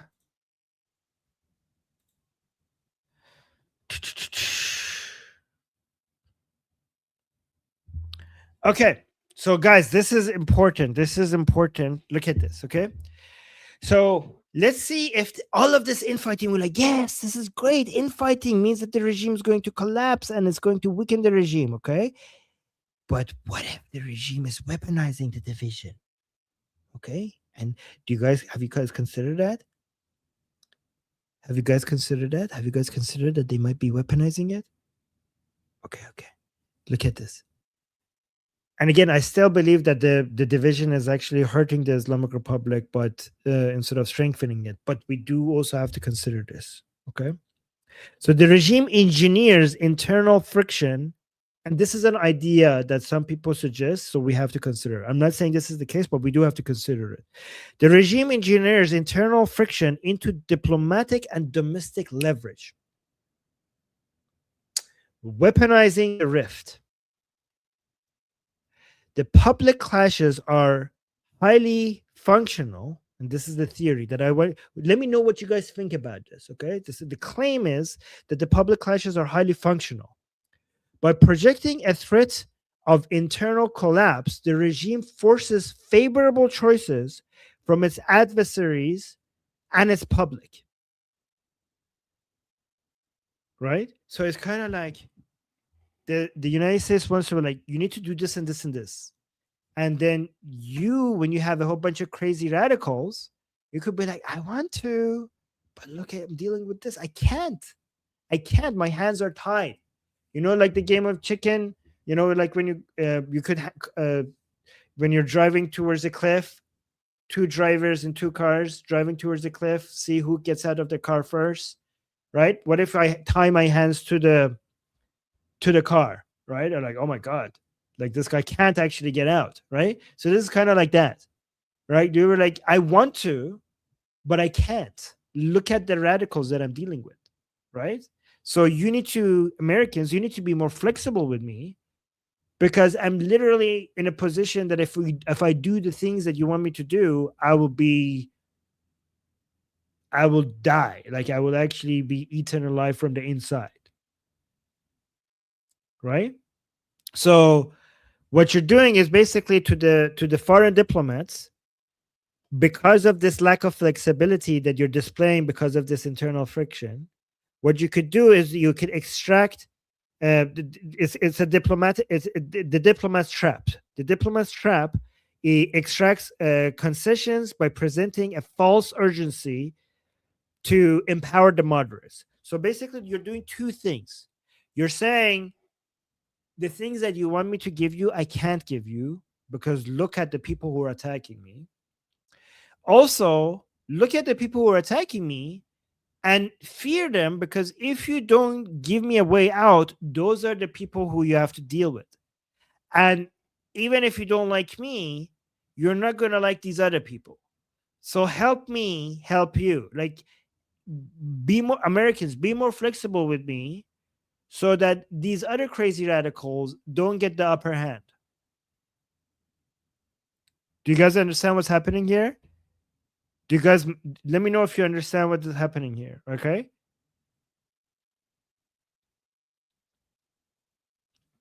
And this is why, by the way, guys, I think the leak was on purpose. There was a leak a couple of days ago, and I said to you that I think it's on purpose.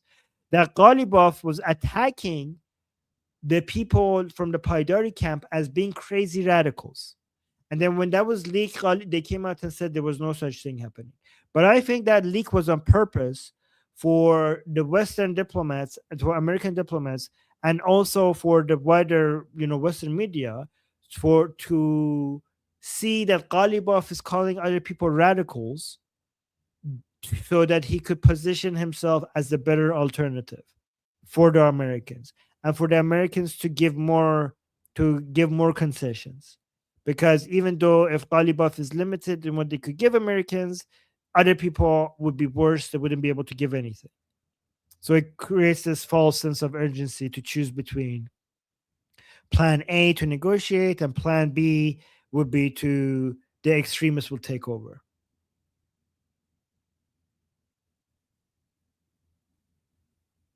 So we got a super chat.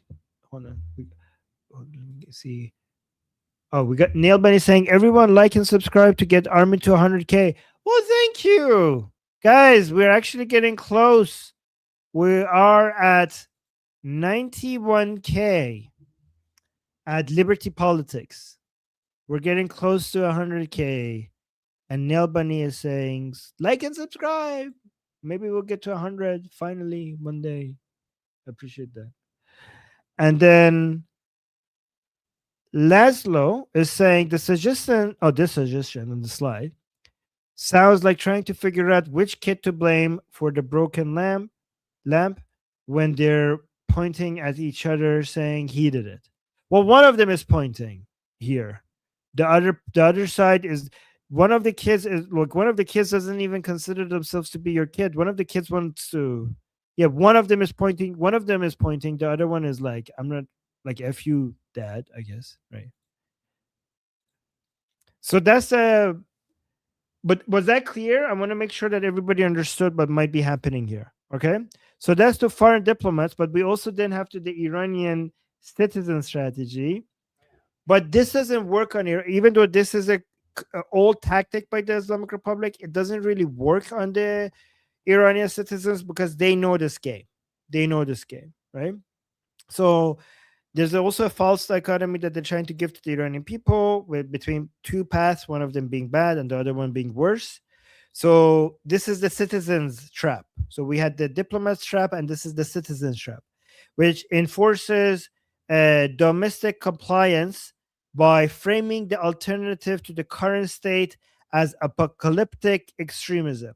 So they'll say, like, guys, just accept, either Ghalibaf or maybe eventually the Vahidi, because the other people are even more Durka, crazy, jihadi, apocalyptic than we are.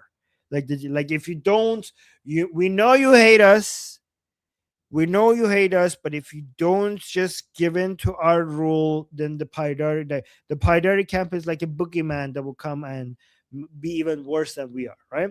But the Iranian people don't fall for that anyway. So the citizen trap doesn't really work as effectively as the foreign diplomat trap might. But it's important that the Westerners become familiar with this trap as much as the Iranian people are now, so they don't fall for it either.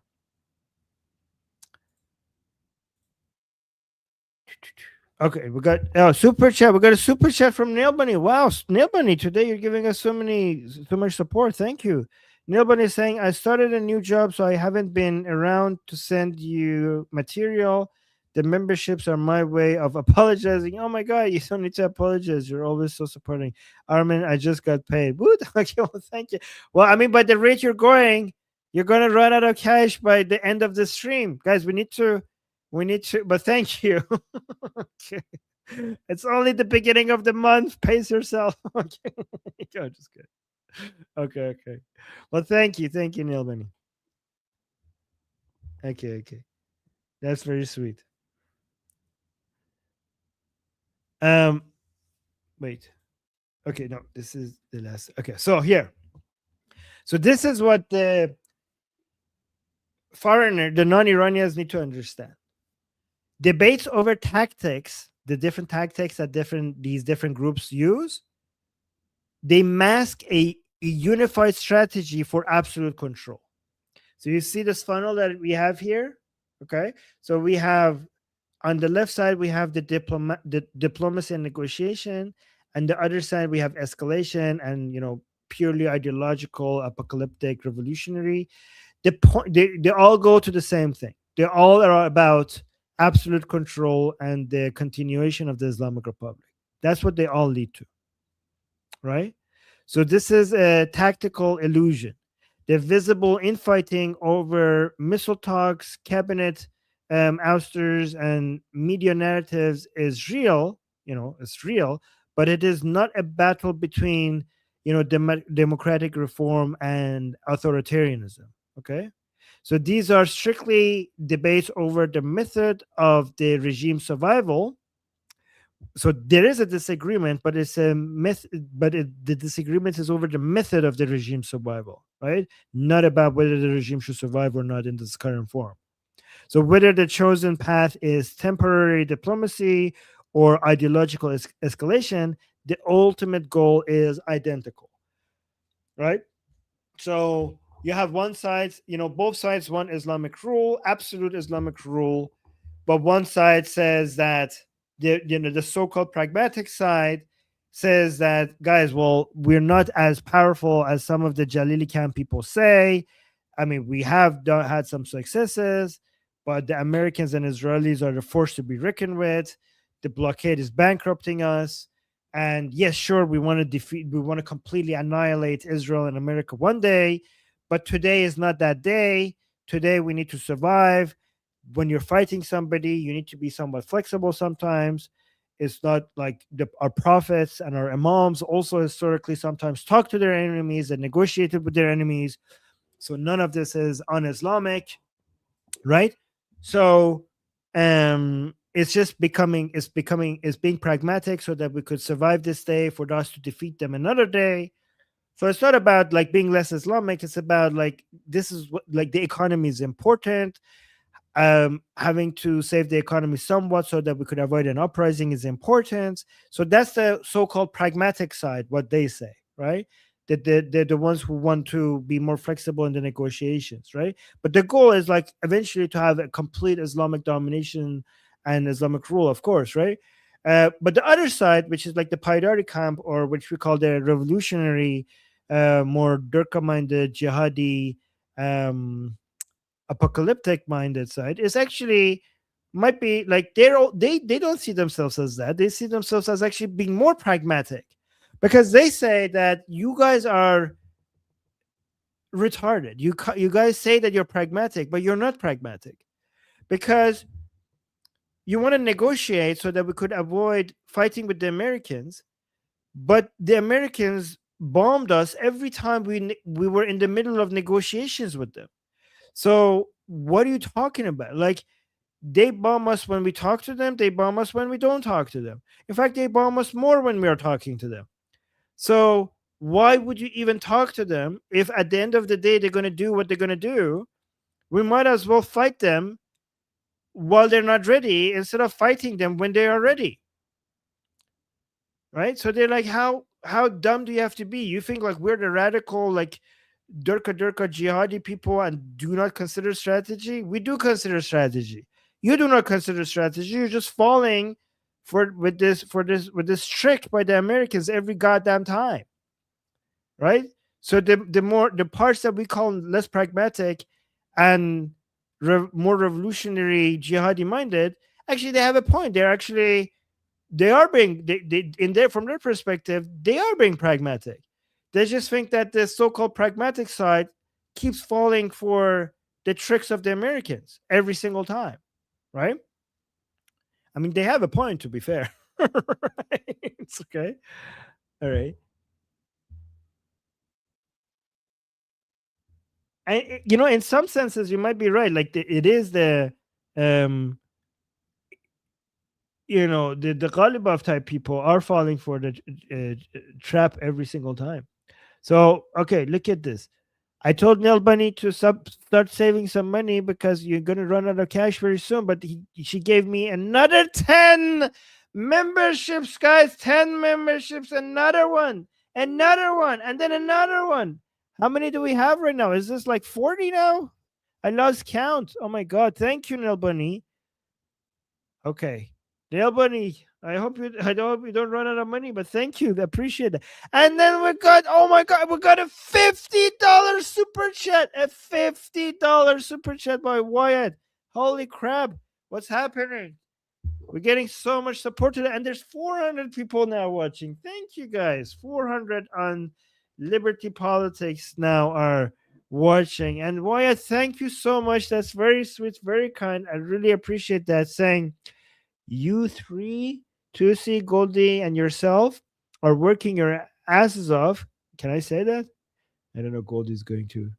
I don't know if that's approved by Goldie or not. Okay. I said it. It was too late. You get a lot done. Armin, you have 91,000 subscribers, and we basically just watch. If we can get only 1%, 900 people to form an activist group that works hard, think of what we could do. Well, I mean, I'm glad that you said that, because I've created a group for that. If 1% of these people want to create an activist group, I've already created the group that you all could join. Here's a link to it. So I'm going to put the link in the chat. guys, the discussion group that we started, it's not I lied. Okay, it's not a discussion group, it's an army. Okay, it's an army. I did taqiyya.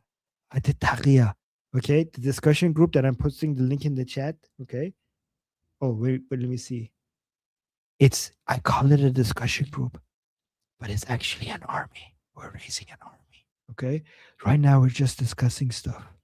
But soon, at some point, we have so many plans. Oh, and also, this is the QR code. Wait, this is the QR code for the discussion group. Okay, if you want to come join there. Why is it blocking me here? Okay, I'm going to remove it. So thank you for the super chat. And yes, we need to create a group. We need to raise an army, and that's what we're doing. Yeah, Armin's army. Yeah, thank you, thank you. And then we got. Thank you for 1JP Belay 1. Thank you for gifting 5 memberships to Liberty Politics. Thank you so much. My God, like, everybody's becoming a member on the Liberty Politics live chat. And then also the Underdog D is a member for 20 months. Well, thank you so much. Oh my God, we got another super chat. Look at this. Nima Far saying, hi Armin, we almost have the same last name, LOL, but you're family to me. Oh, thank you for everything you've done and have been doing, Dadash. Thank you, Dadash. Okay, I will join your discussion group. I can't wait. Javed Shah, well, Javed Shah to you as well, and I can't wait to have you there. Thank you. Oh, that's so sweet. Wow, there's so much love today. So much love in the chat. All right, guys, let me do this last slide. And okay, so this is the last slide. Okay, so basically what you have to know is that with the Islamic Republic, nothing when it comes to the core principles has changed. Okay, so it's true that the Navy is gone, the Air Force is gone. Well, the Navy is almost gone. The Air Force is like almost completely gone, and so many other things. The air defense is gone. A lot of the missiles are destroyed. Supreme Leader is dead. More than 50 of the IRGC leaders and other people are dead, and all of that is great, right? Oh my God, I got another big super chat. I will respond to that soon.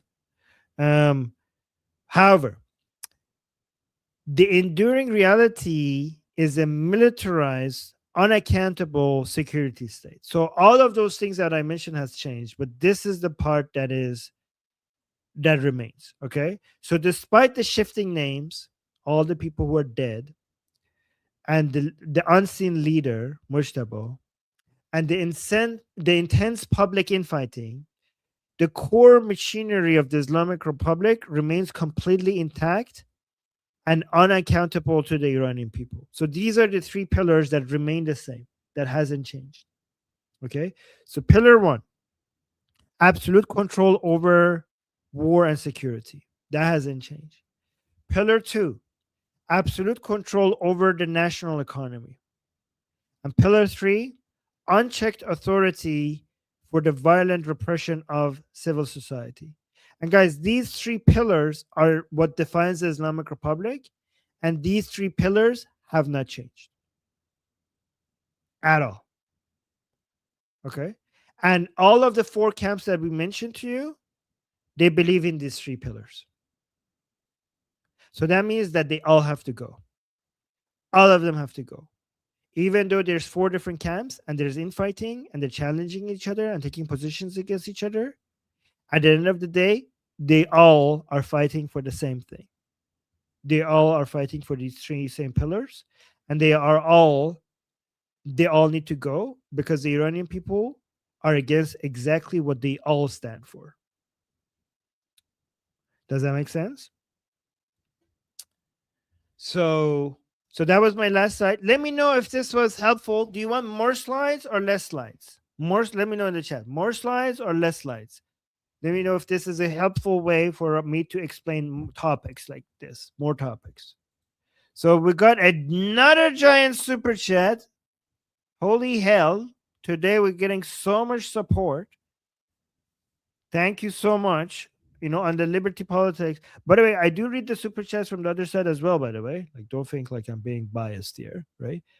But so many of these super chats are on the liberty politics side right now. So thank you. Thank you. So Ninja Rooster gave us $50 super chat saying, do you guys have game night in the discussion group? We don't, but now that you mention it, we might have to add that. We do need to create times where people could. You're right. We need to have a segment in the group where it's about just fun stuff, not just serious stuff. That's actually a great idea. I think it will bond the people there together more. That is a great idea.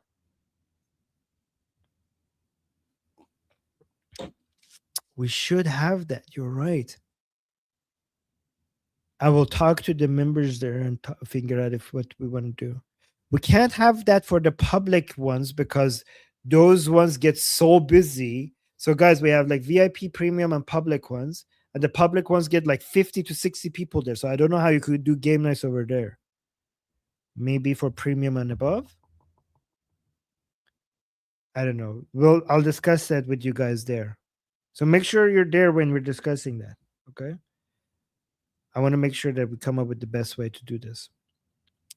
And then we have the underdog saying liberty is freedom of religion. Atheism is just a definition. So liberty belongs to all people, whether they're atheists or not. Liberty includes freedom of religion and freedom from religion. You need to have both. You need to have people have the freedom to practice their religion, and you need to also have the freedom for people to have no religion. But freedom from religion is not just for atheists. There are many people who believe in God but have no religion, right? And freedom from religion also belongs to religious people, because if you're a Christian, you need to have freedom from other religions, right? From the enforcement of other religions on you. And if you are like a Hindu, you need to have like the freedom of religion from Christianity and Islam. Everybody needs to be free to practice their religion, but also be free from the religions that they don't want to be enforced on them, right? So the concept of liberty is for all people, whether they're atheists or not atheists. Atheism is just a lack of belief in God. So it's a mutually, it's not mutually exclusive. It could be. Liberty applies to all people, whether they're atheists or not. But thank you for the super chat. Maybe I understood what you're saying. I'm sorry if I did. I tried my best. I tried. I'm sorry. I'm sorry. I tried.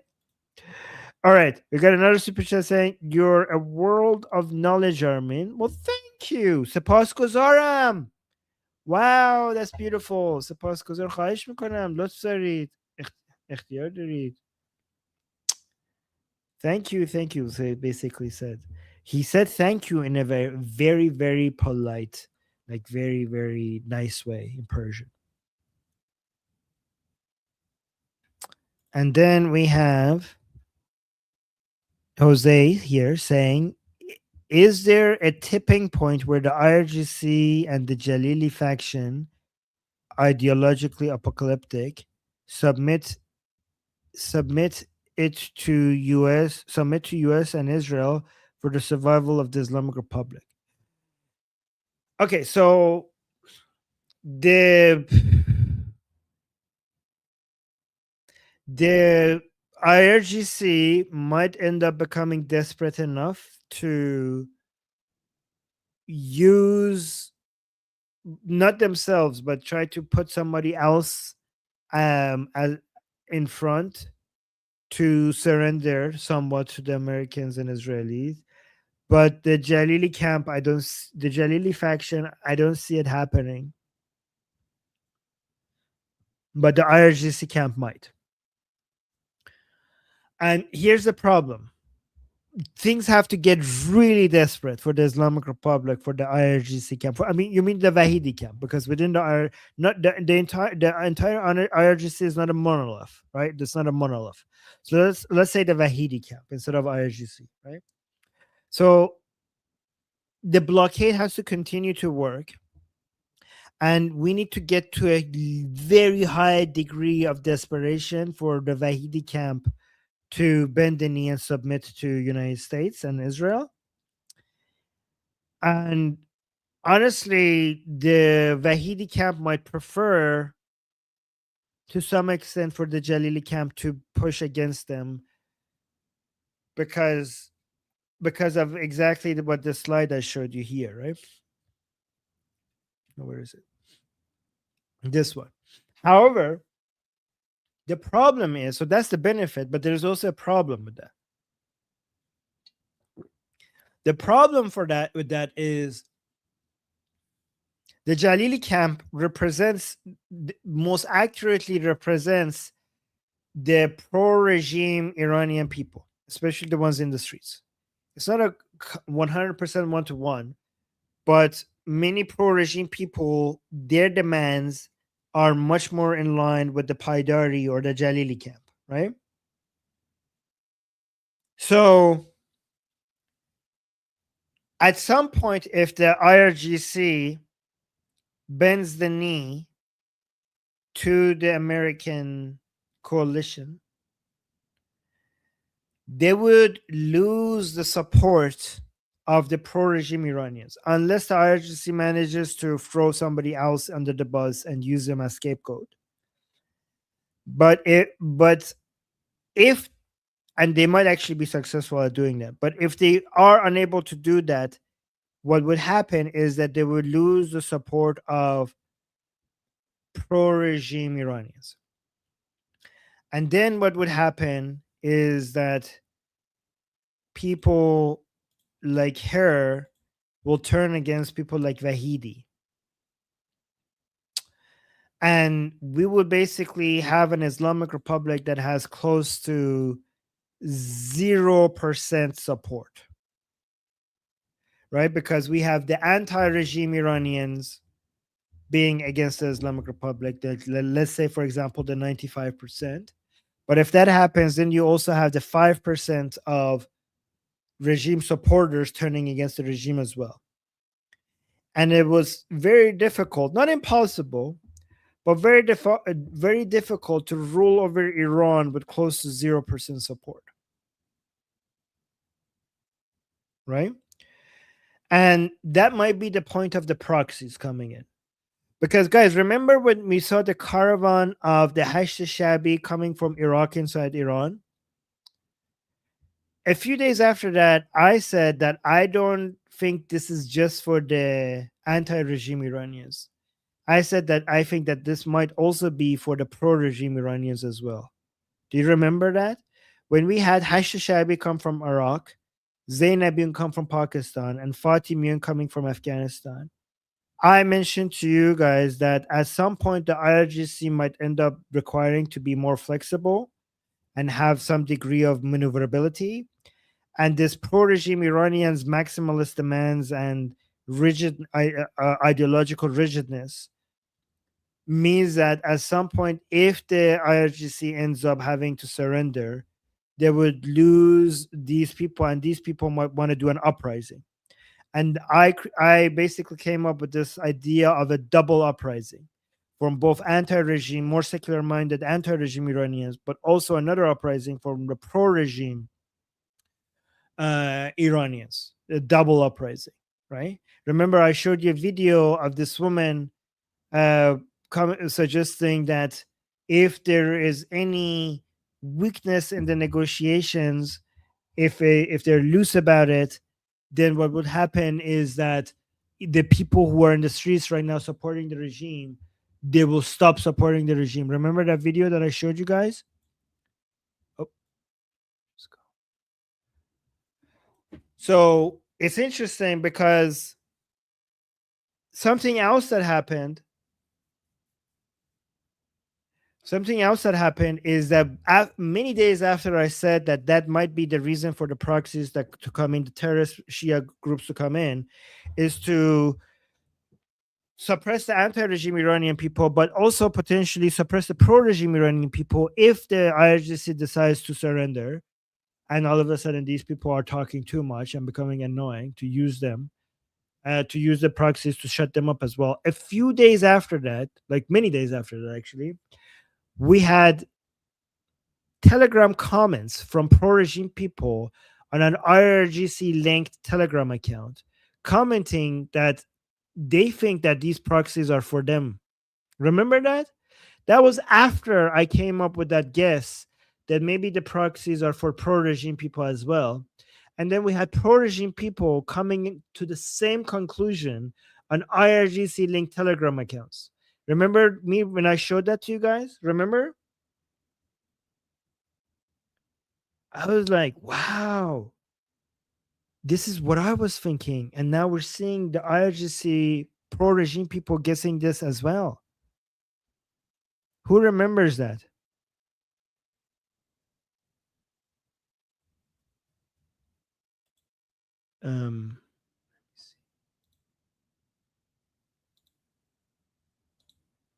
If I had free time, one day I would go and make like all the things that I thought and it ended up becoming true. I would just make a back-to-back video of that because that would be impressive.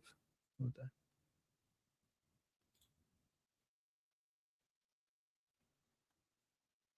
on. Okay. Remember this woman?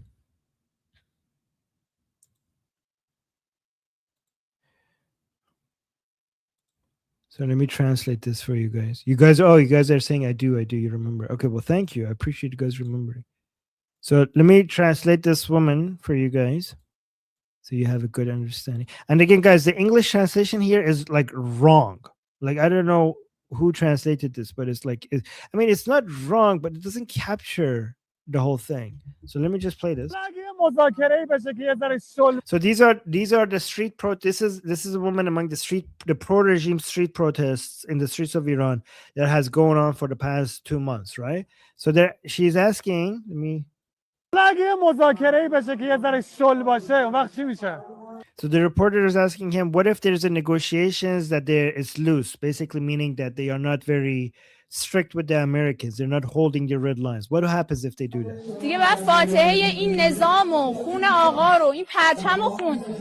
So like, if that happens, then you should say goodbye to this regime, to the flag, and you need to say goodbye to the blood of the supreme leader. Basically, you're betraying the regime, you're betraying the flag, the Islamic Republic flag, and you're betraying the blood of the supreme leader if you do that.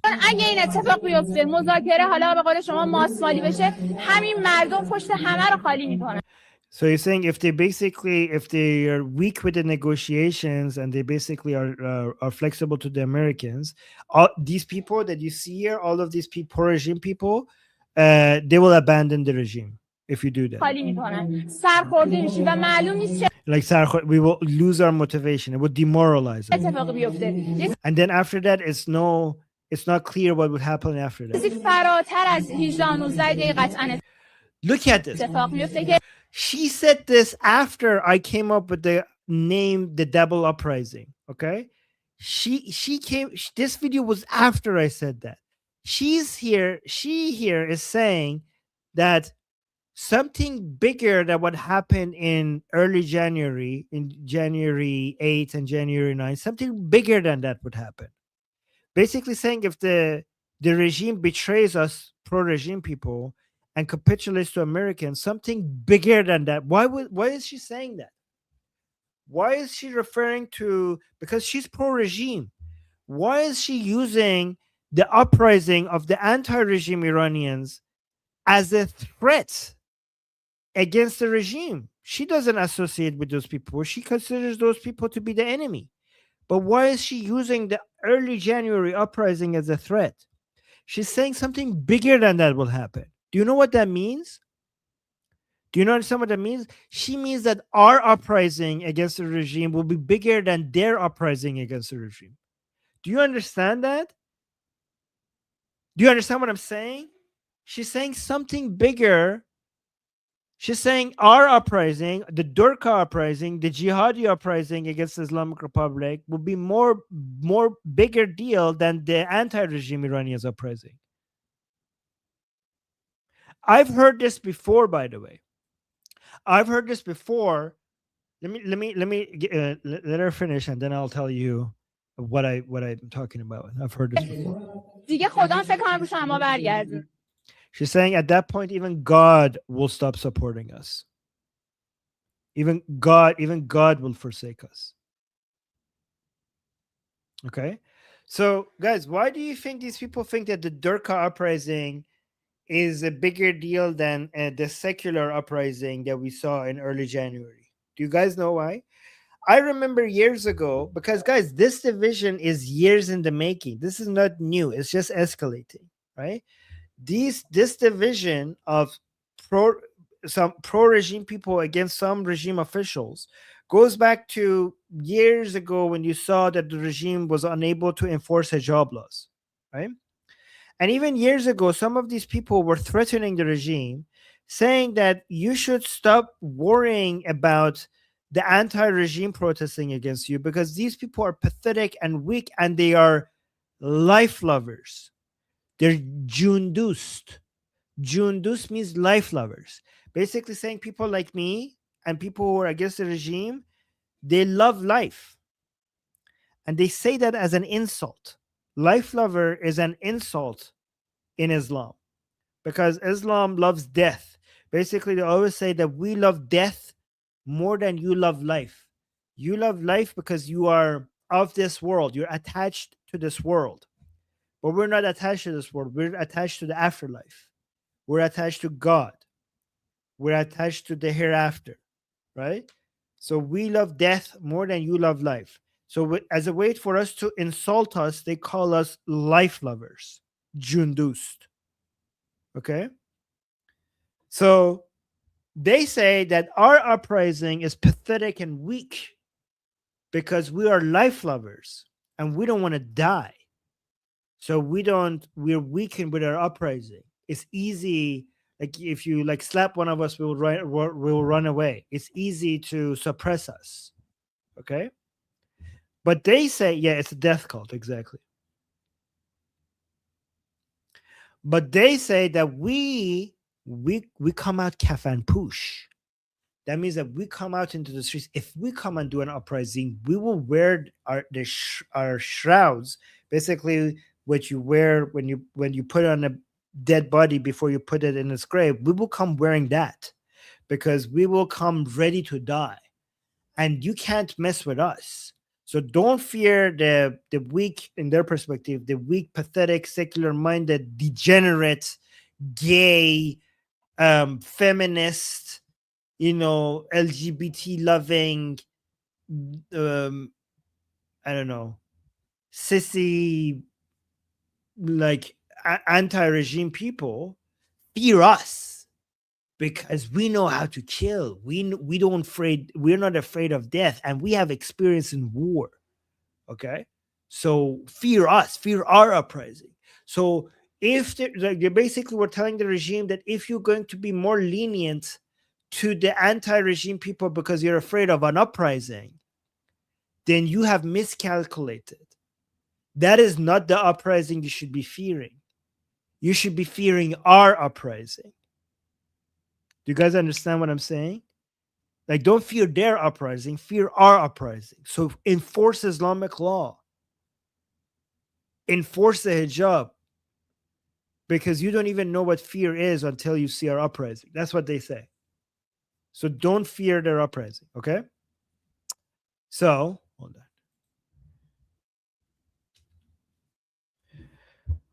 Guys, is this good information? Let me know if you're learning from everything that I'm showing you here. But let me see.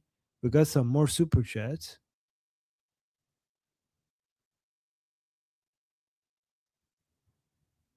So I already answered that one. Make a laminated bingo card and red mark to sell. Yeah, I don't know how to be able. I don't know. Merch stores would not have that as sellable. The logistics of that would be very difficult to manage. But that would be a great idea. But and thank you for the super chat. Oh wait, that was your name was user. Okay, I should read your name. Okay, user ZV1XJ9XK6C. Thank you so much for the super chat. And then we have Phil. Might ask an odd question, but when the regime finally falls, how can Pahlavi's team guarantee that Pahlavi will and can fill the power vacuum before someone else does, like reformers, MEK, others, etc.? Okay, because yeah, when you talk about these other groups, you have to ask about yourself: what leverage do they have? What power do they have? Because anybody else, like the so-called reformers and the MEK, if they want to come and fill the power vacuum, you cannot just. It's not like whoever fills it first wins. You need to actually have the strength to hold it, right? So, for example, the reformers, how can they fill that power vacuum where they have zero military power? So where does the source of what are the sources of political power? Money, military, people. Okay, you need to have one, two, or all of this to be able to exert some influence, right? So the reformers, they have less. I mean, they have money, to be fair, but they would lose access to that money if the Islamic Republic collapses to that point. They have control over some industries that Ali Khamenei gave them, but it's not enough. It's not enough for them to be able to. It's not enough money for them to be able to make themselves the leaders in Iran. They have very little financial power. They have enough financial power to make them rich people, but they have very little financial power when it comes to being able to maintain control over a country. They don't have that financial power. IRGC has that financial power, but the reformers don't. They have close to zero military power, and they are absolutely bankrupt when it comes to people power, because the reformers are the group of people who the anti-regime people hate and the pro-regime people hate as well. So if you think that they could come and take charge, just tell me how. Like you say, they can fill the power vacuum. You have to, for you to fill the power vacuum, you have to fill a power vacuum with power. They don't have any power to fill it with. The reformers were always just a tool by other people to be used as scapegoats or a pressure release valve. They have no power of themselves. So the reformers cannot fill the power vacuum because they don't have power. Does that make sense? Let me know in the chat if I'm explaining this well. I want to make sure that you're understanding this. And the MEK is even more bankrupt. The MEK is rich enough to be able to have some lavish events, impressive events, and I don't know, pay speakers. Like they have impressive amount of money for media, for big lavish events, and to pay politicians enough money to come and speak at their events, like politicians like Rudy Giuliani and other people. Okay, but that is enough money for media. It's not enough money to have enough political power to change the direction of a country. Okay, so we're talking about different levels of power, monetary strength. So like IRGC's financial power is like controlling of entire industries, right? Is basically having access to the entire oil and gas revenue. MEK's financial power is like lavish events. It's like it's not at all, or basically lobbying politicians. It's not at all close to being able to fill in a power vacuum, right? So they don't have enough financial strength to be able to do that. They have zero military power, right? Close to zero military power. And they are even more bankrupt than the reformers when it comes to support and people power. Everybody hates them. Everybody except MEK members hate them. The anti-regime people hate the MEK more than the Islamic Republic, and the pro-regime people hate them as well. So think about what is the chance? What is the chance that they have? The chance is close to zero, right? Does that explain it? Let me know. Let me see in the chat. Does that explain why they have no chance? So, but let's look at Princess of Pahlavi, because Princess of Pahlavi, we have to also be reasonable. Princess of Pahlavi has zero military power, very close to very insignificant financial power, but he has the most people power, and he has the most people power in a way that nobody could compete with. Nobody could compete with, right? So MEK and reformers have zero, very little financial power, very little military power, and zero people power. The IRGC has a lot of military power and a lot of financial power. Princess of Pahlavi has very insignificant financial power, zero military power, but the most people power. So much so that nobody could compete with. Right? So from the three sources of power, two of it IRGC has, and it has very limited of the people power because the support for the regime is the minimum. And Princess of Pahlavi has the third one, which is the people power, but close to a very, very insignificant amount of military power and financial power, right? So the trick is, given that we don't have the military power, so the competition is between IRGC and Princess of Pahlavi. All other people are irrelevant. All other people have basically share none of these sources of power.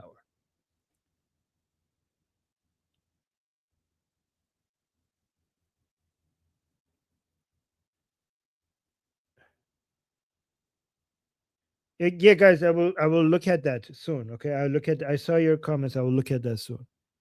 So the trick is that Princess of Pahlavi is missing in military power and financial power. Okay, so, and the financial power, I'm talking about levels of financial power that doesn't get fixed with donations. Like, the donations are helpful, so keep donating to Princess of Pahlavi.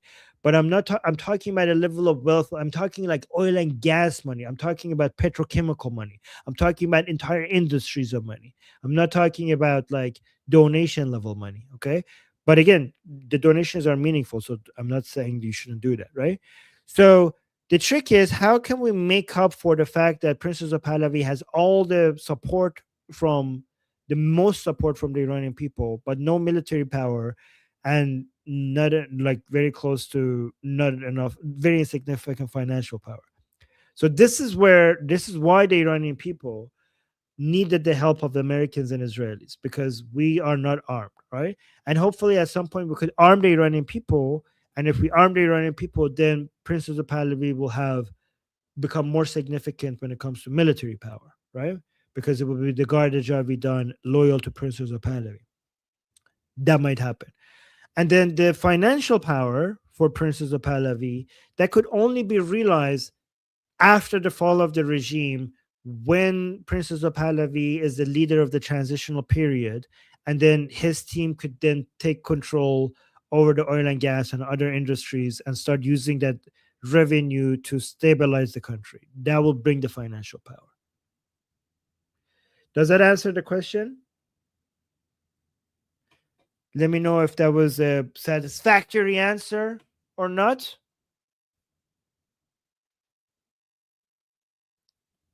Yeah, so okay, so thank you. Neil Bunny saying Trump's new Truth Social. Okay, let's go to that. Everybody wants me to go to that, so let's do that. Okay. This is the one. Okay, so President Trump posted this. I will soon be reviewing the plan that Iran has just sent to us, but can't imagine that it would be acceptable. Acceptable in that they have not yet paid a big enough price for what they have done to humanity and the world over the last 47 years. Oh my God. Thank you for your attention to this matter, President Donald J. Trump.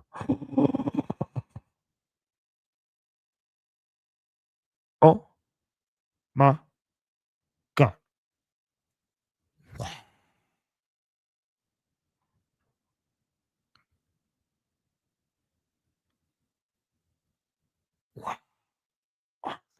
Guys, do you know why this is so significant? Do you know why this is so significant? I thought he's going to say it would not be acceptable because I can't imagine them agreeing to giving up their nuclear capabilities, their enriched uranium, and agreeing to never enrich uranium ever again. But no. He's saying that one way or another, we have to punish these people for the past 47 years for what they have done, not just to Americans, but humanity, to the whole world. Guys, that means that one way or another, we have to punish these people. Like, guys, this is the most aggressive position that President Trump has ever taken. Do you know why? Because that means that President Trump was messing with them. Not even giving up the enriched uranium is enough. These people need to be punished. These people need to pay the price. So, guys, remember when we told you that as the more the military assets gets close to Iran, the more President Trump will be transparent about what he's planning? Now that we're getting close to the final stages, President Trump is being the least flexible. All of this talk, guys, all of this talk was messing with their head. Not even the nuclear stuff is enough. We've all been tricked. President Trump has played this. Oh my God, if I'm understanding this correctly, that means that all of this time President Trump wasn't even going to be satisfied even with giving up the enriched uranium. These people have committed a crime against humanity for the past 47 years.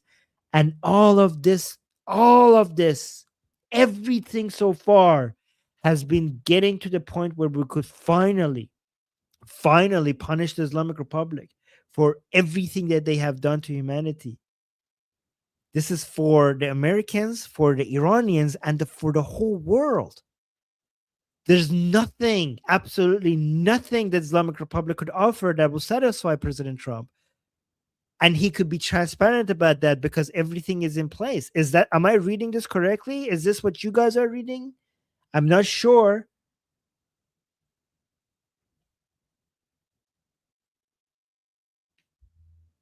So Sketch Therapy in the chat is saying this basically means we're about to go in hard. It's a message to the Americans about upcoming strikes. That means there's nothing that is going to satisfy President Trump, not even giving up the enriched uranium.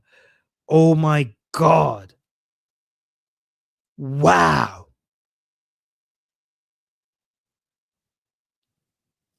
Guys, we might see military operations pretty soon. Pretty soon.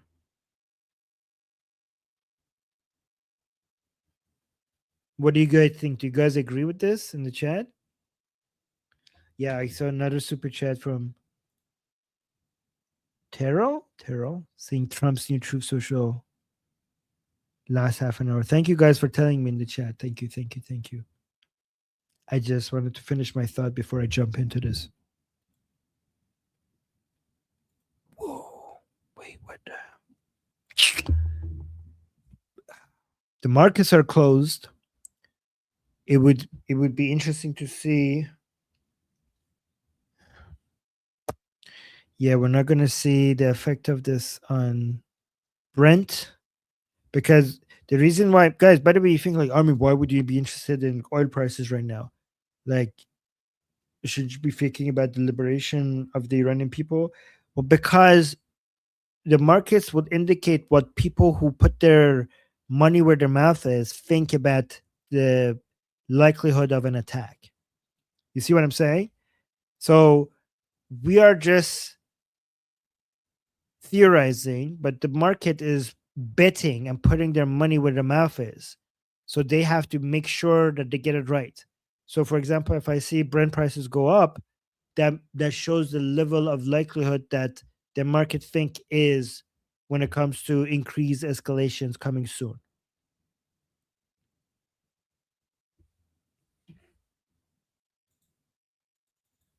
I mean, I'm pretty sure Goldie's seen it. Let me just say.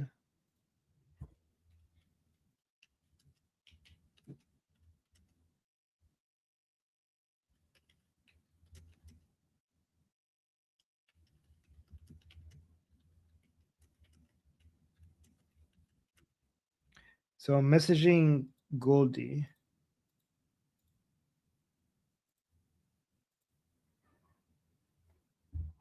I said this to go. I sent the link to Goldie and I said this. Let me know if this is if I said it correctly, because I don't know if this is a proper way of saying it. Like if this is an accurate description. I said Trump just committed to punishing the regime no matter what. That's what I sent Goldie, and then the link. That's what I sent Goldie. Do you think that is the correct way of viewing this? Trump just committed to punishing the regime no matter what. This is huge. Yeah, this is big. This is massive.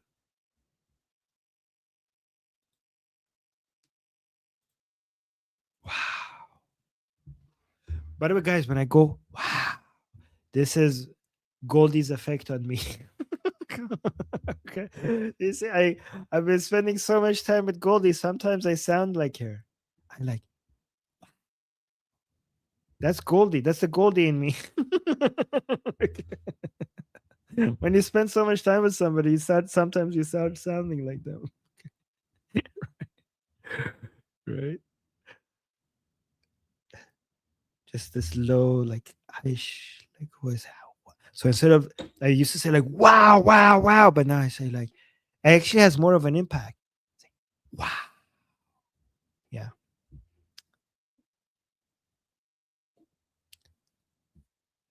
Oh, I say, good job, Goldman.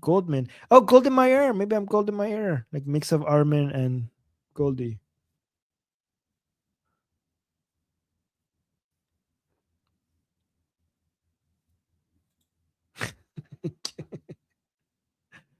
All right. That's a good way to end the stream. And guys, thank you so much for the people who came to our side on Liberty Politics to show us some love here. I appreciate that. Somebody saying, Armin, go to Hexit. Why? What did Hexit do?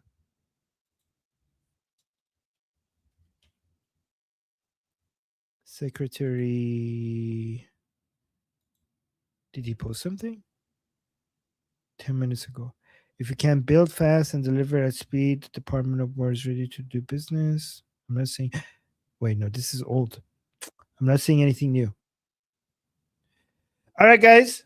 Again, for the people on the Goldie side, if you want to come and help me get to 100K, I will post the link one more time on the chat, on the Goldie chat.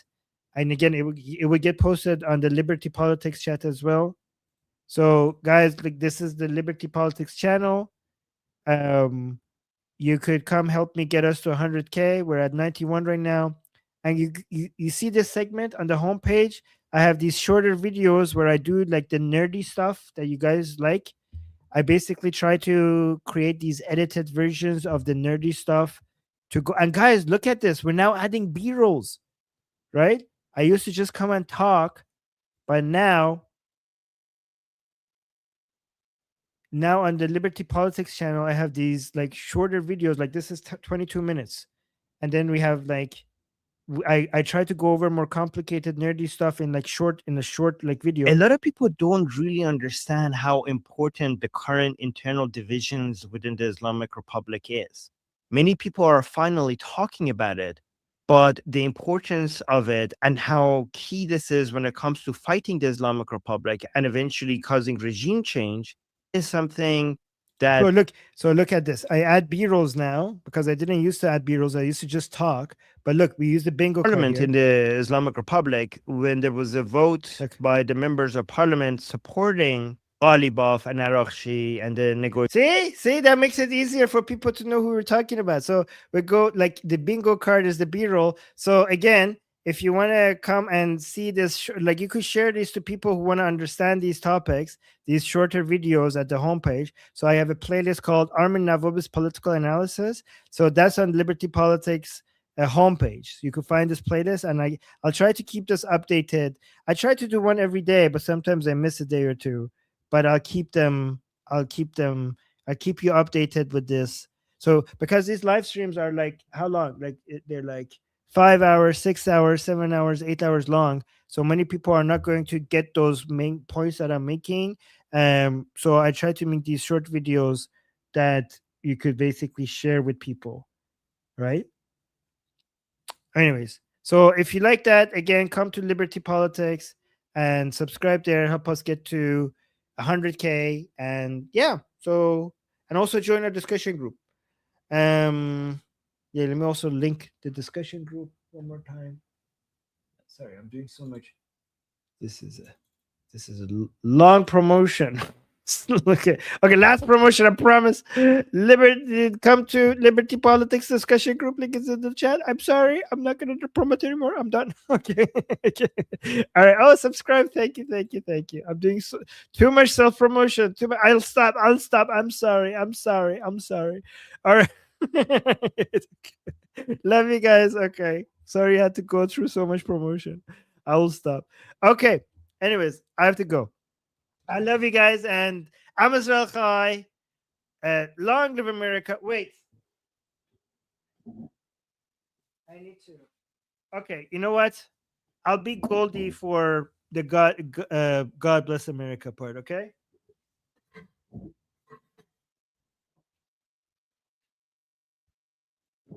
Hey guys, I'm an atheist, so I say long live America instead of God bless America, but I don't want to. It's missing. Okay, it's missing without Goldie. Okay, so I'll just do my part. So I'm Israel Chai. I'm Israel Chai. Long live America. Javid Shah, Payande Iran. And also, I'll be Sakina. I'm not Goldie. I'm the Durka Goldie. Okay. So, and also here, it's not me, guys. I know, like, you're like Armin. Armin is an atheist. He's saying God bless America. It's not me. Okay. So I'll also do I'm Israel Chai. God bless America. Javid Shah. Payande Iran. See you guys tomorrow.